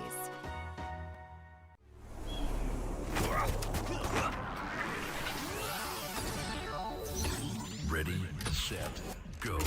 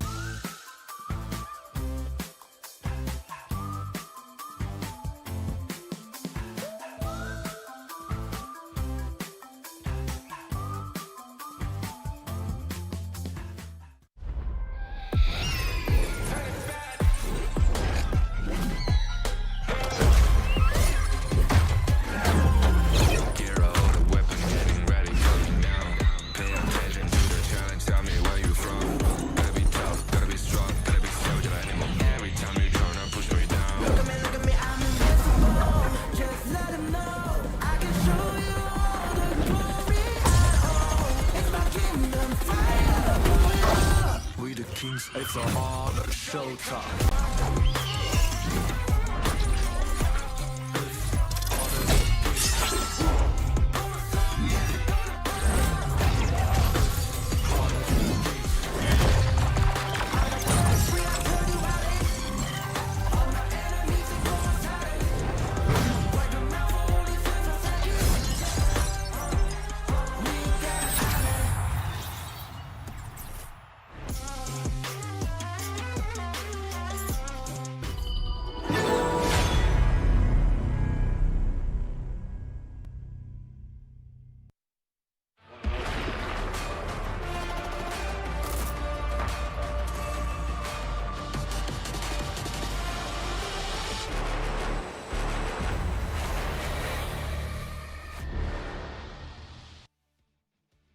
And welcome back, ladies and gentlemen, to the Honor of Kings Invitational Midseason 2024. This is the group stages, and we have been looking at a lot of games that's been happening today already. My name is Zero. Of course, joining me is with Kaisaya, and we have 2 more games left on this stream. That's going to be Team Secret going up against Impunity Esports, and of course, finish off the day, we are gonna have LGD Gaming against Team Vitality. So Kaisaya, next game coming up, Team Secret, not a single win yet. What do you think of their performance, of their chances against Impunity?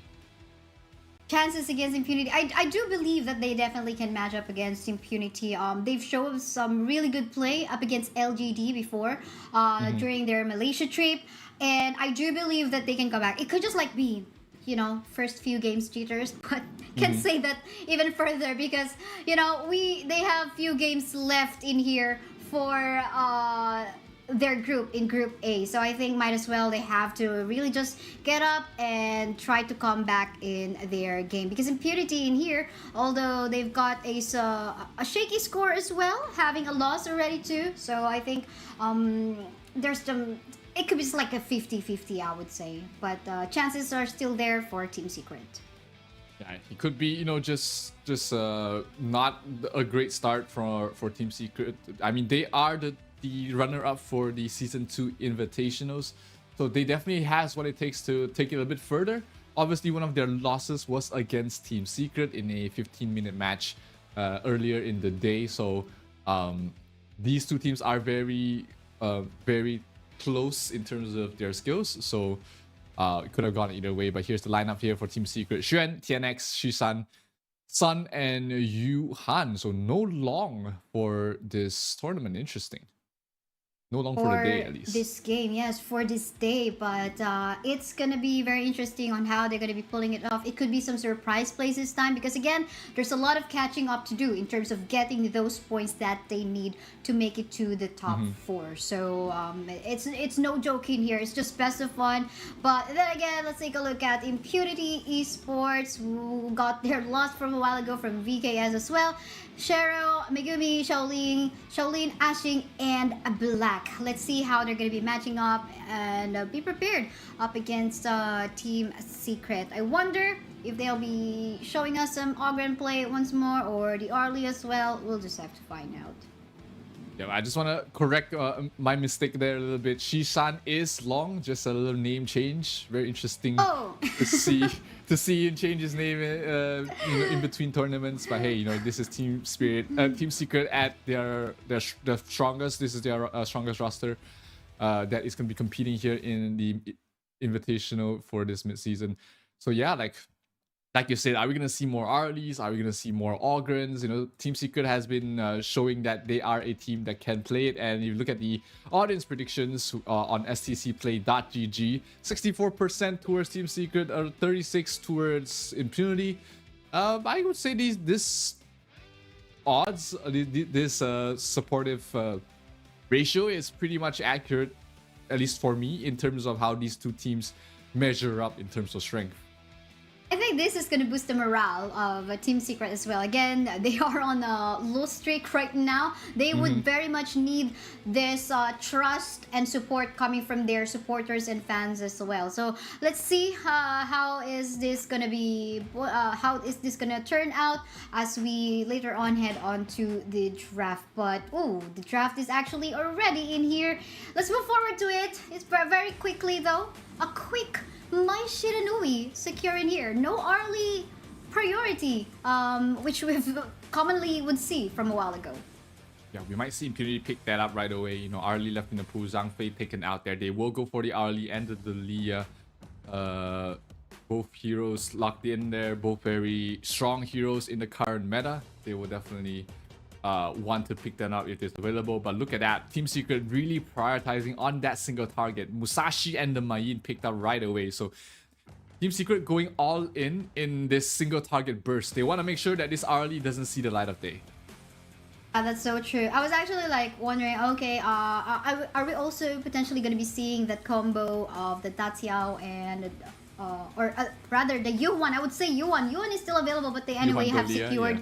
Yeah, they have secured the Lady Gen anyway for themselves. But because usually you would wanna go for the Yuan in the mid to just match up against the Mai Shiranui or just let him be safe. But seems like in here they want to create more space for the Arlie to free hit rather than just gonna go for that sustain. Like, okay, we go for more damage this time because we just want to burst down later on onto the late game stage both of this Musashi and Mayin.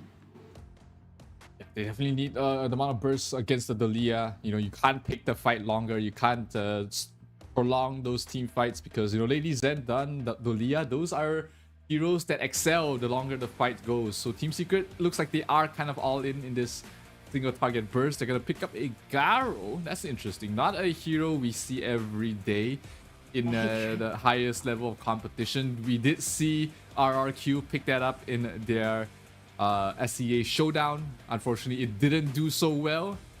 But yeah, Team Secret might want to try and change their fortunes with this marksman pick. Still, again, very heavily single target. Yeah, true. With Garo being locked in there. At the same time, Garo is good with, lots of heroes with shielding as she makes use of priority into taking that shield off. But let's see, because it seems like there's going to be a lot of protection and healing coming from the Saiyan as well.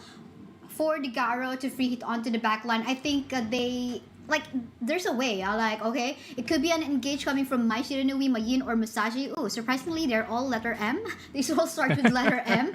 And the Saiyan will just be there into the back line. So usually it could be like Ming, but this time they want to go for that sustain. So let's see if they will be able to pull that off, depending on which one is going to be the last pick of Impunity. It's going to be Lamb. So depends. I think now it depends on if they try to take down the life of Garo early on, just go for that early gank so that he doesn't go onto the late game. But definitely in terms of range advantage, she has that up against the Arlie. Yeah, definitely. But Arlie is one of those heroes that can go towards the backlines if the players' fingers are fast enough. And I'm liking the draft of the style of Impunity much more. We've got plenty of team fight. They got strong, sustaining heroes. They've got their late game also secured with the Arlie pick. So I never like these heavy single target focused lineups because if you don't burst their core hero right from the get-go, you are in for a terrible fight later on. Yes, what more is that Arlie is not that of a mobile hero. Definitely not mobile. So she will just be relying on to her flash. And if it so happens that Dune or maybe Lamb goes on a flank, she could be on a dangerous position. But then again, it's more about the execution. We'll see about that. This is the second to the last series for tonight. Team Secret versus Impunity. Who will be at its best? We'll find out. We will find out indeed. The crucial match for Team Secret. If they lose this game, they are pretty much out of the running for the playoffs. But Impunity also won this win to secure their spot in the top 4 of their groups. And we're off to a very heavy, very aggressive start with both teams putting 5 heroes in mid. Oh, Xiaolin in some trouble, being chased down there by Xuan. Not going to be able to close out the distance. And Xiaolin, fancy footwork. She might be in trouble though, but the flash forward from Black, he acts as the bouncer, the bodyguard to protect Xiaolin. And Xiaolin will be A-OK. Definitely that gonna was be A-OK with the maple dance being done so well. He definitely confused the members of Team Secret as to where he is going into the map. But given that they have actually started off in the middle lane, Lady Jen will be taking more of the gold advantage onto the farm lane as he actually went there because of the mage minions if he actually go for that one. But and then again, I think that is also to avoid the range disadvantage that he has up against the Garo. Yeah, that lane is not great for Arlie. The Garo is always going to be able to harass from afar, and this is probably the smarter move there, having the Lady Zen to just push out the wave and then having the Lady Zen to rotate somewhere else across the map. So that's going to allow them to be a lot quicker. But you know, Impunity, they do have the Lamb. The Lamb can start rotating very soon. He's almost level 4 once he gets another creep camp. He's already level 4 in fact, so he should be able to get some things done across the map. And he's looking at the river right now. He's trying to go for it. That's so true, but on the top side though, we can see Sherwan already less than half-life, almost up against the Dune onto the top side. But meantime, we have the fight ongoing. Look at that Ashen already falling down onto the hands of the members of Team Secret, Tihan X. That is goodness from them, because we definitely would want to see this Musashi to go online as, you know, to go for the full potential later on. Definitely, and it also slows down the tempo there for Asing on the Lamb. The Lamb cannot be off to a terrible start. He needs to play in the front because that's how that hero does. He needs to go in front, utilize his lifesteal to sustain in the fights, and then get some huge damage in those fights. So if they're able to shut down Asing, that's gonna bode well there for Team Secret, and they are really going for it, really invading the jungle right now, taking away more and more camps. But here comes the rotation from Black. He's towards the backline looking for Taiyen. Taiyen though protected by the Musashi. Musashi going for the kill. Flash forward trying to keep him alive, and Black will be able to survive for now. But can they get a little bit more? Can they get more things done here for the side of Team Secret? Well, that is a June we're talking about. Lots of way for him to actually sustain. Lots of HP regen. And of course, if in case he gets the itemization that he needs, he can deal some source of true damage as well up against the members of TS. But for the meantime, again, lots of sustain for the Dune in there. I think Ashing in here will have yet to find a way to go for TS Sun to get ganked, but we're not seeing that right now being done by Impunity. So I guess this is like an opportunity for Sun to actually go online. Yeah, Sun's playing very safe, knowing that, you know, as a Garo, he cannot play too forward. He has to rely on his teammates and his positioning to stay alive. So he's been doing so well so far, not really being aggressed upon by the side of Impunity, and that has allowed him to take the Tyrant as well. So that's going to be more gold going towards his Garo. And Garo is one of those heroes that if you give her a good lane, a good laning phase, she's going to be doing very well towards the mid game. And we see items already completed on her.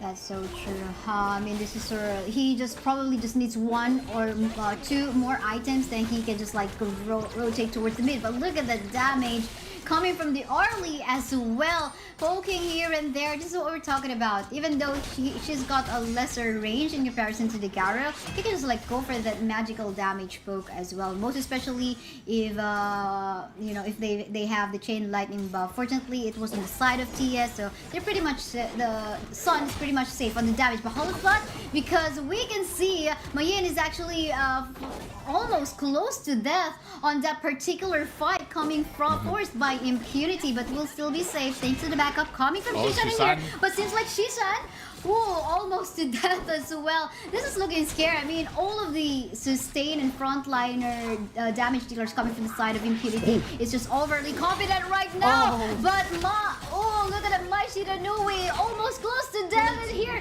even Shuan still be able to kill off Ashing in the process. This is not looking good for Ashing.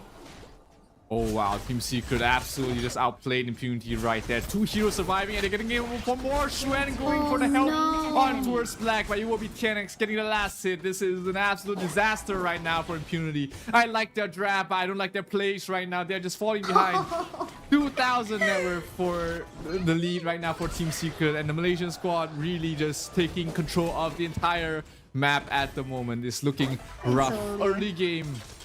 this Musashi, you can't let him off to a good start because he just becomes unkillable in the late game.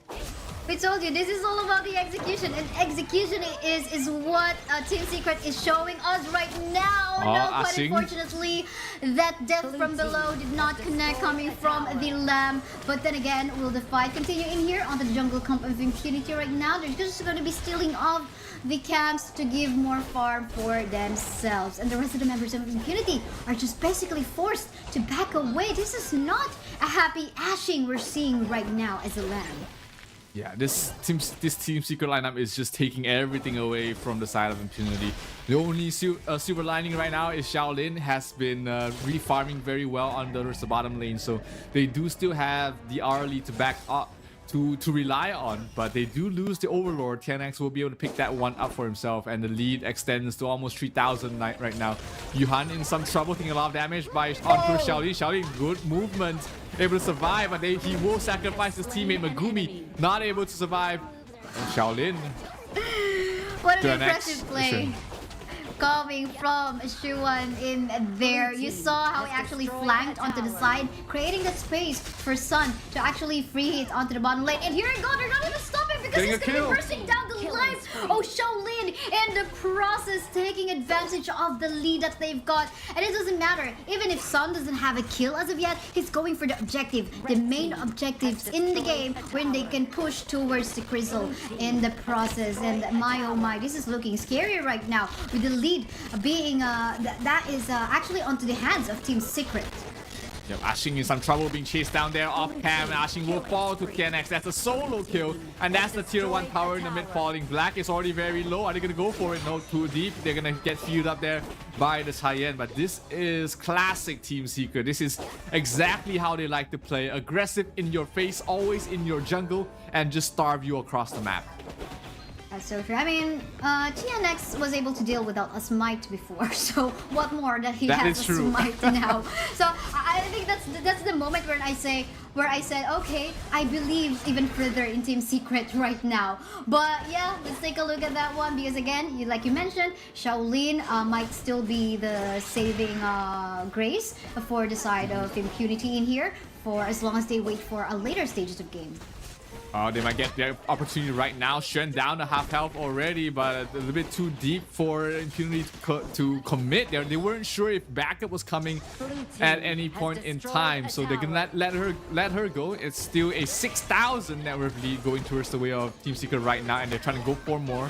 Stuns do not connect. Top lane being dealt with there by the Dun. Bottom lane being dealt with by Ashing.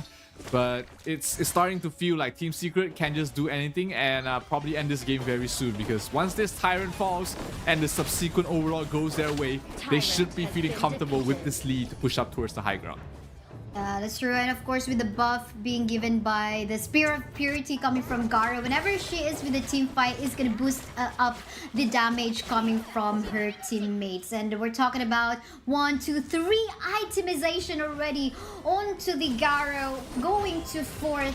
And this is looking scary. This is going to be a quick tower push for them as well. Without even without the minion, they can definitely do. But onto the flank, we can see, oh my goodness, this Mayin Shuwan is just really looking scary if she sees you in the map. Yeah, it is starting to feel very claustrophobic here for the side of Impunity. Everywhere you go, anywhere you stand, it's going to be always a danger of being cut off by one of these heroes. I mean, Xuan, you've got TNX, you've got Shisan, all these 3 heroes are capable of getting a solo kill on towards you.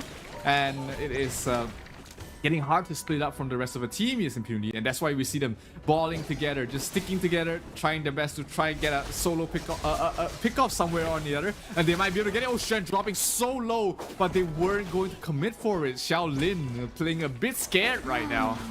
Yeah, that's so true. And Shuwan definitely super low in HP. Would want to go for that.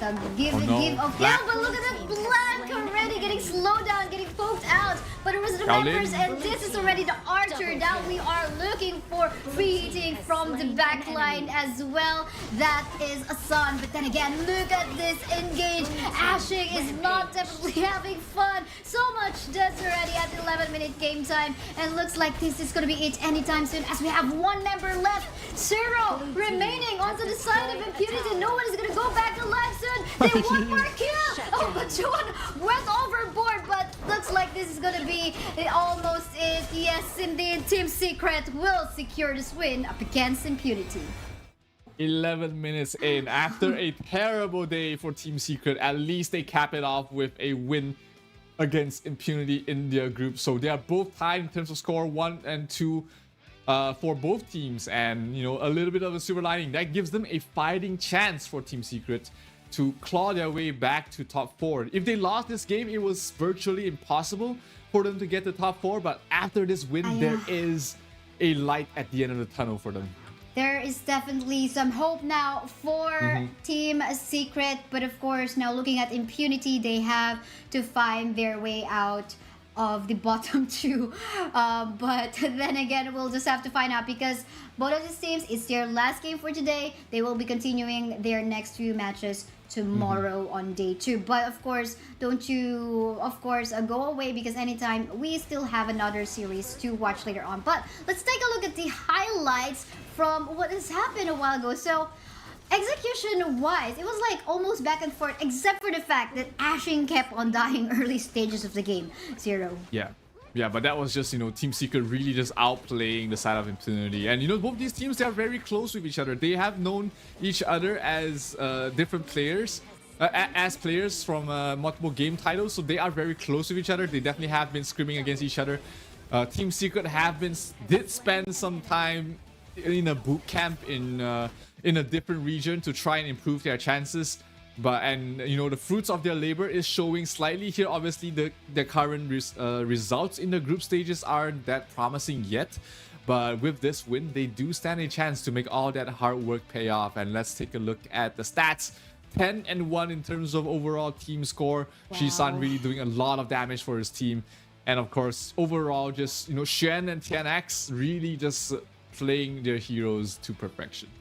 Yeah, that's true. And here we usually will, okay, that is looking scary. Lots of free sets in here for even maybe the Lady Gen or the Dun or the Lamb, but that didn't pay off. I mean, in here most of the time we would see Dolia really just going for that clearing of minion, but we did not see the action. But for the meantime, let's talk about our MVP of that particular game. It's gonna be Shisan, our Mai Shiranui. He did a lot of good pickoffs from a while ago, just catching the target. Actually, there's 2 of them, both my Yin as well as my Shiranui. So, but then again, I think it's just like the burst damages as well, and allowing the Garo and the rest of his teammates and Musashi as well to get the pickoff that he needs up against Lamb.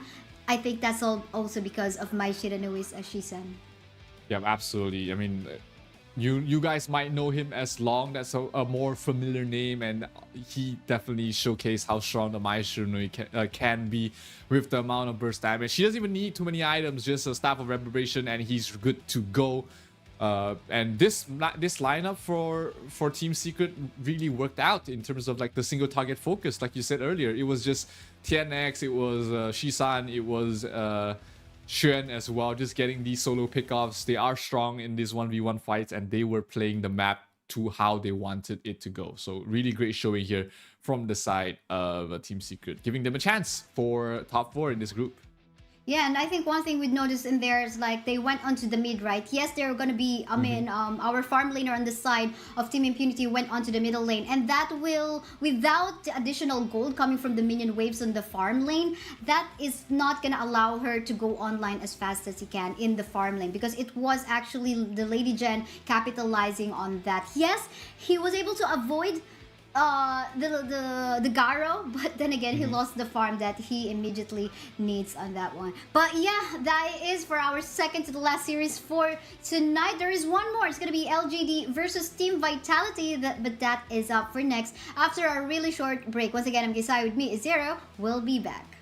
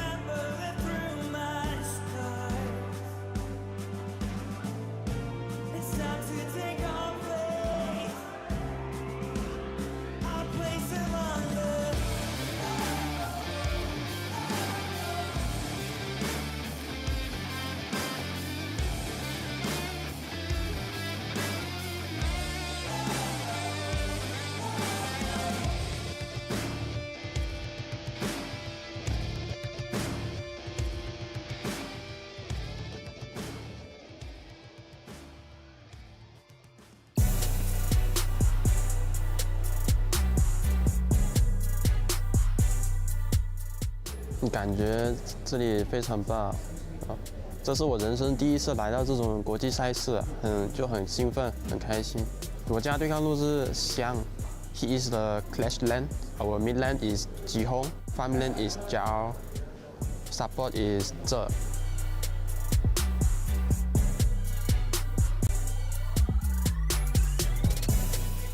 我觉得我的团队会赢，因为梦还是要有的，万一实现，我们就平常心打就好了，不要紧张。这赢得了这比赛，对我们所有人都是人生中很大的意义。谢谢你们，我们会尽全力拿下冠军的。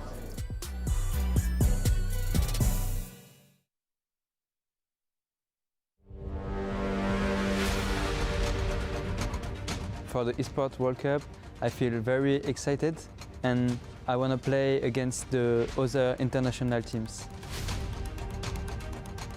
I'm not nervous during competition. Just the first second when I come on stage, but after when I'm in game, I'm not nervous anymore. I just think about the win. I'm the support of the Vitality team.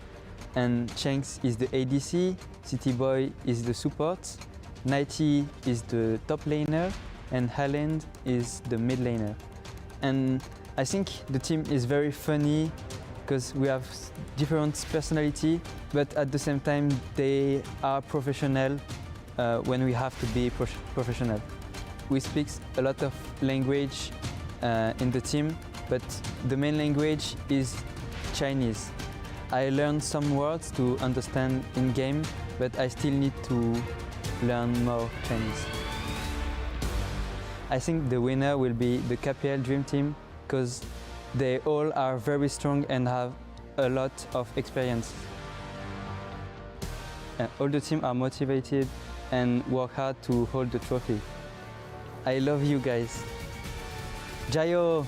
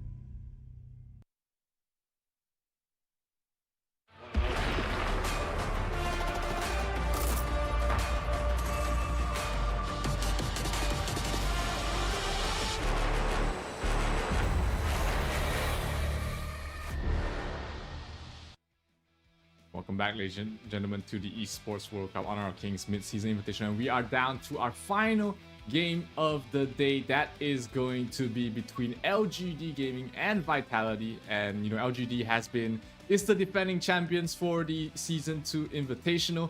And they are looking to cement their part in history in the Honor of Kings scene as they look to take another one of those favorites to win this entire thing as well. That's so true. But of course, Team Vitality will not be wanting to be left off of that one, because a while ago they showcased what they can do. Even though there's some adjustment in their roster, pretty sure they can surprise us with some of their plays that they have prepared for us. So this is a pretty exciting last series for tonight, and I do hope you guys will not miss this. And of course, do make sure you guys share your comments and opinion as to what you think it is for our team. So make sure when you're posting on social media, you include the hashtag HoKXEWC2024 for us to be able to hear you or see what you say, because apart from sharing your thoughts, you will get a chance to win some permanent skin as well. Absolutely. Be a part of this. Be a part of the EWC. Be a part of history here as we are making it a awesome affair. We close out the day with LGD Gaming against Vitality. You know, LGD, of course, coming off a hot streak in the Season 2 Invitational. Almost undefeated. Only took 5 games for them to win the entire thing towards the end against, of course, Team Secret. But this is another ball game. This is a bigger tournament, much more at stake for them, and they just need to just perform once more to try and take this win. That's true. A while ago during the commercial, we saw the interview on Team Vitality. Like they said already, they're speaking a lot of different languages. Well, they're like 3 Chinese members, but then again, they have to find a common language that they can use. But for the meantime, let's take a look at LGD Gaming on a win streak so far right now in their group with Siyang, Musang King, Zihong, JR, and Je. With this lineup, let's see how are they going to be going this up against Team Vitality. But what are your thoughts between these players that we have in LGD Gaming? LGD, they have so much skill and potential. Musang King, an absolute beast in the jungle lane. He's carried his entire team on his shoulders, not once, not twice, but many times in different matchups, even against VKS, even against the strongest Honor of Kings teams right now internationally. So he is someone to look out for. He's who I will be looking out for and who I will be looking to shut down, in fact, if it comes down to a very more targeted ban and pick. So I expect to see a lot of his signature heroes banned out. But let's take a look at Team Vitality. This is 90, Shanks, Highland, Benji, and CT Boy. You know, they made a incredible comeback against the side of VKS. So they are in a very good shape to make it to the top 8. That's so true. I mean, one proof is, of course, when they won up against the match against a Vivo Kid Stars a while ago. For sure. I mean, it was quite a long break that they had from the first the first few series that we've got, and they have to regain back their momentum. But for sure, they were able to like see how the other teams are actually playing. They were able to even see how LGD played up against Kagendra a while ago on Stream A, and this for sure is something that Vitality is now prepared for this last series. Let's take a look at what the audience thinks for this matchup. These are what the audience have been voting for both teams in stcplay.gg. It's 64% to LGD and 36% to Vitality. That's a very interesting stat line. Like, I would expect more for the side of LGD, but maybe Vitality, with how they performed against VKS, they've been making more fans for themselves, which is great. Yeah, that's so true. It's like for you, it's already like 60-40, right? We rounded up a little bit, so yeah, so it's like close to being 50-50 for sure. But yeah, lots of expectations in here for LGD, but there will be no wonder if it's so case Team Vitality gets a win up against LGD. We'll just have to find out, because again, their focus up against VKS a while ago is also just as impressive. Absolutely. It was definitely something that they will remember forever. It was one of their better performances I've seen so far. Definitely has made a fan out of me in terms of how they played, and their resilience as well. Definitely something to commend for that team. But hey, this is one final game for the day for both these teams. like you said, it's been a long wait there for Vitality. Hopefully they haven't lost too much of their tempo, their adrenaline. They have to get that back up. But you know, LGD is well rested. They just have been on a tear in their group as a whole. So this is another chance for them to showcase their dominance. That's true. Maybe that's why they're called Team Vitality as well. Plenty of They vitality. definitely are very much. They have a lot of endurance to actually go for that one. But yeah, we head into our drafting phase. No Agra, no Arlie. Surprisingly, for the first time. Not really for the first time, but mostly because this Ogren is actually seen being picked. But yeah, for these two teams, they just want to respect this one out because you know, this is looking scary. But for the meantime, we can see the Dolia being open. I wonder if this is going to be a priority by other teams. But yeah, Dolia, Jumfei, Mai Shiranui is also available. Yep, Mai will be picked up there along with the Long for the side of LGD. So very aggressive opening here for the Malaysian squad, while Vitality is going for a little bit more of sustain. The Leah is great. We might see a Yu Huan being picked up here to pair along with the Leah. We might see the usual Elaine that is the common sort of combo that you play with the Leah. Of course, no Ogren to play with the Delia, so we're not gonna have that option, but still plenty of different compositions you can play around Delia. For sure, and with Byron as well as the Lady Gen being locked in already, they do have the way to engage and disengage. Dolia could actually focus the reset as well. Onto either of this team, I'm going to be more leaning towards the Lady Gen, at least to set up the team fights as well, because we might expect the Byron going for the flanks. Depending as well, though, who is going to be the roamer on the side of LG. Do take note, though, that Jangfei is still available, but they're going to be going on for a Motsu roamer.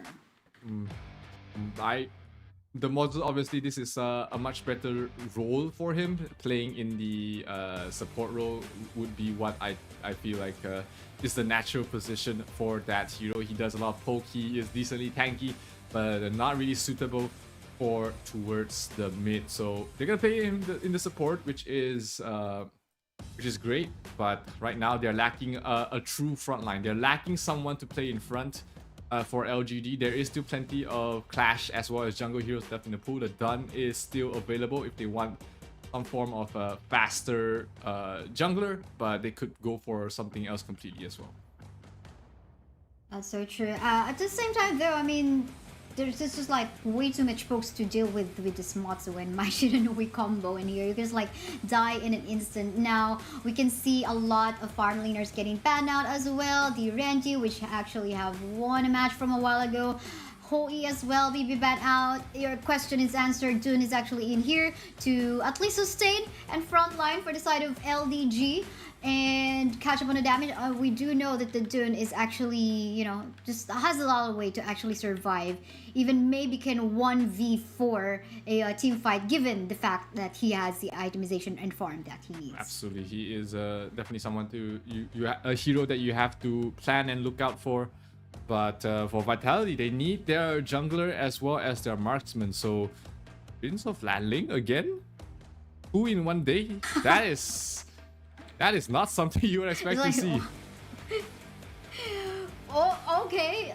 This is a balance of early and late game. Prince of Lanling for the early stages of the game for Vitality, but Lady Soon onto the late game to secure them. But at the same time, though, what I worry about this one is that their lack of damage onto the late game. Because again, it's like, okay, we're talking about more than 10-minute game time. Prince of Lanling will be like mostly like just a source of vision, a source of way to, you know, just to detect where the opponents are. And I worry about the late game of Vitality in here because again, they will be lacking it. It's like Prince of Lanling is just gonna be a display later on as a source. It's like a ward, something like that. Yes, he's just there for the vision. He's just there to open things up, make sure that his team gets the information they need to take a good fight. So yeah, I mean, the Lady Sun Lanling is interesting. You don't really see these heroes paired up together, if at all. Mostly because, you know, you don't see much from Prince of Lanling. But hey, it will be interesting to see if it works out. But on the other side, you know, LGD has picked up a very single target focused lineup. They have not much team fight, but a lot of single target focus with the likes of the Mai Shiranui and as well as the Moses. So a lot of single target there. Let's see how it works out in this game. That's true. I mean, I think in terms of the playstyle, the Prince of Landing just gotta be very careful in trying to go for a gank on the long.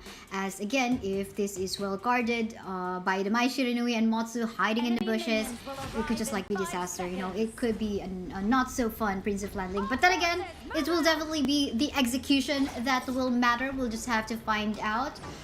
Again, so much. I love the front line in here. Coming from the side of LGD. They balanced it out, even with the Matsu roamer. At least there goes the Dun as well as the Dharma.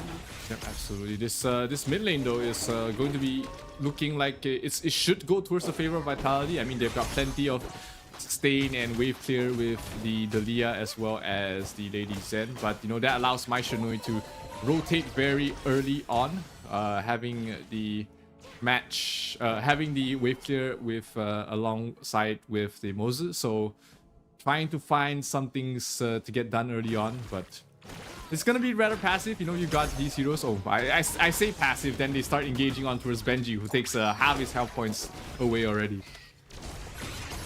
And look at this aggressive poke plays coming from the Matsu and Mai Shiranui. This is what we're looking for into their lineup. And I think they're executing it so far so well into these early stages of the game. You don't really want the Dolia to actually frontline for our Lady Sun, for Shanks. At least just take down her life. Yes, so she's got the heal, but it's not much. You have to wait for the late game for Benji to get the, you know, much more heals coming from the Dolia. Yeah, the Dolia is going to be important to keep Benji in his bottom lane. This is the harass from JR on the long is something that watch out for. Mid lane, CT Boy rotating in. Zihong gets the notice on his head to back off, and he does exactly just that. Not gonna get any pickoffs here for CT Boy. It's not the easiest of heroes to play. Bottom lane, Shanks dropping very low. First blood going towards the way of JR on that long. Long is a bit low. He has to watch out. He has his ultimate though, so he can pop off anytime. But Mai Shiranui, oh, Zihong misses the skill. He couldn't get the kill. And Benji will be able to stay alive in this lane. But no, Zihong hungry, going for more. One more, gets the kill, backs off.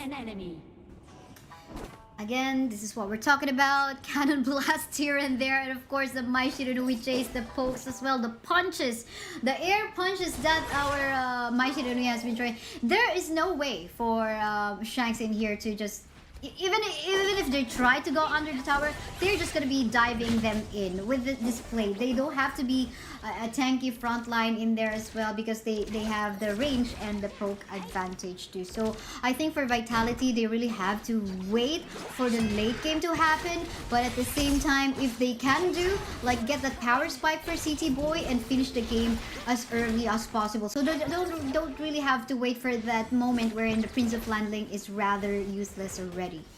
Yeah, they have to think about all of that and more, because this game is being taken a hit there by the side of LGD. Zihong has been really active across the map. The Musang King is ready to go. He's almost level 8. That's where we see him really start to harass and invade the enemy jungles. Meanwhile, Vitality, they're still trying to get a footing in this game. CT Boy hasn't really been able to do much around the map yet.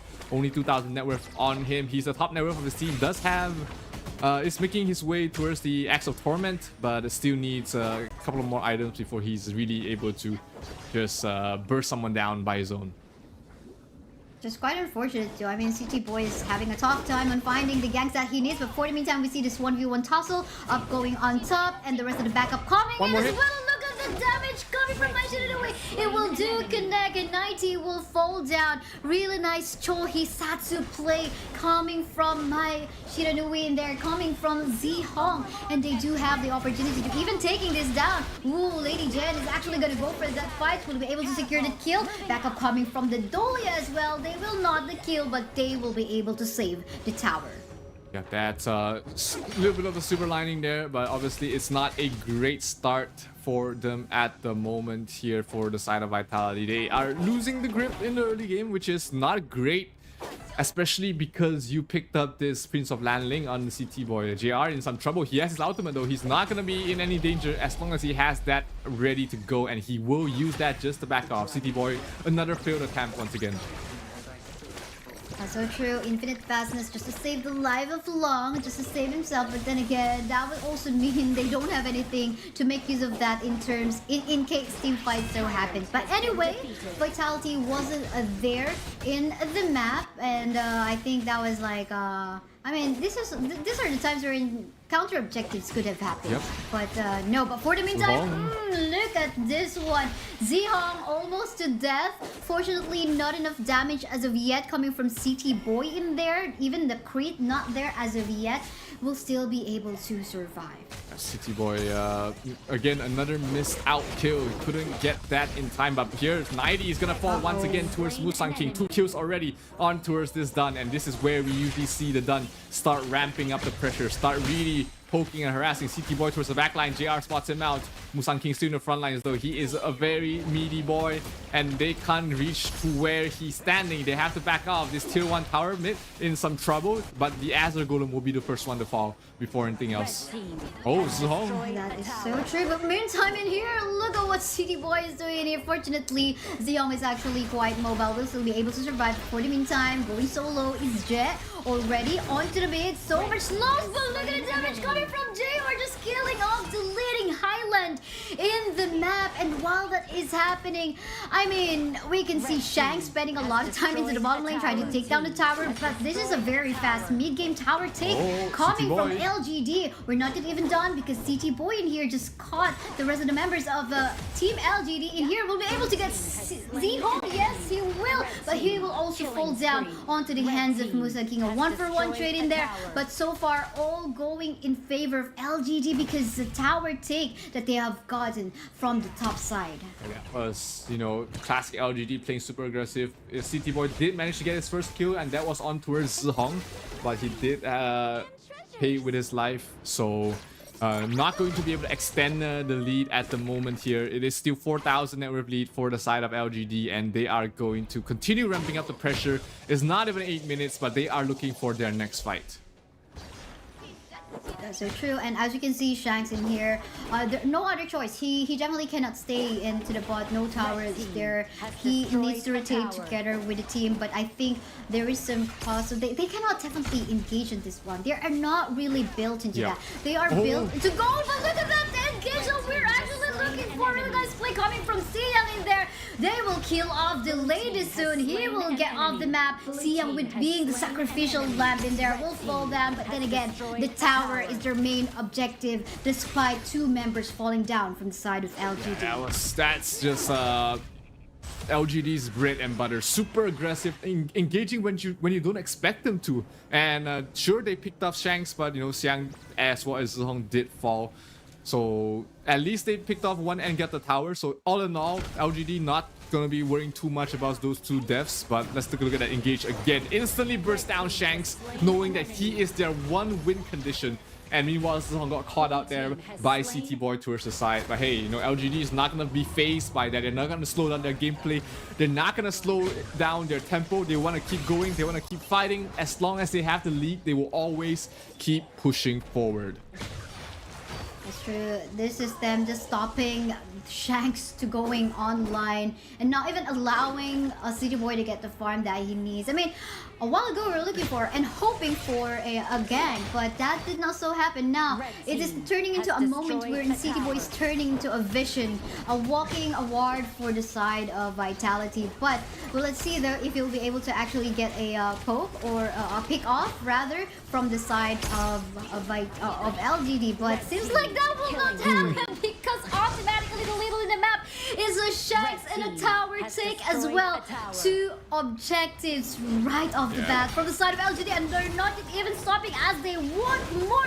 Look at Siyang trying to get a pick-off fight. They're getting slowed down by Highland with all of the slows and CCs, but then again, will there be even further chase? Shields here and there. CT Boy will be able to get a target. There's just a lot of members still actually pretty tanky. Infinite of Vastness has been used by the Long, trying to get 2 members. Will they be actually be taken down? Look at the damage output coming from him. Highland is super low and he will fall down, and CT Boy could not do anything. right now, even though he's trying to flank from the back line. LGD, you thought they were retreating, you thought they were running away, but surprise, surprise, they go back straight for the KO. They pick off Highland, and you know, the lead, it's almost 8,000 right now. It's looking terrible here for Vitality. They weren't able to clean things up. Everybody was low from the side of LGD, but the number advantage as well as the lead just did not go in their favor. So LGD, they have one lane already. If they are able to get this Tyrant and the next Overlord as well, they should be able to push up towards the high ground and end this game. This is the timing that LGD is looking for. Tyrant going down. Can they get an engaged? CT Boy towards the back line. Musang King knows where he is, but towards the back line, HoK in trouble. The shield keeps alive for the moment, but down goes 90. They're going for more. Lady Zen in trouble. Xiang gets another kill on towards Benji. They will lose the Lady Zen as well, as it's going to be 3 heroes down for the side of Vitality, and that is all LGD needs to end this game right now. Once the bottom creep waves arrive, they will push and end their misery here for Vitality. But can the Lady Sun do anything? CT Boy towards the backline. He spots out Xiang. Xiang pushes him back, knocks him up before he takes the fight, and that's gonna be an instant kill. LGD, my oh my, that is classic textbook LGD with the aggressive plays. Absolutely beautiful. Very aggressive play in the day. I mean, they have a mix of a balance of poke and engage. Poke in the form of the Maishira Nui and the Matsu Dun, as well as the Dharma, especially, I mean, Dharma with the surprise attacks, the surprise setups, and Dun's like baiting the rest of the members of Team Vitality in there to proc their skills. So I think we have come to a point where, like, during the draft, when we were talking about it, okay, we don't want this to go into the late game, because again, this could be just a vision, a walking vision on the side of Vitality, and that happened. He was trying to find the moment where he could pick off targets, but he can't enter because he will just fall down. And at the same time, we did not come into a point wherein Lady Soon gets the farm that she needs. You know, no critical damage, not that so much, because LGD do know that they really need to finish this as soon as possible before even the Lady Soon will go on. And you know, LGD has been known to end games fast in the Season 2 Invitationals. They had the record of one of the fastest games of the entire tournament, and this game is to no exception as well. And they were pretty much hungry to win as well, because if they take this victory, they are mathematically secured in the playoffs. And you know, we've never expected less from the defending champions of the Honor of Kings Invitational Series, and they are looking as strong as ever. That's so true, and right now they're definitely dominating. Here we can see the plays we're in most of the time again. Prince of Lanling will try to go for the pickoff, but because again he's an assassin, he is not really, he don't really have that sustain in him, but just the burst. But at the same time, with the composition that LGD has, he just can't make it. He just cannot find. He finds the right target, but most of this time, this right target is just like, okay, this is well protected with the Maishira Nui, with the Dun and Matsu as well, so it's kind of tricky for him. He even tried to go for that cross map play, or you know, just cutting off the minion waves to stop the pressure coming from the opponent, but it was quite still unsuccessful. Yeah, it is hard. I mean, playing the Prince of Lanling in any sort of situation is never great.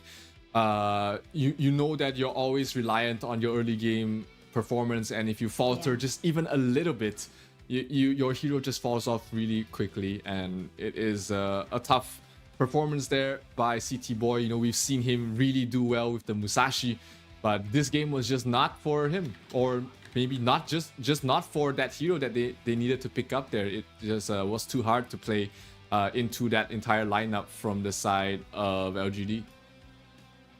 Yeah, that's true. And again, it's either this, into the late game, into the early game, you don't have the Lady Sun yet, because again, no source of damage. Like, you're fighting 4v5.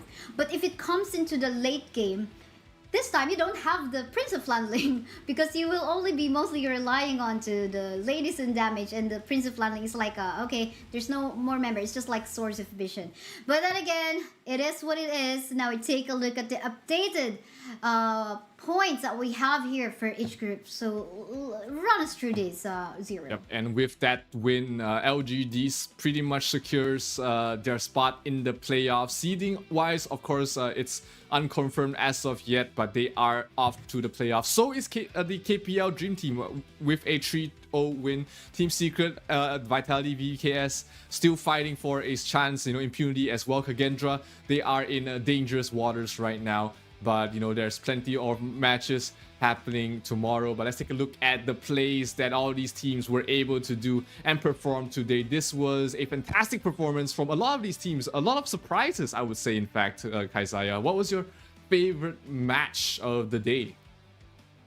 Oh, I have a lot, but I think one thing I would always remember is the slows, the setup coming from a Sunbin from a while ago. But looking at the matchups in here, we can actually see a lot of play coming from Impunity, or rather VKS in here. When this was actually this is the first series that we had a while ago, wherein they actually pulled off a really good play with their composition. And this is another one with Weibo and as well as Loops. Very interesting game as well. This is when Weibo actually finished the game really fast as well.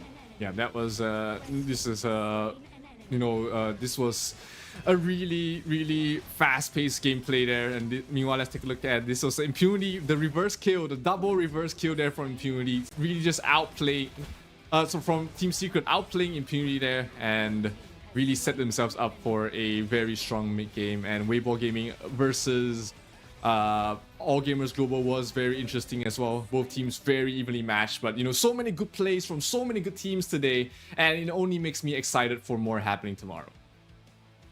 That's true. And not only that, the thoughts about, okay, is this Arlie really that of a scary pick already, right? Or is this something that we can actually work now? It proves to us that, okay, she can definitely work around depending on the composition. But yeah, let's take a look at the schedule for tomorrow. Since you're currently watching on Stream B, these are the matches you will be expecting. Like we have the matches between Boom, Falcon, we do have Team Secret, VKS as well. And basically it's a mix of matches between these two groups. So you must actually watch them towards the statistics as well that is up on the HoK camp. But do as well make sure follow all the social media pages of Honor of Kings Global Esports to make sure you are stay up to date. Plenty of matches happening tomorrow. You don't want to miss any of it, because this is history in the making.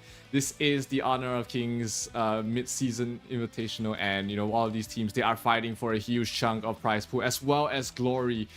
A lot of esports World Cup club points are in the running to be won as well, and we know that Falcons wants to keep up their lead in this tournament, but they might be overtaken here because they do not look like the strongest team in the tournament so far. But hey, tomorrow's a new day for Falcons. They might be able to come back and find an opening to get some points for their squad. But hey, in terms of club points, they are still leading very comfortably on top. It's just whether they're gonna be able to continue on the lead as we head on to more matches there tomorrow for the Honor of Kings mid-season tournament.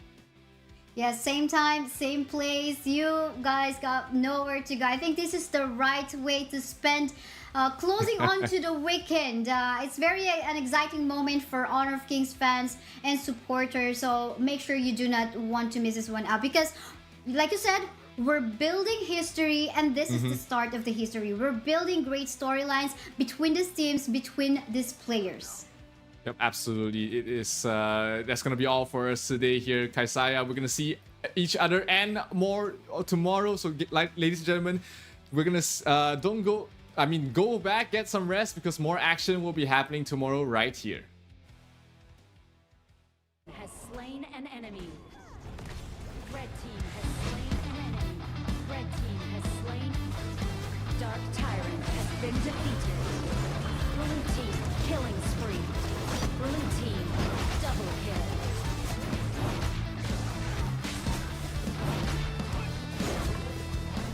Blue team has slain an enemy. Blue team rampage. Blue team legendary. Blue team slain. Blue team has slain an enemy. Red team has slain an enemy. Blue team has slain an enemy. Blue team double kill. Blue team has destroyed a tower.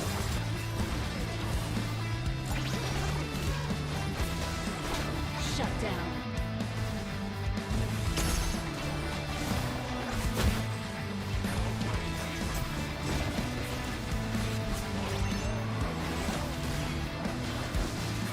Red team has slain an enemy. Red team has slain an enemy. Blue team has slain an enemy. Blue team double kill.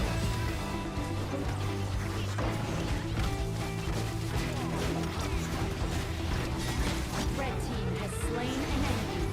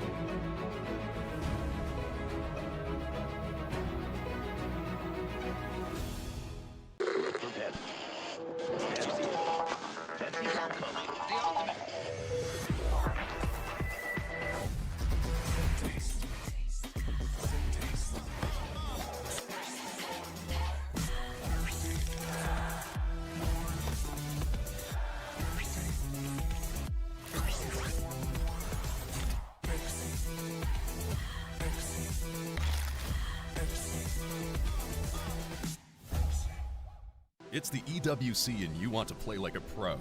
Well, we've got a lesson for you. Axe on. You're fresh, ready to fight and grind those long hours. It's how it should be. Axe off. You're slow, unfocused, and lagging. Do you get it? Let's go again. To unleash your best game, you must freshen up first. Get your axe on. Spray, play, repeat. Axe and Esports World Cup.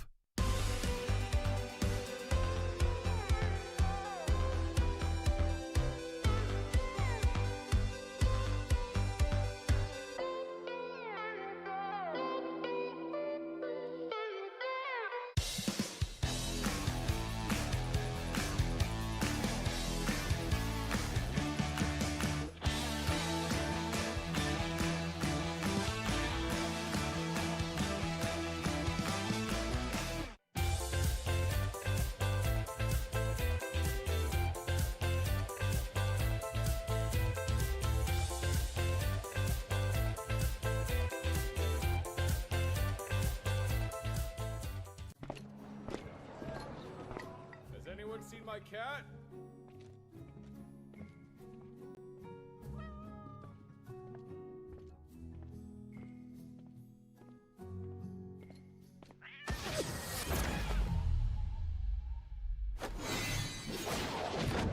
Long time no see, hey no!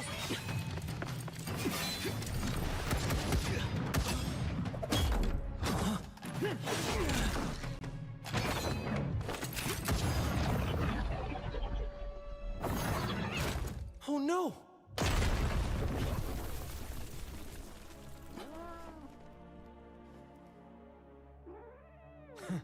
I don't like harming the innocent.